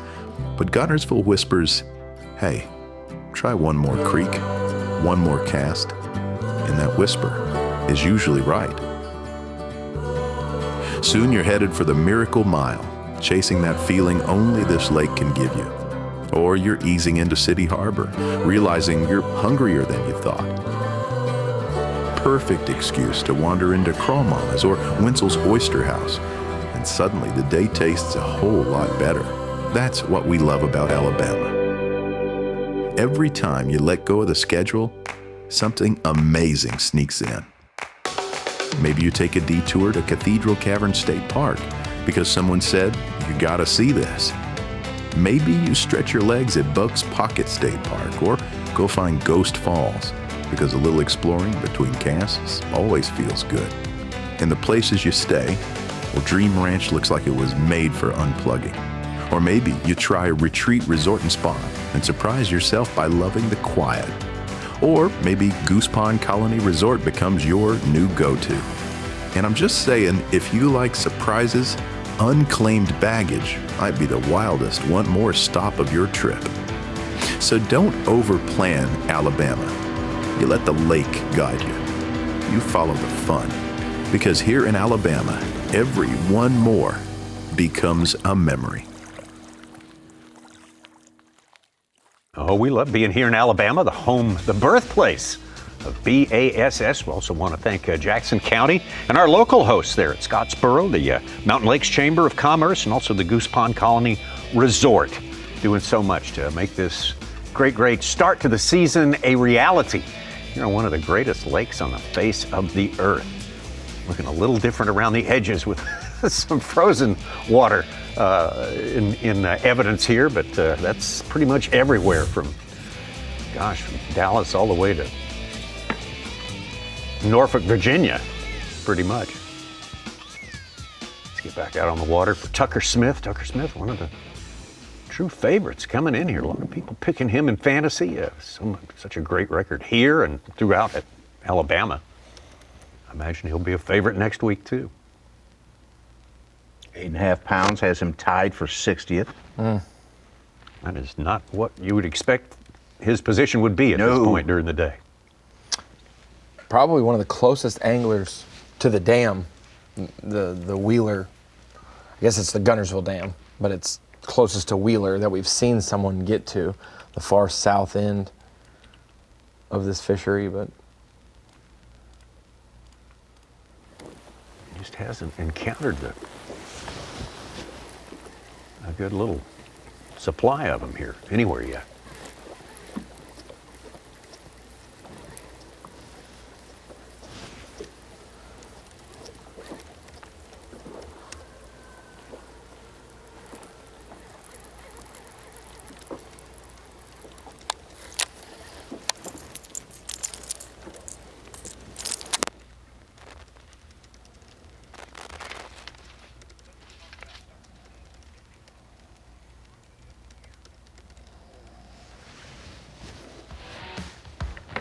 Tucker now in his second year as a Bassmaster Elite Series angler. His first year was pretty memorable. Knocked out a giant win on Lake Fork and wound up at the end of it all as the 2025 Rookie of the Year. Had that win there, and he did that all with an 85th place mixed in. So that's kind of impressive also. yeah, we had a lot of high points for rookies this past year with victories on the Elite Series, but this class overall had a slip up. Each angler was allowed a slip up. The average place finish, 33rd. It's a little bit lower than the last couple years, but high points like Tucker Smith winning at Fork, second at Hartwell. He had a top 10 at the Mississippi River to clinch Rookie of the Year. You know, Paul Marks and Easton Fothergill, Emil Wagner all trailing behind him. Paul had his own victory. Easton won the Classic, not a points event, but huge turnaround to his season. Emil ends up winning an Open at Champlain last year. Yeah, he did. So a lot of winners, but just not all strictly on the Elite Series. Yeah. Tucker Smith pulled away. It was pretty tight for a while. He pulled away and won by 75 points. Great year and not unexpected. What a great high school and college national champion. Lots of big money events having won, and just a really does well pretty much everything he tries. Let me know when. Well, midday update is there's not much happening. It's slick, calm, sunny. They are not biting good for me, at least. Probably the worst day I've had since I've been here, to be honest, for bites. And the ones I have got have been small. Had maybe 2 bump my rattle trap or chatterbait, but other than that, just really slow. This slick calm is not helping. Water's warmed up, probably the warmest I've seen it, 41.5. But I'm just bouncing around between traps and chatterbait, just trying to trick a couple. I know they're around here. They're all down this bar, and there's a couple little sweet spots, but man, they're not biting. Need a little wind.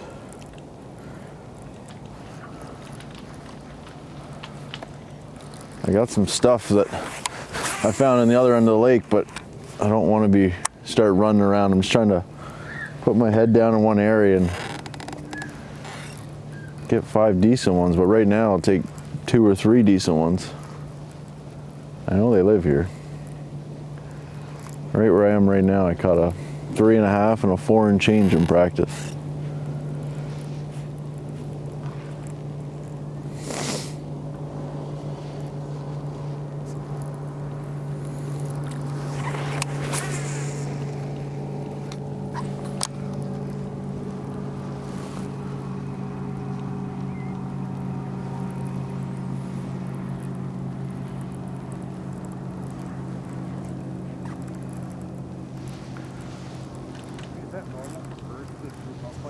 Yeah, coots. They eat all the grass. They're a pain in the butt.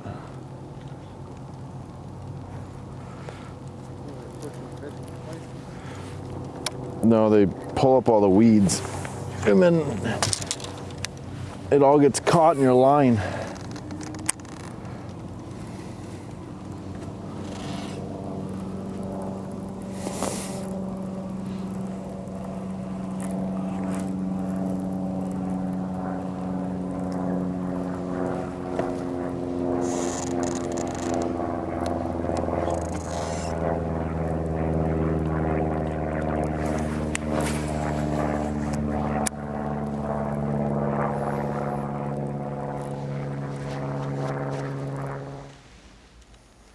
Chris Johnson, a bit of a vendetta against the coot population there, so no love lost between those two. See if he can keep the distractions down and, as he says, dig in and get something done here. Find a place and stick with it. Maybe they're out in the middle of this dude.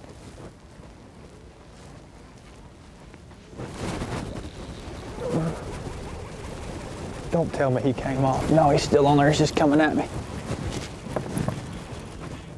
He don't feel very big. That or he's just swimming at me is all he's doing. He probably hailed, I think. Maybe not. He might though. Barely hooked. We found a little pod of them. That's 2 bites pretty quick. That sun getting up in that wind calming down, he's starting to bite.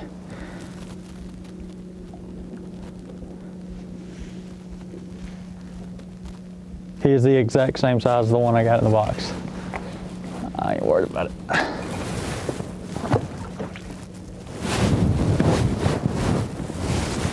Dang, I was hoping he'd be like a 5-pounder.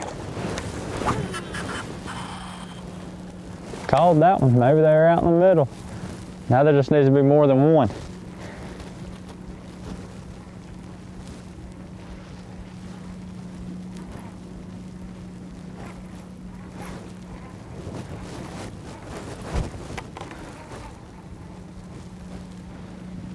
Undoubtedly, there's just one.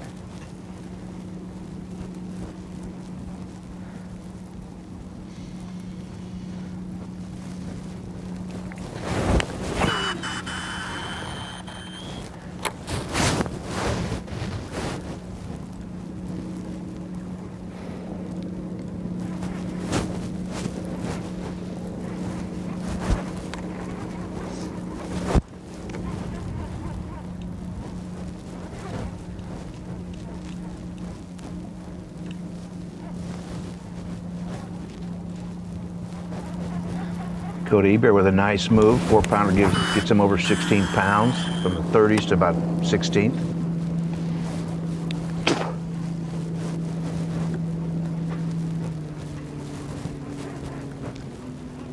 Yeah, about 44 anglers in the teens above 13 pounds. Mark Menendez is 44th with 13 even.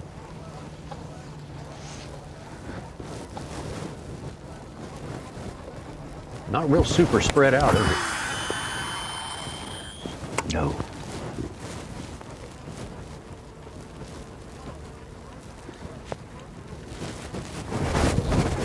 Oh, they're slammed out here, I guess. That one's got some size to it, I think. Maybe you just had me in some grass. He's bigger than that last one, I think.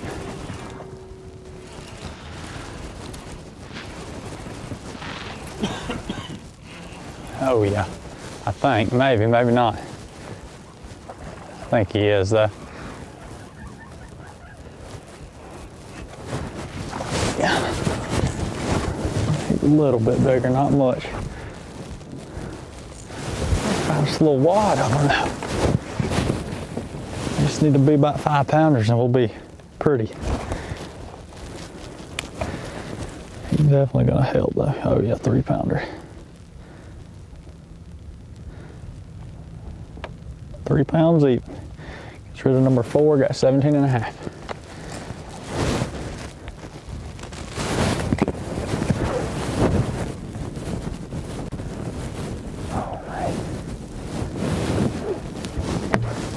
What are you at, near the number top 4? 10. Probably gonna be all the way on the bottom. Oh, I see him. Ooh, that water is cold as ice.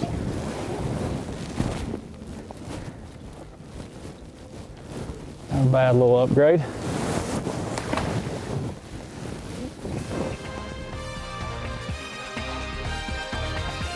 Fisher and Nyan. Wants to be on camera again tomorrow, I think. Doing his best to do so. Yeah, absolutely. Turning things around during the course of the morning and continues to build a little bit there, probably. So maybe into the top 10 there. Evan Kung, though, leading the way still. That's a good lead ahead of Hunter Shryock and much more fishing on the way.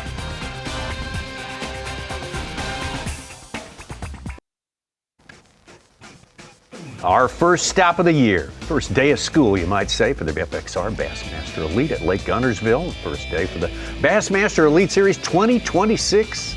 Got 101 anglers, full field out there today, trying to get themselves positioned to come out here and fish again tomorrow and somehow make it into the top 50 so they can fish on the weekend.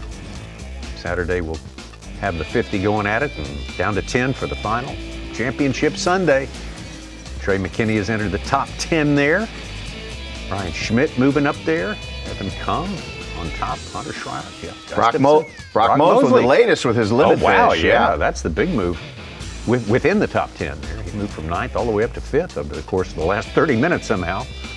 You're going to get to see how some of those guys are engineering what's going on out here. Tomorrow, we'll have a new set of anglers to follow all day long. We'll have a new fan favorite, or is it the same fan favorite for the whole? I think they do fan cam just on day one, but if that angler is near the top 6 again, we'll just deem it the fan cam again, you know, because he gets to be on it again. Get a credit. Earned placement from here on out. Okay. Earned placement. Earned. There's one. Better one too.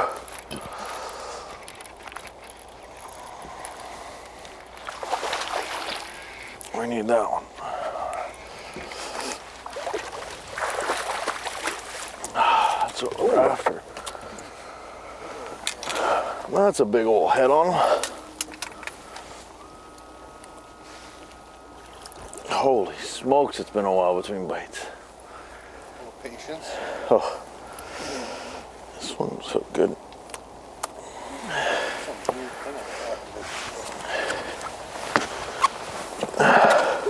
All right, we're on the board. We got number 4.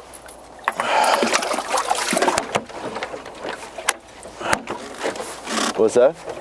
3-8. Yeah. That's 4. Numero 4. Will this turn out to be the fish that sort of turned Chris Johnston's day around? We don't know yet, but that's good news. And Ronnie Moore, that music, you're set to respond to it. I think that, I mean, everyone's got their self-proclaimed power pole replay of the day. You know, it was when I was right for that one moment. But for right now, in this moment of time, that's right. It's all Chris situational. Johnston. Very important fish for him. I mean, for the two-time angler of the year who really was so consistent, never missed a cut, you don't want to put all your chips in tomorrow's basket to hope have a comeback. You need an afternoon flurry. This is being his best fish of the day. Very important for him to maybe get this afternoon flurry. I know that we have longer lulls in the wintertime, but 12:45 Central Time is what we're coming up on. You got about 2 hours and change of the fishing day. This has got to be the window. Someone's going to make a move and save their tournament by catching a couple key fish. Who's to say you can't catch 2 more of those, really have a decent day, get himself in a good position for tomorrow? Well, we run into a little flurry of them right there. We caught a handful, caught 4 or 5 right there, and they're none of them big, just 2.5 pounders, but they did help the cause. So we're gonna keep slinging. I think with this sun and the wind dying down, they should start biting, but who knows, honestly. I've said that 12 times a day, and it seems like they're just now starting to fire up, but we'll see if we can't hit a bite window and pull up on the right stretch, and instead of being 2.5, they turn into 5.5.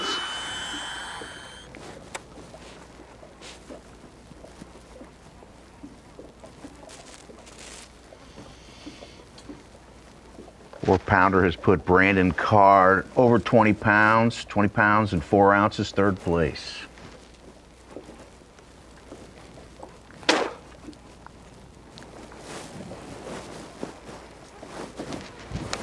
Five anglers on Bass Track with 20 or better.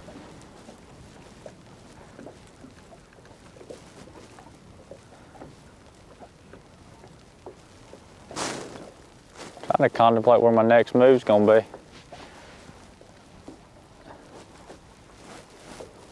I want to go over there, but the boat's sitting over there, so I'm kind of just stuck to wait.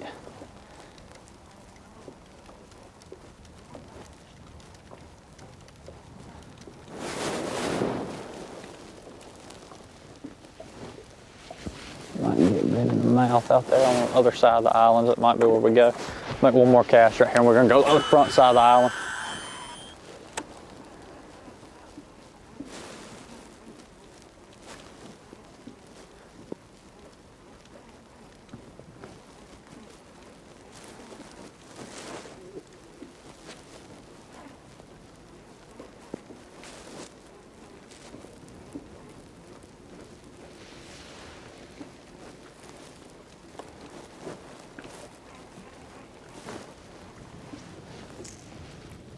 Trap the front side, see if we can get a bite.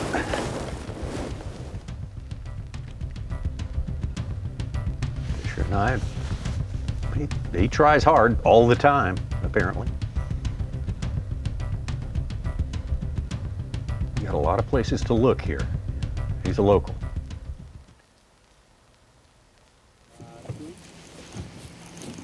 We're struggling.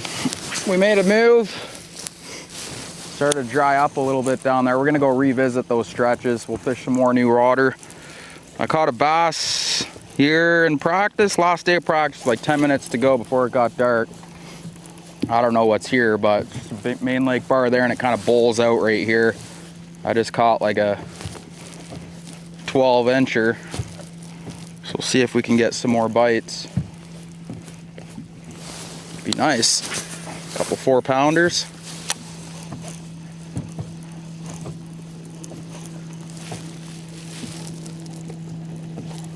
It's not easy though, like bites are not, it's just hard to get bit, period.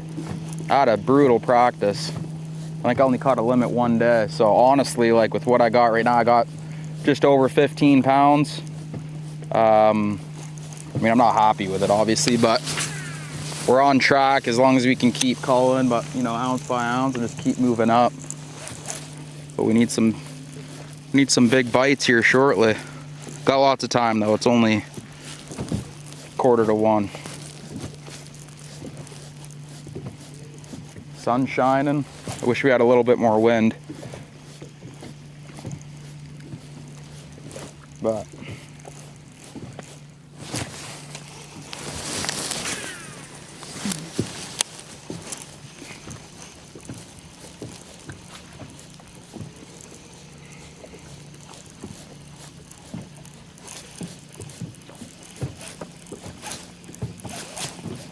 look good up there.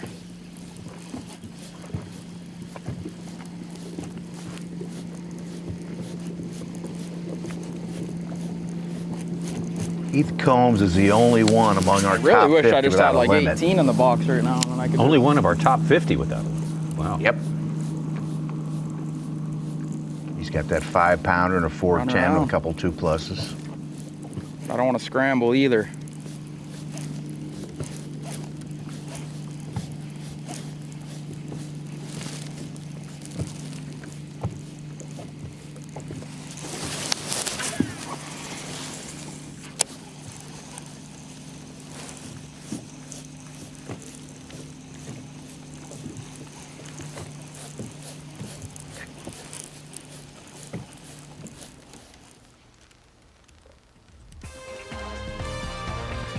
Cooper Gallant, starting to see his situation get a little more urgent here. He thinks he's got still a good bit of time to go, but he also knows he doesn't have the weight that he needs to have in his live well. So maybe some changes, maybe revisiting a few of the places that afforded him a fish this morning.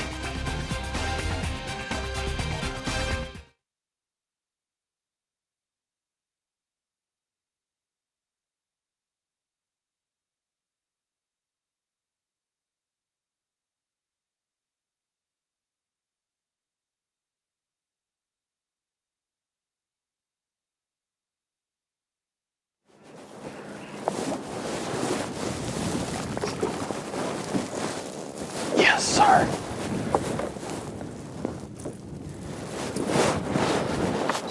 Like a little last minute flurry of the day right here.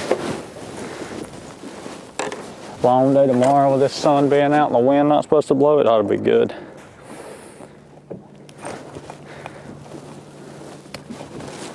Should be close to a 3.5, 350.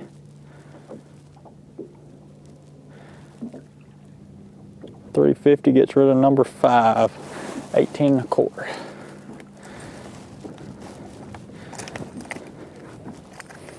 I'll come off of there.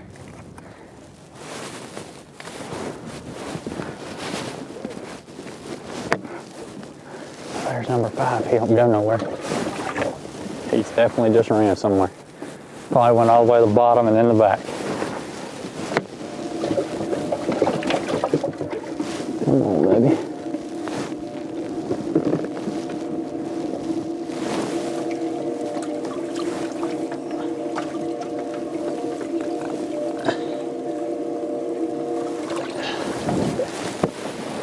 If you're looking, that water is freezing.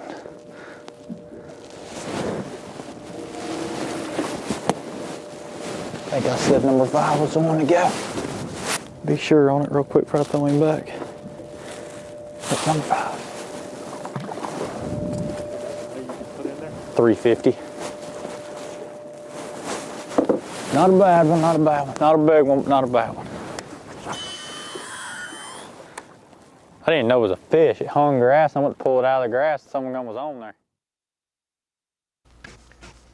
Well, effectively, best case scenario, 2 hours fishing time left for the 101 anglers out there today on day 1 for 2026. This FXR Bassmaster Elite at Lake Guntersville, our first stop of the year, first of back-to-back tournaments. Alabama here, and Canada's Evan Kung, the man on top, their Shryock Jeff Gustafson. In 3rd place, Jamie Hartman, Brock Mosley, Carl Jochimson. Got a good international flair to that top 10 here today. Brian Schmidt, Brandon Carr, Nick Trim, and Trey McKinney rounding out our top 10 right now. Very important to, after tomorrow, be in the top 50, so laying a good groundwork today is a big help. Being in the top 10 is a plus for sure. Made a little push this afternoon. It went from really bottom of the pack to I think I'm surviving right now with what I've got. Just basing on how tough the day's been, I think what I have now will be okay. It ain't great, but it is okay. I'm one big bite away from being really, really good. So got a couple more hours to make something happen. They are starting to bite. I've caught more fish in the past hour than I have all day. So just gonna keep our head down, keep a bait in the water. Just keep reeling. I've caught every one of them on a Rapala, 1/2 ounce trap. snare, throwing more of a spring crawl than it is more of a dark red crawl, just changing it up on them a little bit. So just gonna keep baiting the water, keep slinging, and hope we run into a big one.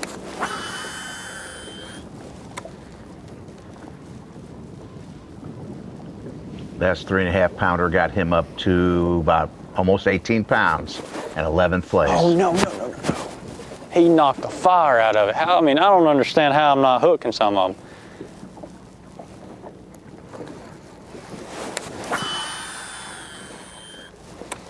Had him on for a split second, then he was gone. They are starting to bite. I like it.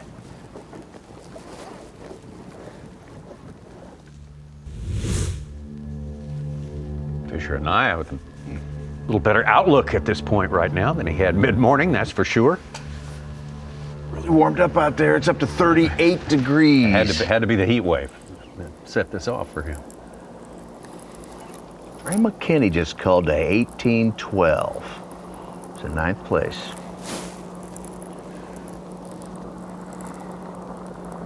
Chris Johnson put a 4th fish in the boat 15-20 minutes ago. Let's see if we can make it 5 here. I'll take it, number 5.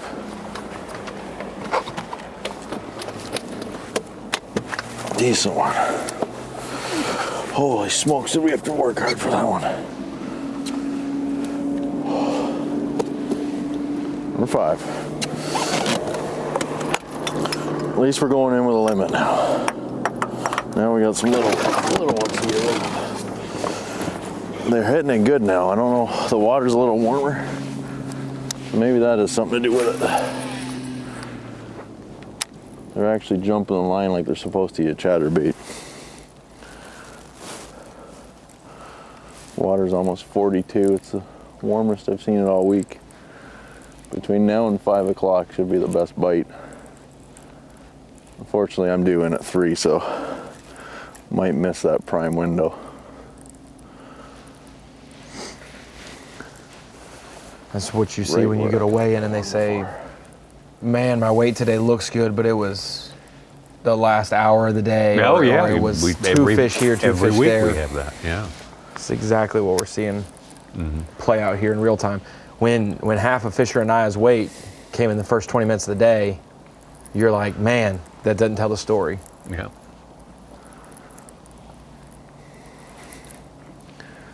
Would you rather have a late afternoon tomorrow when it's going to get up near 60 degrees and be sunny all mid-morning and afternoon? I would think so. Going early today. I like having a late boat day one because, especially with the day off, you have more uncertainty today maybe. Gives me a little bit more time to get off to a good start. I have a better idea, hopefully, going into day 2. Yeah. You know, that's my theory of it. In the one-day tournaments, everybody wants to be the first boat out of the thing, first one of your spot. I'd rather be the last one in a one-day tournament, but here it flips. Give it a whirl for 10 minutes or so, and then I think see where everyone else is catching. we're gonna go fish that hole in the grass. Get the tour of the lake. Down the river.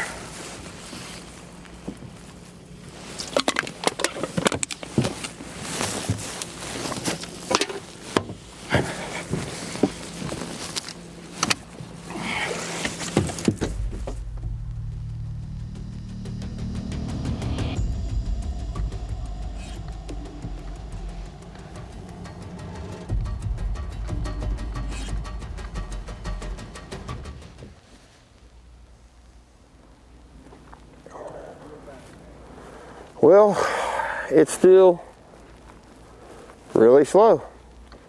A lot of guys running around. I've seen people go back and forth 2 or 3 times since I've been out here on the channel. You know, I don't know what to think about it. I know I'm anticipating a bite everywhere I sit the boat down.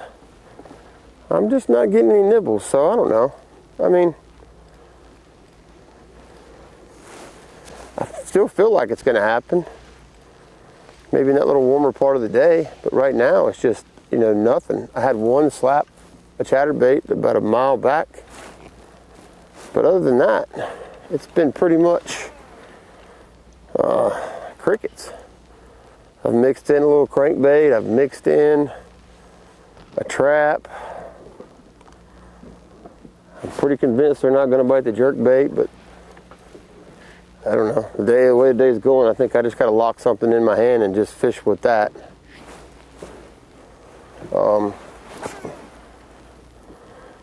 I don't know there's a magic spot right now.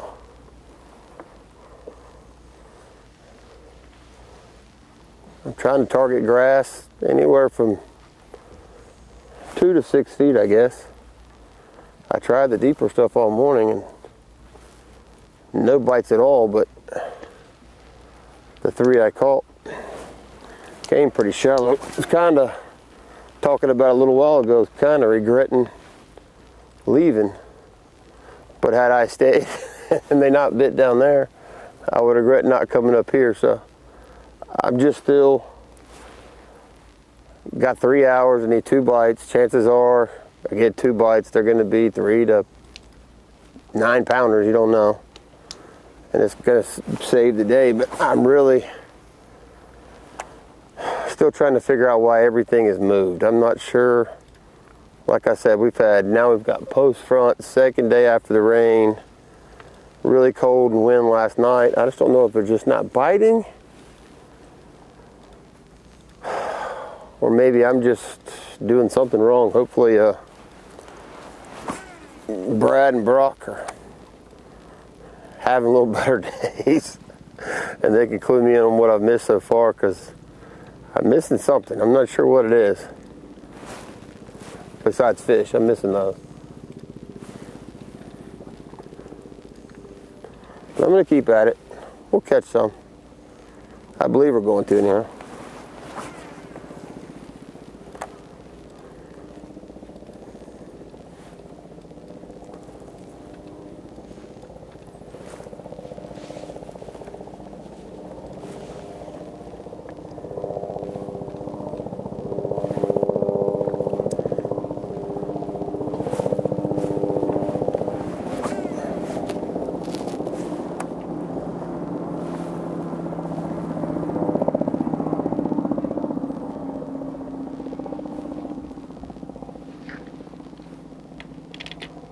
All in all, I think the fishing.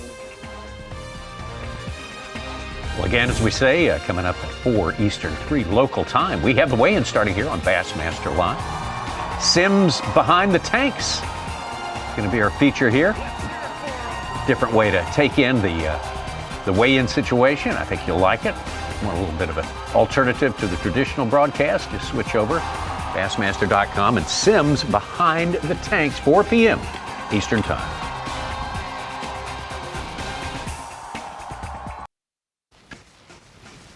Couple of hours left to go here on Lake Guntersville. The Progressive Bassmaster Elite Series FXR Pro Fish Elite. Stop number 1. Our live coverage sponsored by Toyota. Great having you here today. We're getting everybody back together, reassembling everyone from the far reaches of these here United States and beyond. We'll bring you something new tomorrow, Tommy. Yeah. We'll bring Davey Height. That's right. We got Davey Height to look forward to tomorrow. We got a lot of good stuff to look forward to. That's 70 miles. Fantastic, fertile Lake Guntersville. Takes pressure at least 360 out of the 365 days of the year and just keeps kicking them out. It's a miracle.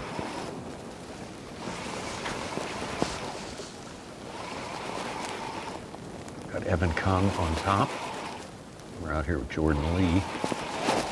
I think we'll have some surprises, Sukon and Ronnie Moore at the weigh-in, because there's 20 anglers or thereabouts who do not have. Key names. Yeah, yeah. How about Kyle Welcher, Pat Schlopper, Cody Huff, Jordan Wesley Gore, Fighter John Cox. It'll be an interesting way. Well, and we are getting a report. He's hooked up. I'm excited to get a bite though, but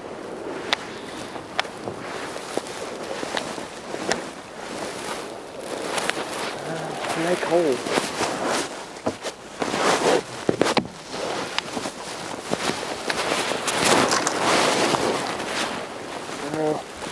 No. Those fish are freezing cold. And that will help.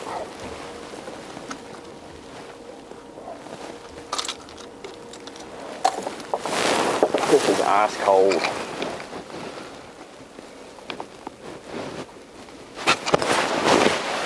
Just not getting a big bite.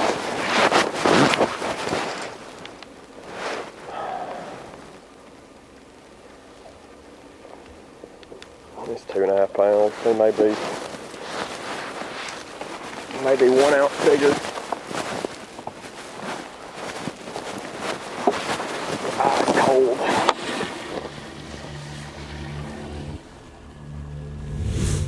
Jordan Lee gleaning a few ounces there. We forgot to mention Bryant Smith did not have his bass track working. It is now. He's in second place, 21 pounds. There's 5 ounces of tide. Did I just mention surprises? Or yes. Yeah, finally. Yeah. I thought maybe you had seen it already. No, I hadn't seen that. Little one. And he's a big bass leader too. How about that? Yeah.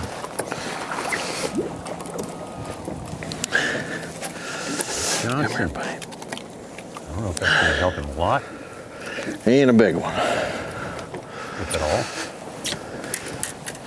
But he might help.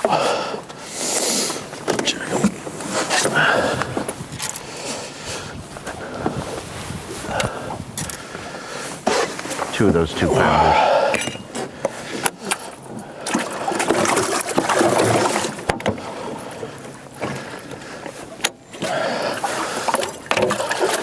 I don't know what it is about these fish in the cold water, but when you set the hook, they literally swim right at you almost every time. Sometimes it feels like you lost them.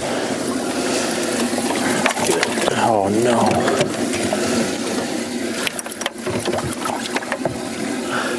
That's not what I wanted.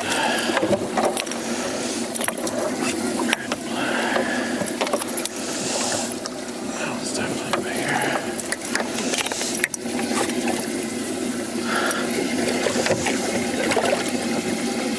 Oh, that water's cold.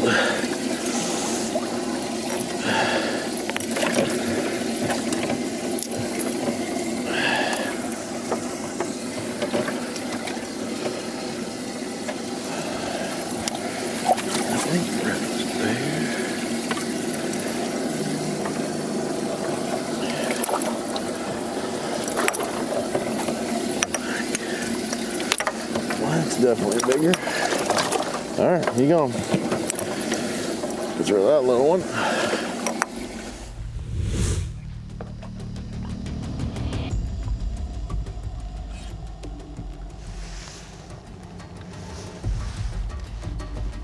Had a little bonus coverage earlier from Chris Zaldane, another one of our anglers. Affords us that opportunity again is Kyle Patrick. He's feeding full day. Check it out on Bassmaster.com. This was earlier. Yes. Barely hooked too. Let's go.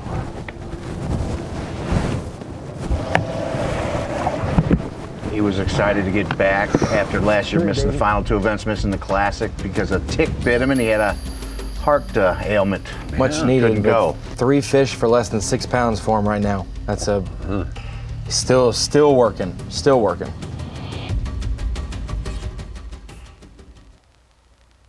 Great to have a little bonus coverage opportunity once in a while here, and we enjoy bringing it to you. Decisions. Got to this one zone. I caught a 4.5 here in practice. The biggest fish I saw all week, but it's like gin clear. I've seen a couple fish spook. I don't know if they're bass or what, but I think we're gonna make another move here in about 3 minutes. I think we're gonna go back to where I started and just keep chucking and winding. There's gotta be, I was saying earlier, like, how have I not caught one over 3.5 yet? I mean, they've gotta be over there. I was just getting consistent bites and I was slowly upgrading, slowly culling. So I'm thinking about going back there and just putting my head down. I have another bald spot about 10 minutes down the lake in the weeds. Caught a couple there. We're not big, but it's the type of spot that could, you know, potentially have big ones roll up on it. So I might fish that at some point today. Still got lots of time. It's only 10 after 1, so I think we're gonna go back to that area where we started this morning, caught all our weight, and then go from there. I just don't like how clear it is in here. Maybe go fish this edge.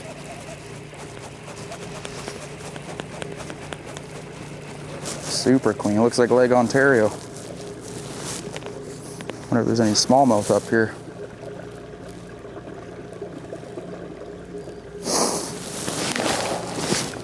See that bass right there? They're up on it.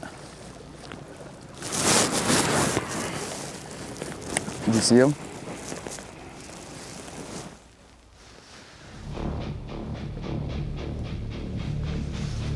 All right, let's leave Cooper for the moment here. He's got plans to go. Cooper's going to go check out a couple of places. Let's get back to Jordan Lee for a moment. Jordan hanging in there in the top 50.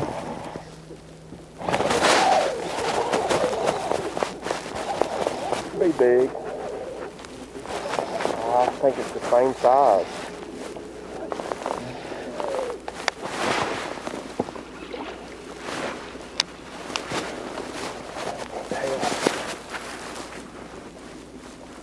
Oh, it came off.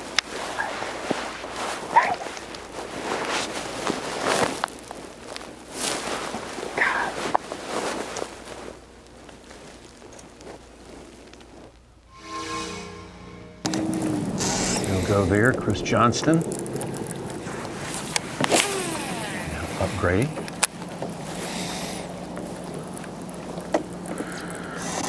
We're in a position to upgrade, I should say. He's hooked up again.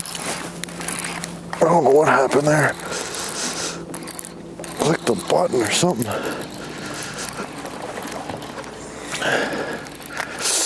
I did not get a good hook in him.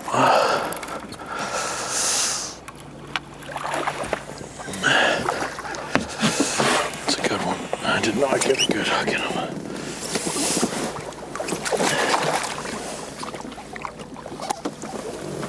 I gotcha. Oh, that won't help. I don't know what happened there. Wasn't pretty. Bail opened or something. We'll take them, won't we? Maybe they're starting to bite. Water's warming up a little bit.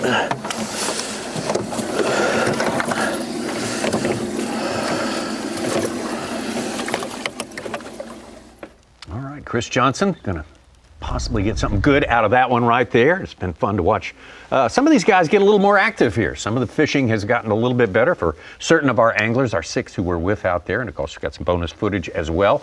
Right now, let's turn to one of our colleagues. We sure enjoyed watching he and Dave and young Mr. Howell there at our noontime repass there. That was really good. Kyle, good to see you. Great to get the gang back together here. And I was watching, and you noticed, everybody noticed this, the last 2 days before the tournament, a flood of information onto the website. Great stuff, previewing anglers' opinions, predictions, and so forth. And it was kind of the opposite. What it usually is guys saying, oh, it's pretty bad. I don't think I'm going to do it. But a lot of people, a lot of them, it was different. It just switched around. They're saying, I think it's going to be great. I think it's loaded. It's going to be good. And some of them, it's been the opposite effect, and it hasn't turned out maybe up to their expectations. But it's kind of a difference. What do you attribute that to? Tommy, that's really a great point. It's something I noticed a lot yesterday during the media day and the registration period, lasted pretty much all day long. You just expected to hear everybody talk about how bad it was going to be just based on the weather alone. Obviously, absolutely brutal conditions, starting the week off in practice. The weather's in the teens on Sunday.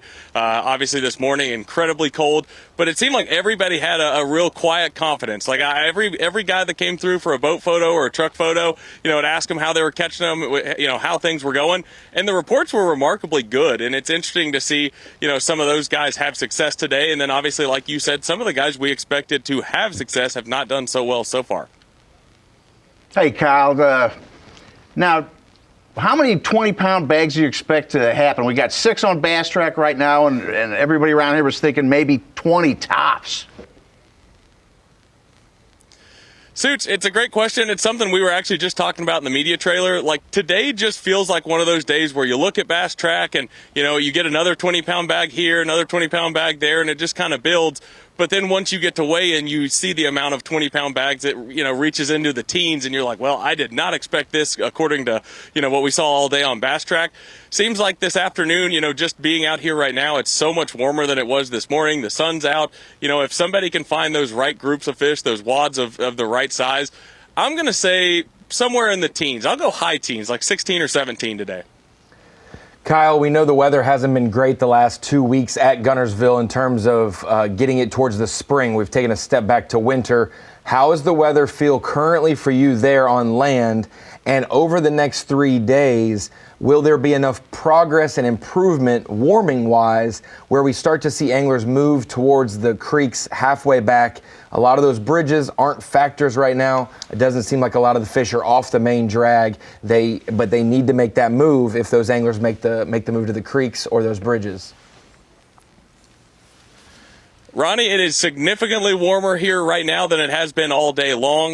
This morning, obviously overcast, cloudy, low pressure, incredibly cold. I mean, keep in mind it's still in the 40s, mid 40s would be my guess. But like you said, the next 3 days, the highs you see creep into the 50s tomorrow, and then obviously on the last day as well. But the big thing is sun. We keep seeing on the weather reports is that you're going to get more sun, and it makes such a big difference. You've heard guys talk about it all day on live, how much that warms the water up. And, I had the opportunity to talk to Jacob Walker, who had a great event here just a few weeks ago.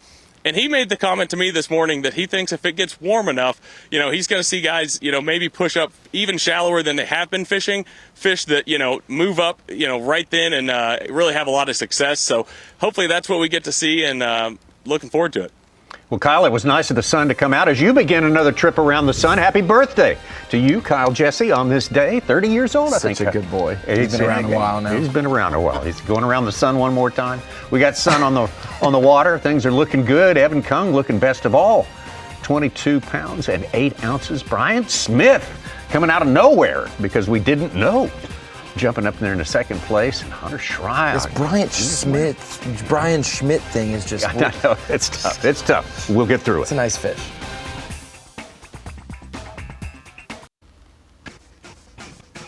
Times get a little shorter. The clock is ticking as we get closer and closer to the end of day number 1 at the FXR Bassmaster Elite at Lake Guntersville. Ice is melting because the sun is out. The temperature's up near 40 degrees here. Heat wave going on in progress right now. We are really getting closer to the sun. It must be true. Evan Kung, man on top. Bryant Smith, Hunter Schreier, Brock Mosley, Brandon Card, rounding out our top 5 there. Moving up, of course, Brian Schmidt and Brian Smith. But again, that's a problem. We have to work with that. We have to work on that a little bit. Fisher Anaya, nobody's going to... You're not going to confuse that name with anyone else's name. Anaya, and Ewa, and Aya. Let's get an update. Just a rundown of what's going on? Yeah. You let me know when you're ready. All right, so got the last 2 hours of the day here. Made a little run, got back in the area I started in this morning, and they started biting randomly. I've caught probably 7 or 8 in the last hour. Had probably 12 bites, but catching every one of them on a half-ounce snare, Rapala, 15-pound Suffix line. I'm throwing a glass rod that usually keeps you from pulling it away from the fish, pulling it out of their mouth. Throw it on a 6-1 to 1 or 6-2 to 1 gear ratio reel. And I'm just covering water, just fishing all new areas in the same general area I've got bites in, just trying to find if there is a school of big ones pulled up on something I haven't fished.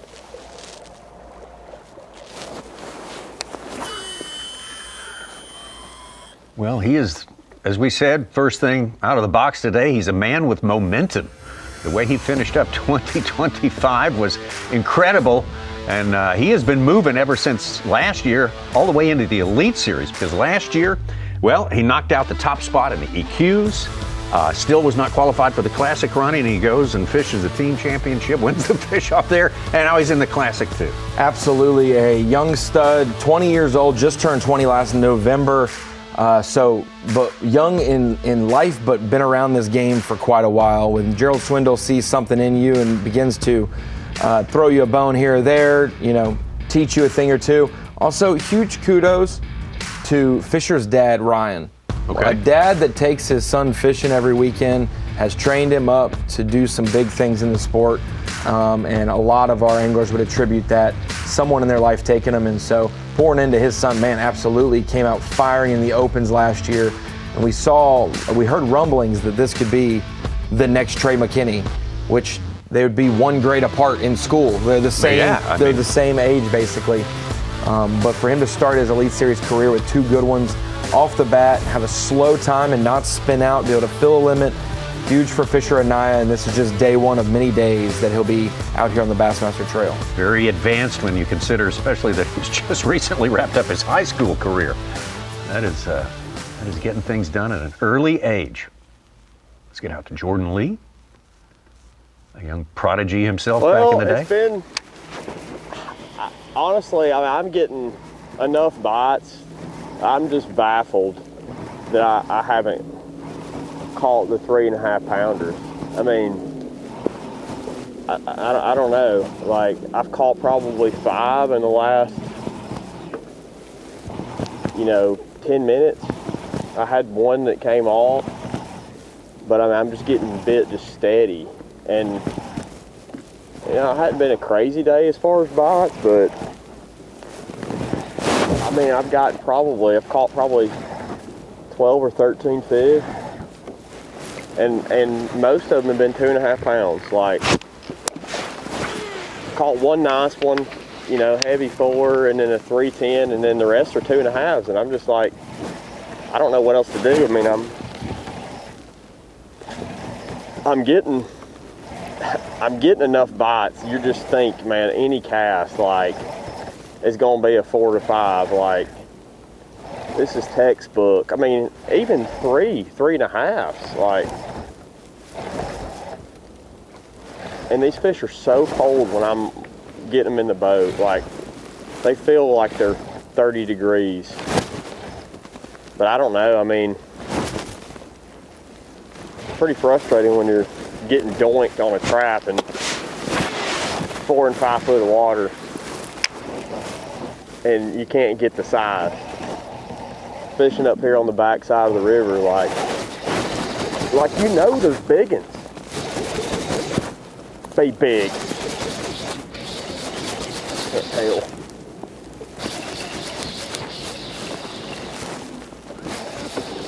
Like, I'm getting steady thumps. This is gonna help a little bit. Like, finally I'm getting, it's not really. No, it's the same size. I mean, got it swallowed. I'm just gonna keep on swinging though, and maybe I'll get lucky and I'll catch a giant, because I'm just baffled that I'm not getting the bigger ones with this many thumps. That one's a little bit better, that still helps. We knew this one was going to be a different kind of tournament, Tommy, with no forward-facing sonar this far north, and looking at the bottom bar there. Not starting in Florida, not starting in Texas. Everyone says we always go there. Well, we don't go there this year at all. And they were like, why aren't we going there? But this just goes to show you, we've had 21 years. This is the 21st season of the Elites. And we've only started the year 6 times at a different fishery that's not in Florida or in Texas by host. Cal Delta, Seminole, Cherokee. Seminole obviously splits Florida and Georgia, but our host was in Georgia. Martin, Toledo Bend, that's half Louisiana, half Texas, and then Guntersville. So 21 years, we've started in Florida or Texas 15 different times, and we've never, outside of Florida or Texas, started at the same venue twice, 6 different ones. So a unique and challenging situation. And then you throw in the weather 9 months after we scheduled this, and it's really thrown a new wrench into this unique first event. Oh yeah, it's certainly, weather's a huge player. It's not happening actively right now, but we're in the aftermath of it. Of course, the cold air lingers to a great extent, but tomorrow will be a warmer day. Tomorrow actually is supposed to be the warmest day of the 4. As of this morning, it was supposed to be. Yeah, the biggest deal After Hank Cherry catches this one.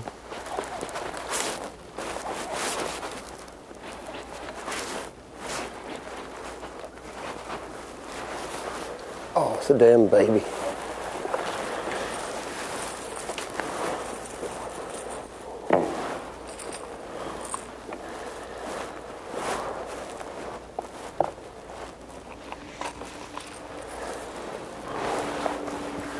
That might be a 15-incher.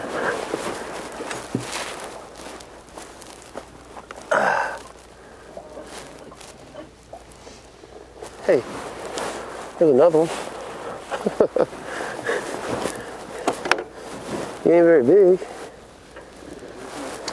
Yes, it is. You got to maximize it. Give yourself a chance with a 7-pounder, Tommy, to have a decent day. Like one swing and you can just make it better. Fourth keeper's important. No matter what size. Daggum, I can't believe that.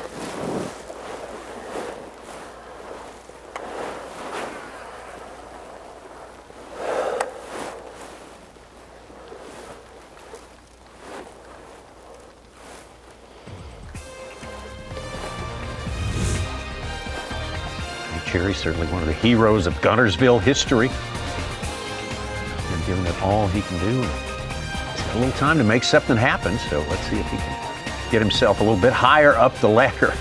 As you try to position yourself on this day number 1 to do good on day number 2 and find some way to get to the weekend and compete on Guntersville Saturday and maybe even Sunday. We'll be right back.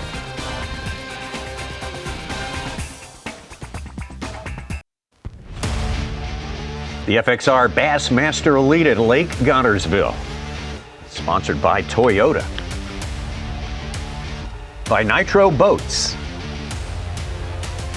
And by Humminbird. A lot of Bassmaster history at Lake Guntersville. It's the site of 2 classics back to back. Back in the 70s, Rick Clunn won them both. 76 and 77, did he not? Just 76 was here. Oh, just 76? 76 was here. Okay. He did go back to back, but not. Okay, got that. Yeah, this is 3 classics, and this is the 9th Elite, and overall the 27th B.A.S.S event at Guntersville, which ranks tied for 2nd with the St. Lawrence, both of them behind Rayburn, which we will add one to with the Open in a couple weeks. Kevin Kung on top, Bryant Smith of California. Adapting pretty well to this northern Alabama chill. Hunter Shryock, Brock Mosley, Brandon Card, and Jeff Gustafson. Gustafson was on top for a while earlier this morning. And all the rest, everybody trying to get as much hay in the barn, make sure they can make it through tomorrow, good enough to head to the weekend. Brian Schmidt just called up to 19 pounds, 14 ounces. Just let me know when. All right, finally got 5. Last one, well, got 6 keepers now, actually called. And about an hour and a half ago, I was wondering if I was going to catch a limit sitting on 2, but it's amazing how quick it can actually happen. All over this one little area, I've got 4 bites and had 1 or 2 bump it and not take it, but it just feels like they should bite now. The water's 42.5.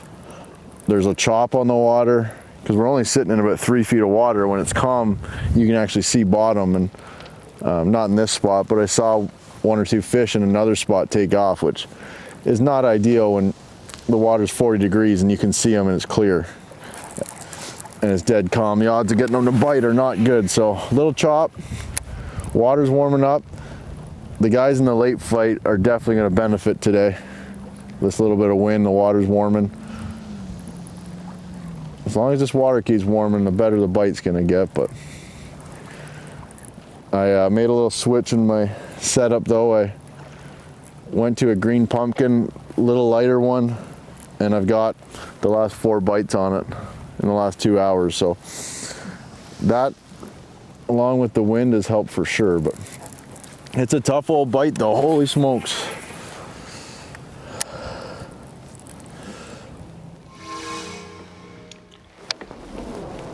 Chris ought to ask his older brother what's going on. Corey just caught a 5-pounder and then a 5-10, 19 pounds even, up to 10th place. Oh my gosh.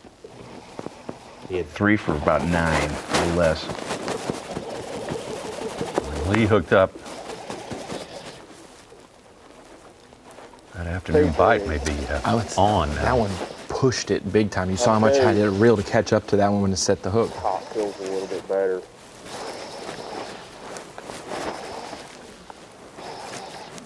I'm due. You said earlier, these cold water fish have all been running at them. I don't think it is. I think it took foul hook.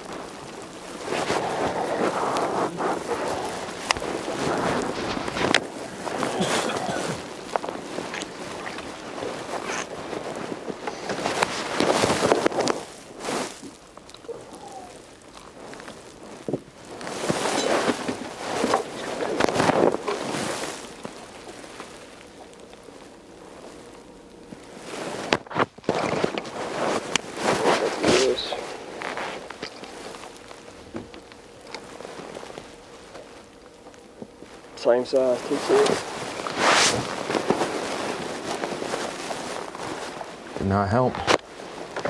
2.6. Said same size, 2.6. Yeah.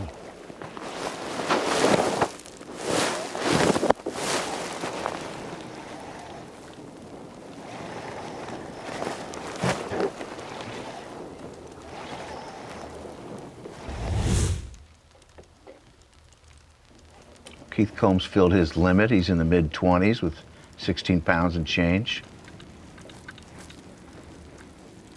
Come on, fish. Show yourself. I know you're in this grass.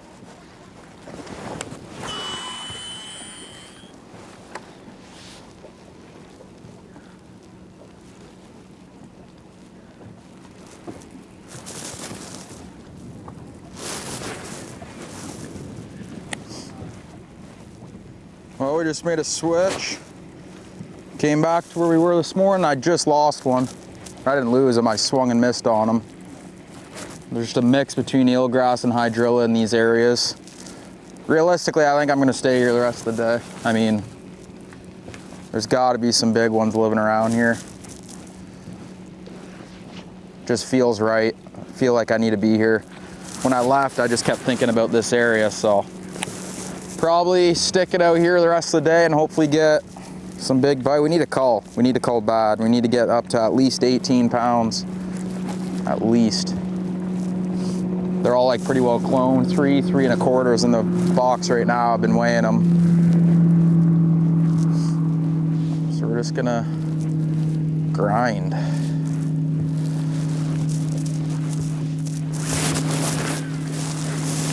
But like it didn't take long. Literally, I just pulled up and I got bit, so. I feel like they're telling me I need to be here. 15 pounds isn't gonna cut it though. Not out here.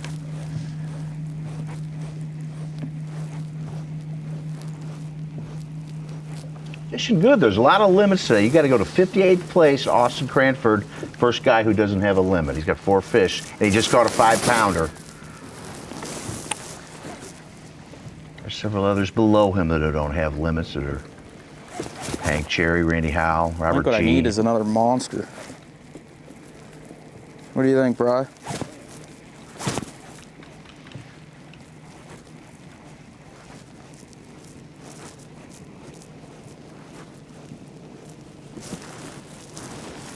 Yeah, that's what I need.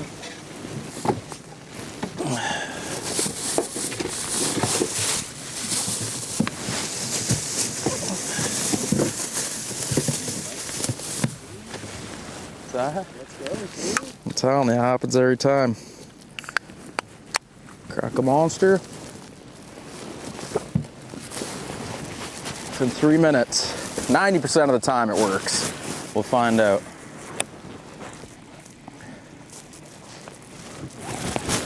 Oh my goodness. I swear I just got bit.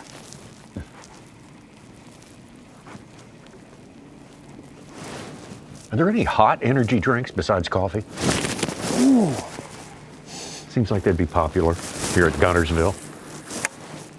Can't be a big one, it's just nipping at it.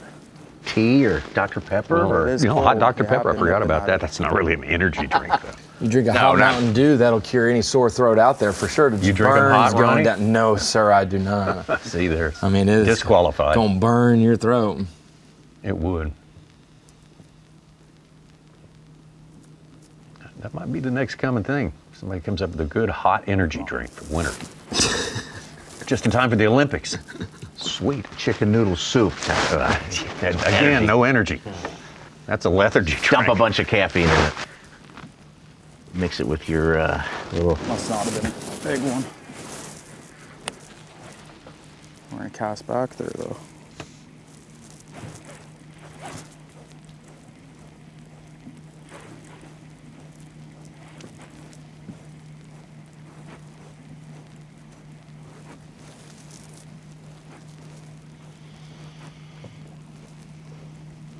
We wrap up here at 2 o'clock Central. First flight fishes till 3. The next flight... We wrap up our coverage here. Yeah, 2 Last flight is at 4:30, and that includes Kong and Schmidt and Smith. Wow. They have some more fishing. Brandon Polnick is in that final group. That's like 3 bites I've got here. I might throw the trap.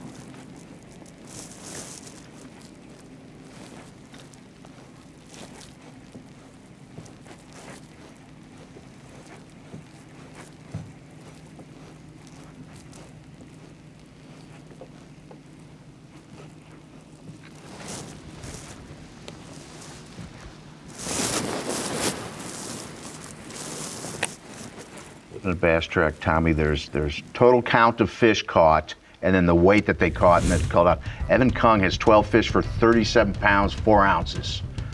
Hunter Shryack has 15 for 46, 9. Yeah, he's been knocking the numbers out all day. Let's get back to Hank Cherry. Hank trying to get that limit in the boat. Get an outlook for tomorrow.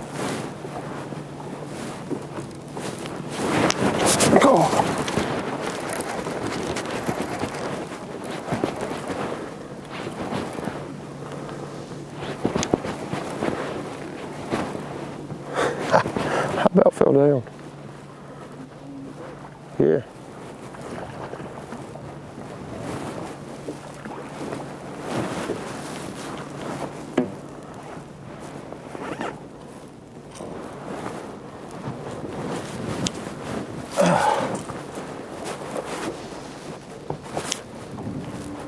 I got one too.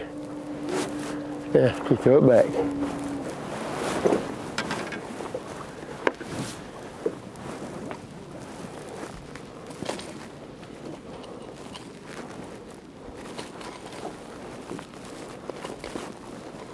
Good grief, dude.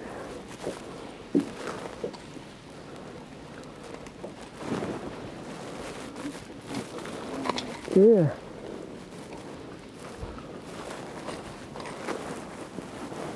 I don't know how I'm gonna get it out of there.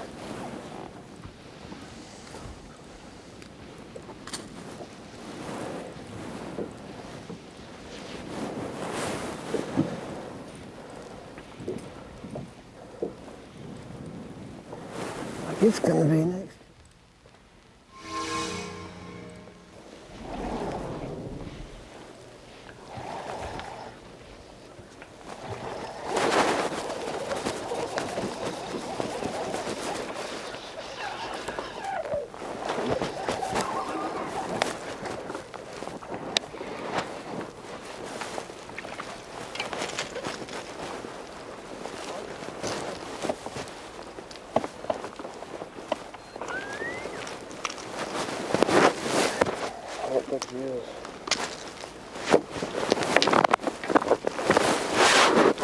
They're just all males.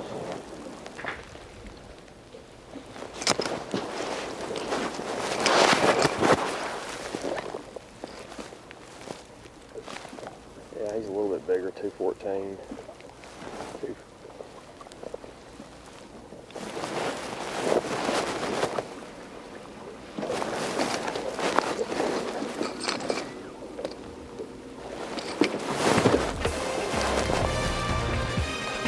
Yeah, a few ounces for Jordan. He said 214, and he had 2.6 just a couple minutes ago that didn't help. So it's going maybe 6 to 8 ounces. Yeah, almost a half pound. Not 6, bad. 7 ounces, however you want to do it, Tom. Yeah.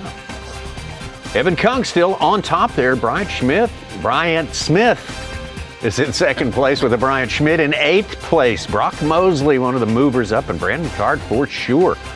Jeff Gustafson, Jamie Hartman, big part of Guntersville history as well.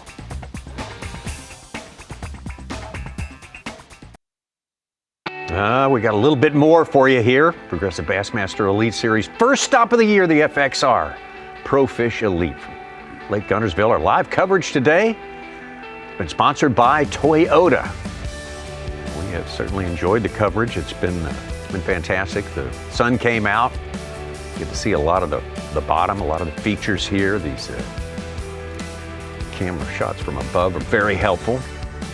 Got to see some good performances. We got to see some that maybe surprised us a little bit because they were a little less than we expected. When you freeze the surface of the water and it doesn't have a ripple, man, you can see down far. Oh, yeah. I can see some interesting things when you can't have see some spare change down there. Exactly. Yeah, no doubt about it. Corey Johnston having moved up into the top 10. That's interesting. Carl Jochimson hanging in there. We got a card, Canadian, a West Coaster, and an Ohio angler that's now in Tennessee all on the top. Really, this is what Guntersville's about. Yes, in the summer we think of Tennessee River studs that know how to fish current. Man, this place is so diverse. Wisconsin, Minnesota, there's so many places that thrive California, here. yeah. All of that. Brandon Polinick, Brandon Cobb, two Brandons who have a good track record for this time of year. That's for sure.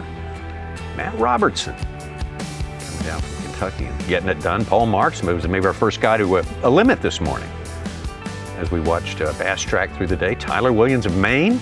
He ought to be able to stand up to that cold. He's the barefoot bandit. I bet he wasn't barefoot today. He might be barefoot at the weigh-in. Yeah, he could be. He could be. Fisher Anaya started the show for us this morning. Well, still ain't caught one. Had a couple more bites, just swiping at it. None of them's really eating it, and made a little move to some areas I haven't fished, but usually the grass is good. Usually there's a couple fish here, so I'm just gonna fish a little bit of new water that I haven't fished, and then got one last stretch that I did catch some on in practice right before I go in next to the ramp. See if I can't catch a couple more, find some new areas, and end the day on a good note.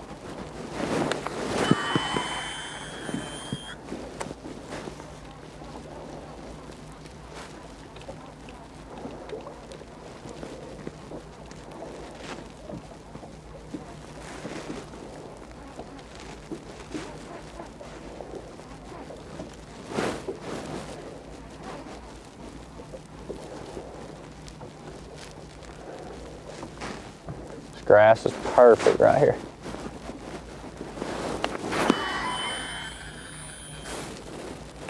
Fisher and I currently hanging in there at 13th place. That's pretty good. Pretty good go. Definitely one of our true locals here from Eva, Alabama. You just, in these cold water, different and difficult conditions tournaments, you just can't lose it. Just don't lose it on day one. No. Don't go get 6 pounds with 2 fish. Oh, dang, he knocked the fire out of it, didn't get it. Keep yourself in the game for a 20-pound bag on day 2 Fouled it to up help or something. you. I mean, knock slack in it, fouls the trap up, and doesn't get hooked. Fish. Hard that to makes believe. 0 sense. Still got time. Oh yeah. I don't know what flight he's in, but would behoove him to be in a later one. He's in the second flight. Second flight. Well, that's a little 3:30. I had to look that up. Had a little flurry the last 30 minutes. From different anglers. Yeah. Jordan caught a bunch. Fisher Naya had a little run.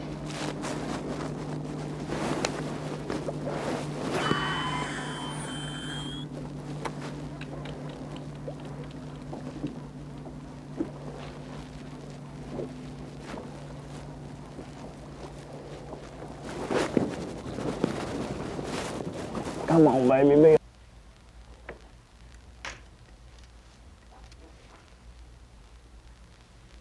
Uh-oh. He lost the fish and we lost the feed. Yeah, I hope we didn't run out of battery or something there. Yeah. Maybe we can somehow get that back if we're lucky. Or we'll just help Dave Mercer out, and you'll see that one at the weigh-in maybe. That's right. If he hooks up again that's right. in just a second. People will never know what happened there unless they go to the weigh-in. 2.5 hours of fishing for final flight, so there'll be some surprises. Oh, you know it. It's a good little zone here. I got quite a few bites here over the past today and during practice. I got 1 bite here in practice, and I think I got 3 bites here during the derby. So we're just fishing it slow, picking it apart. Throwing a chatterbug still. I pretty well locked it in my hand all day. Keep telling myself to pick up a trap, and then I get bit on the chatterbait.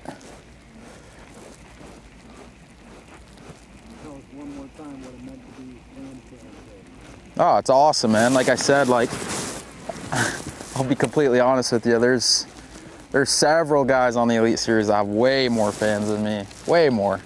But like I said, we had an army of Canadians and a bunch of US friends, fans, family, sponsors. They're all voting pretty hard, sending it to their friends.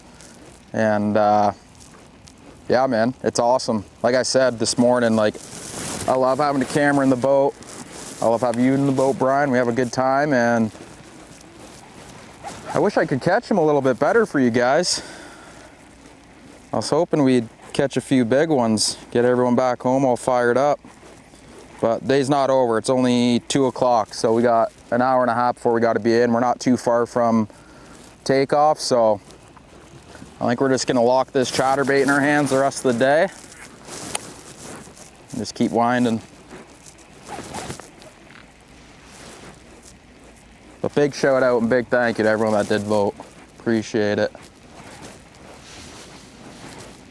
And again, I apologize for not catching any bigs yet. I still think there's big ones to be caught in this area. It's just so hard for me to leave because I'm slowly culling. Like every time I leave and go fish somewhere else, I don't get bit, and then I come back here and I start getting bit instantly, so.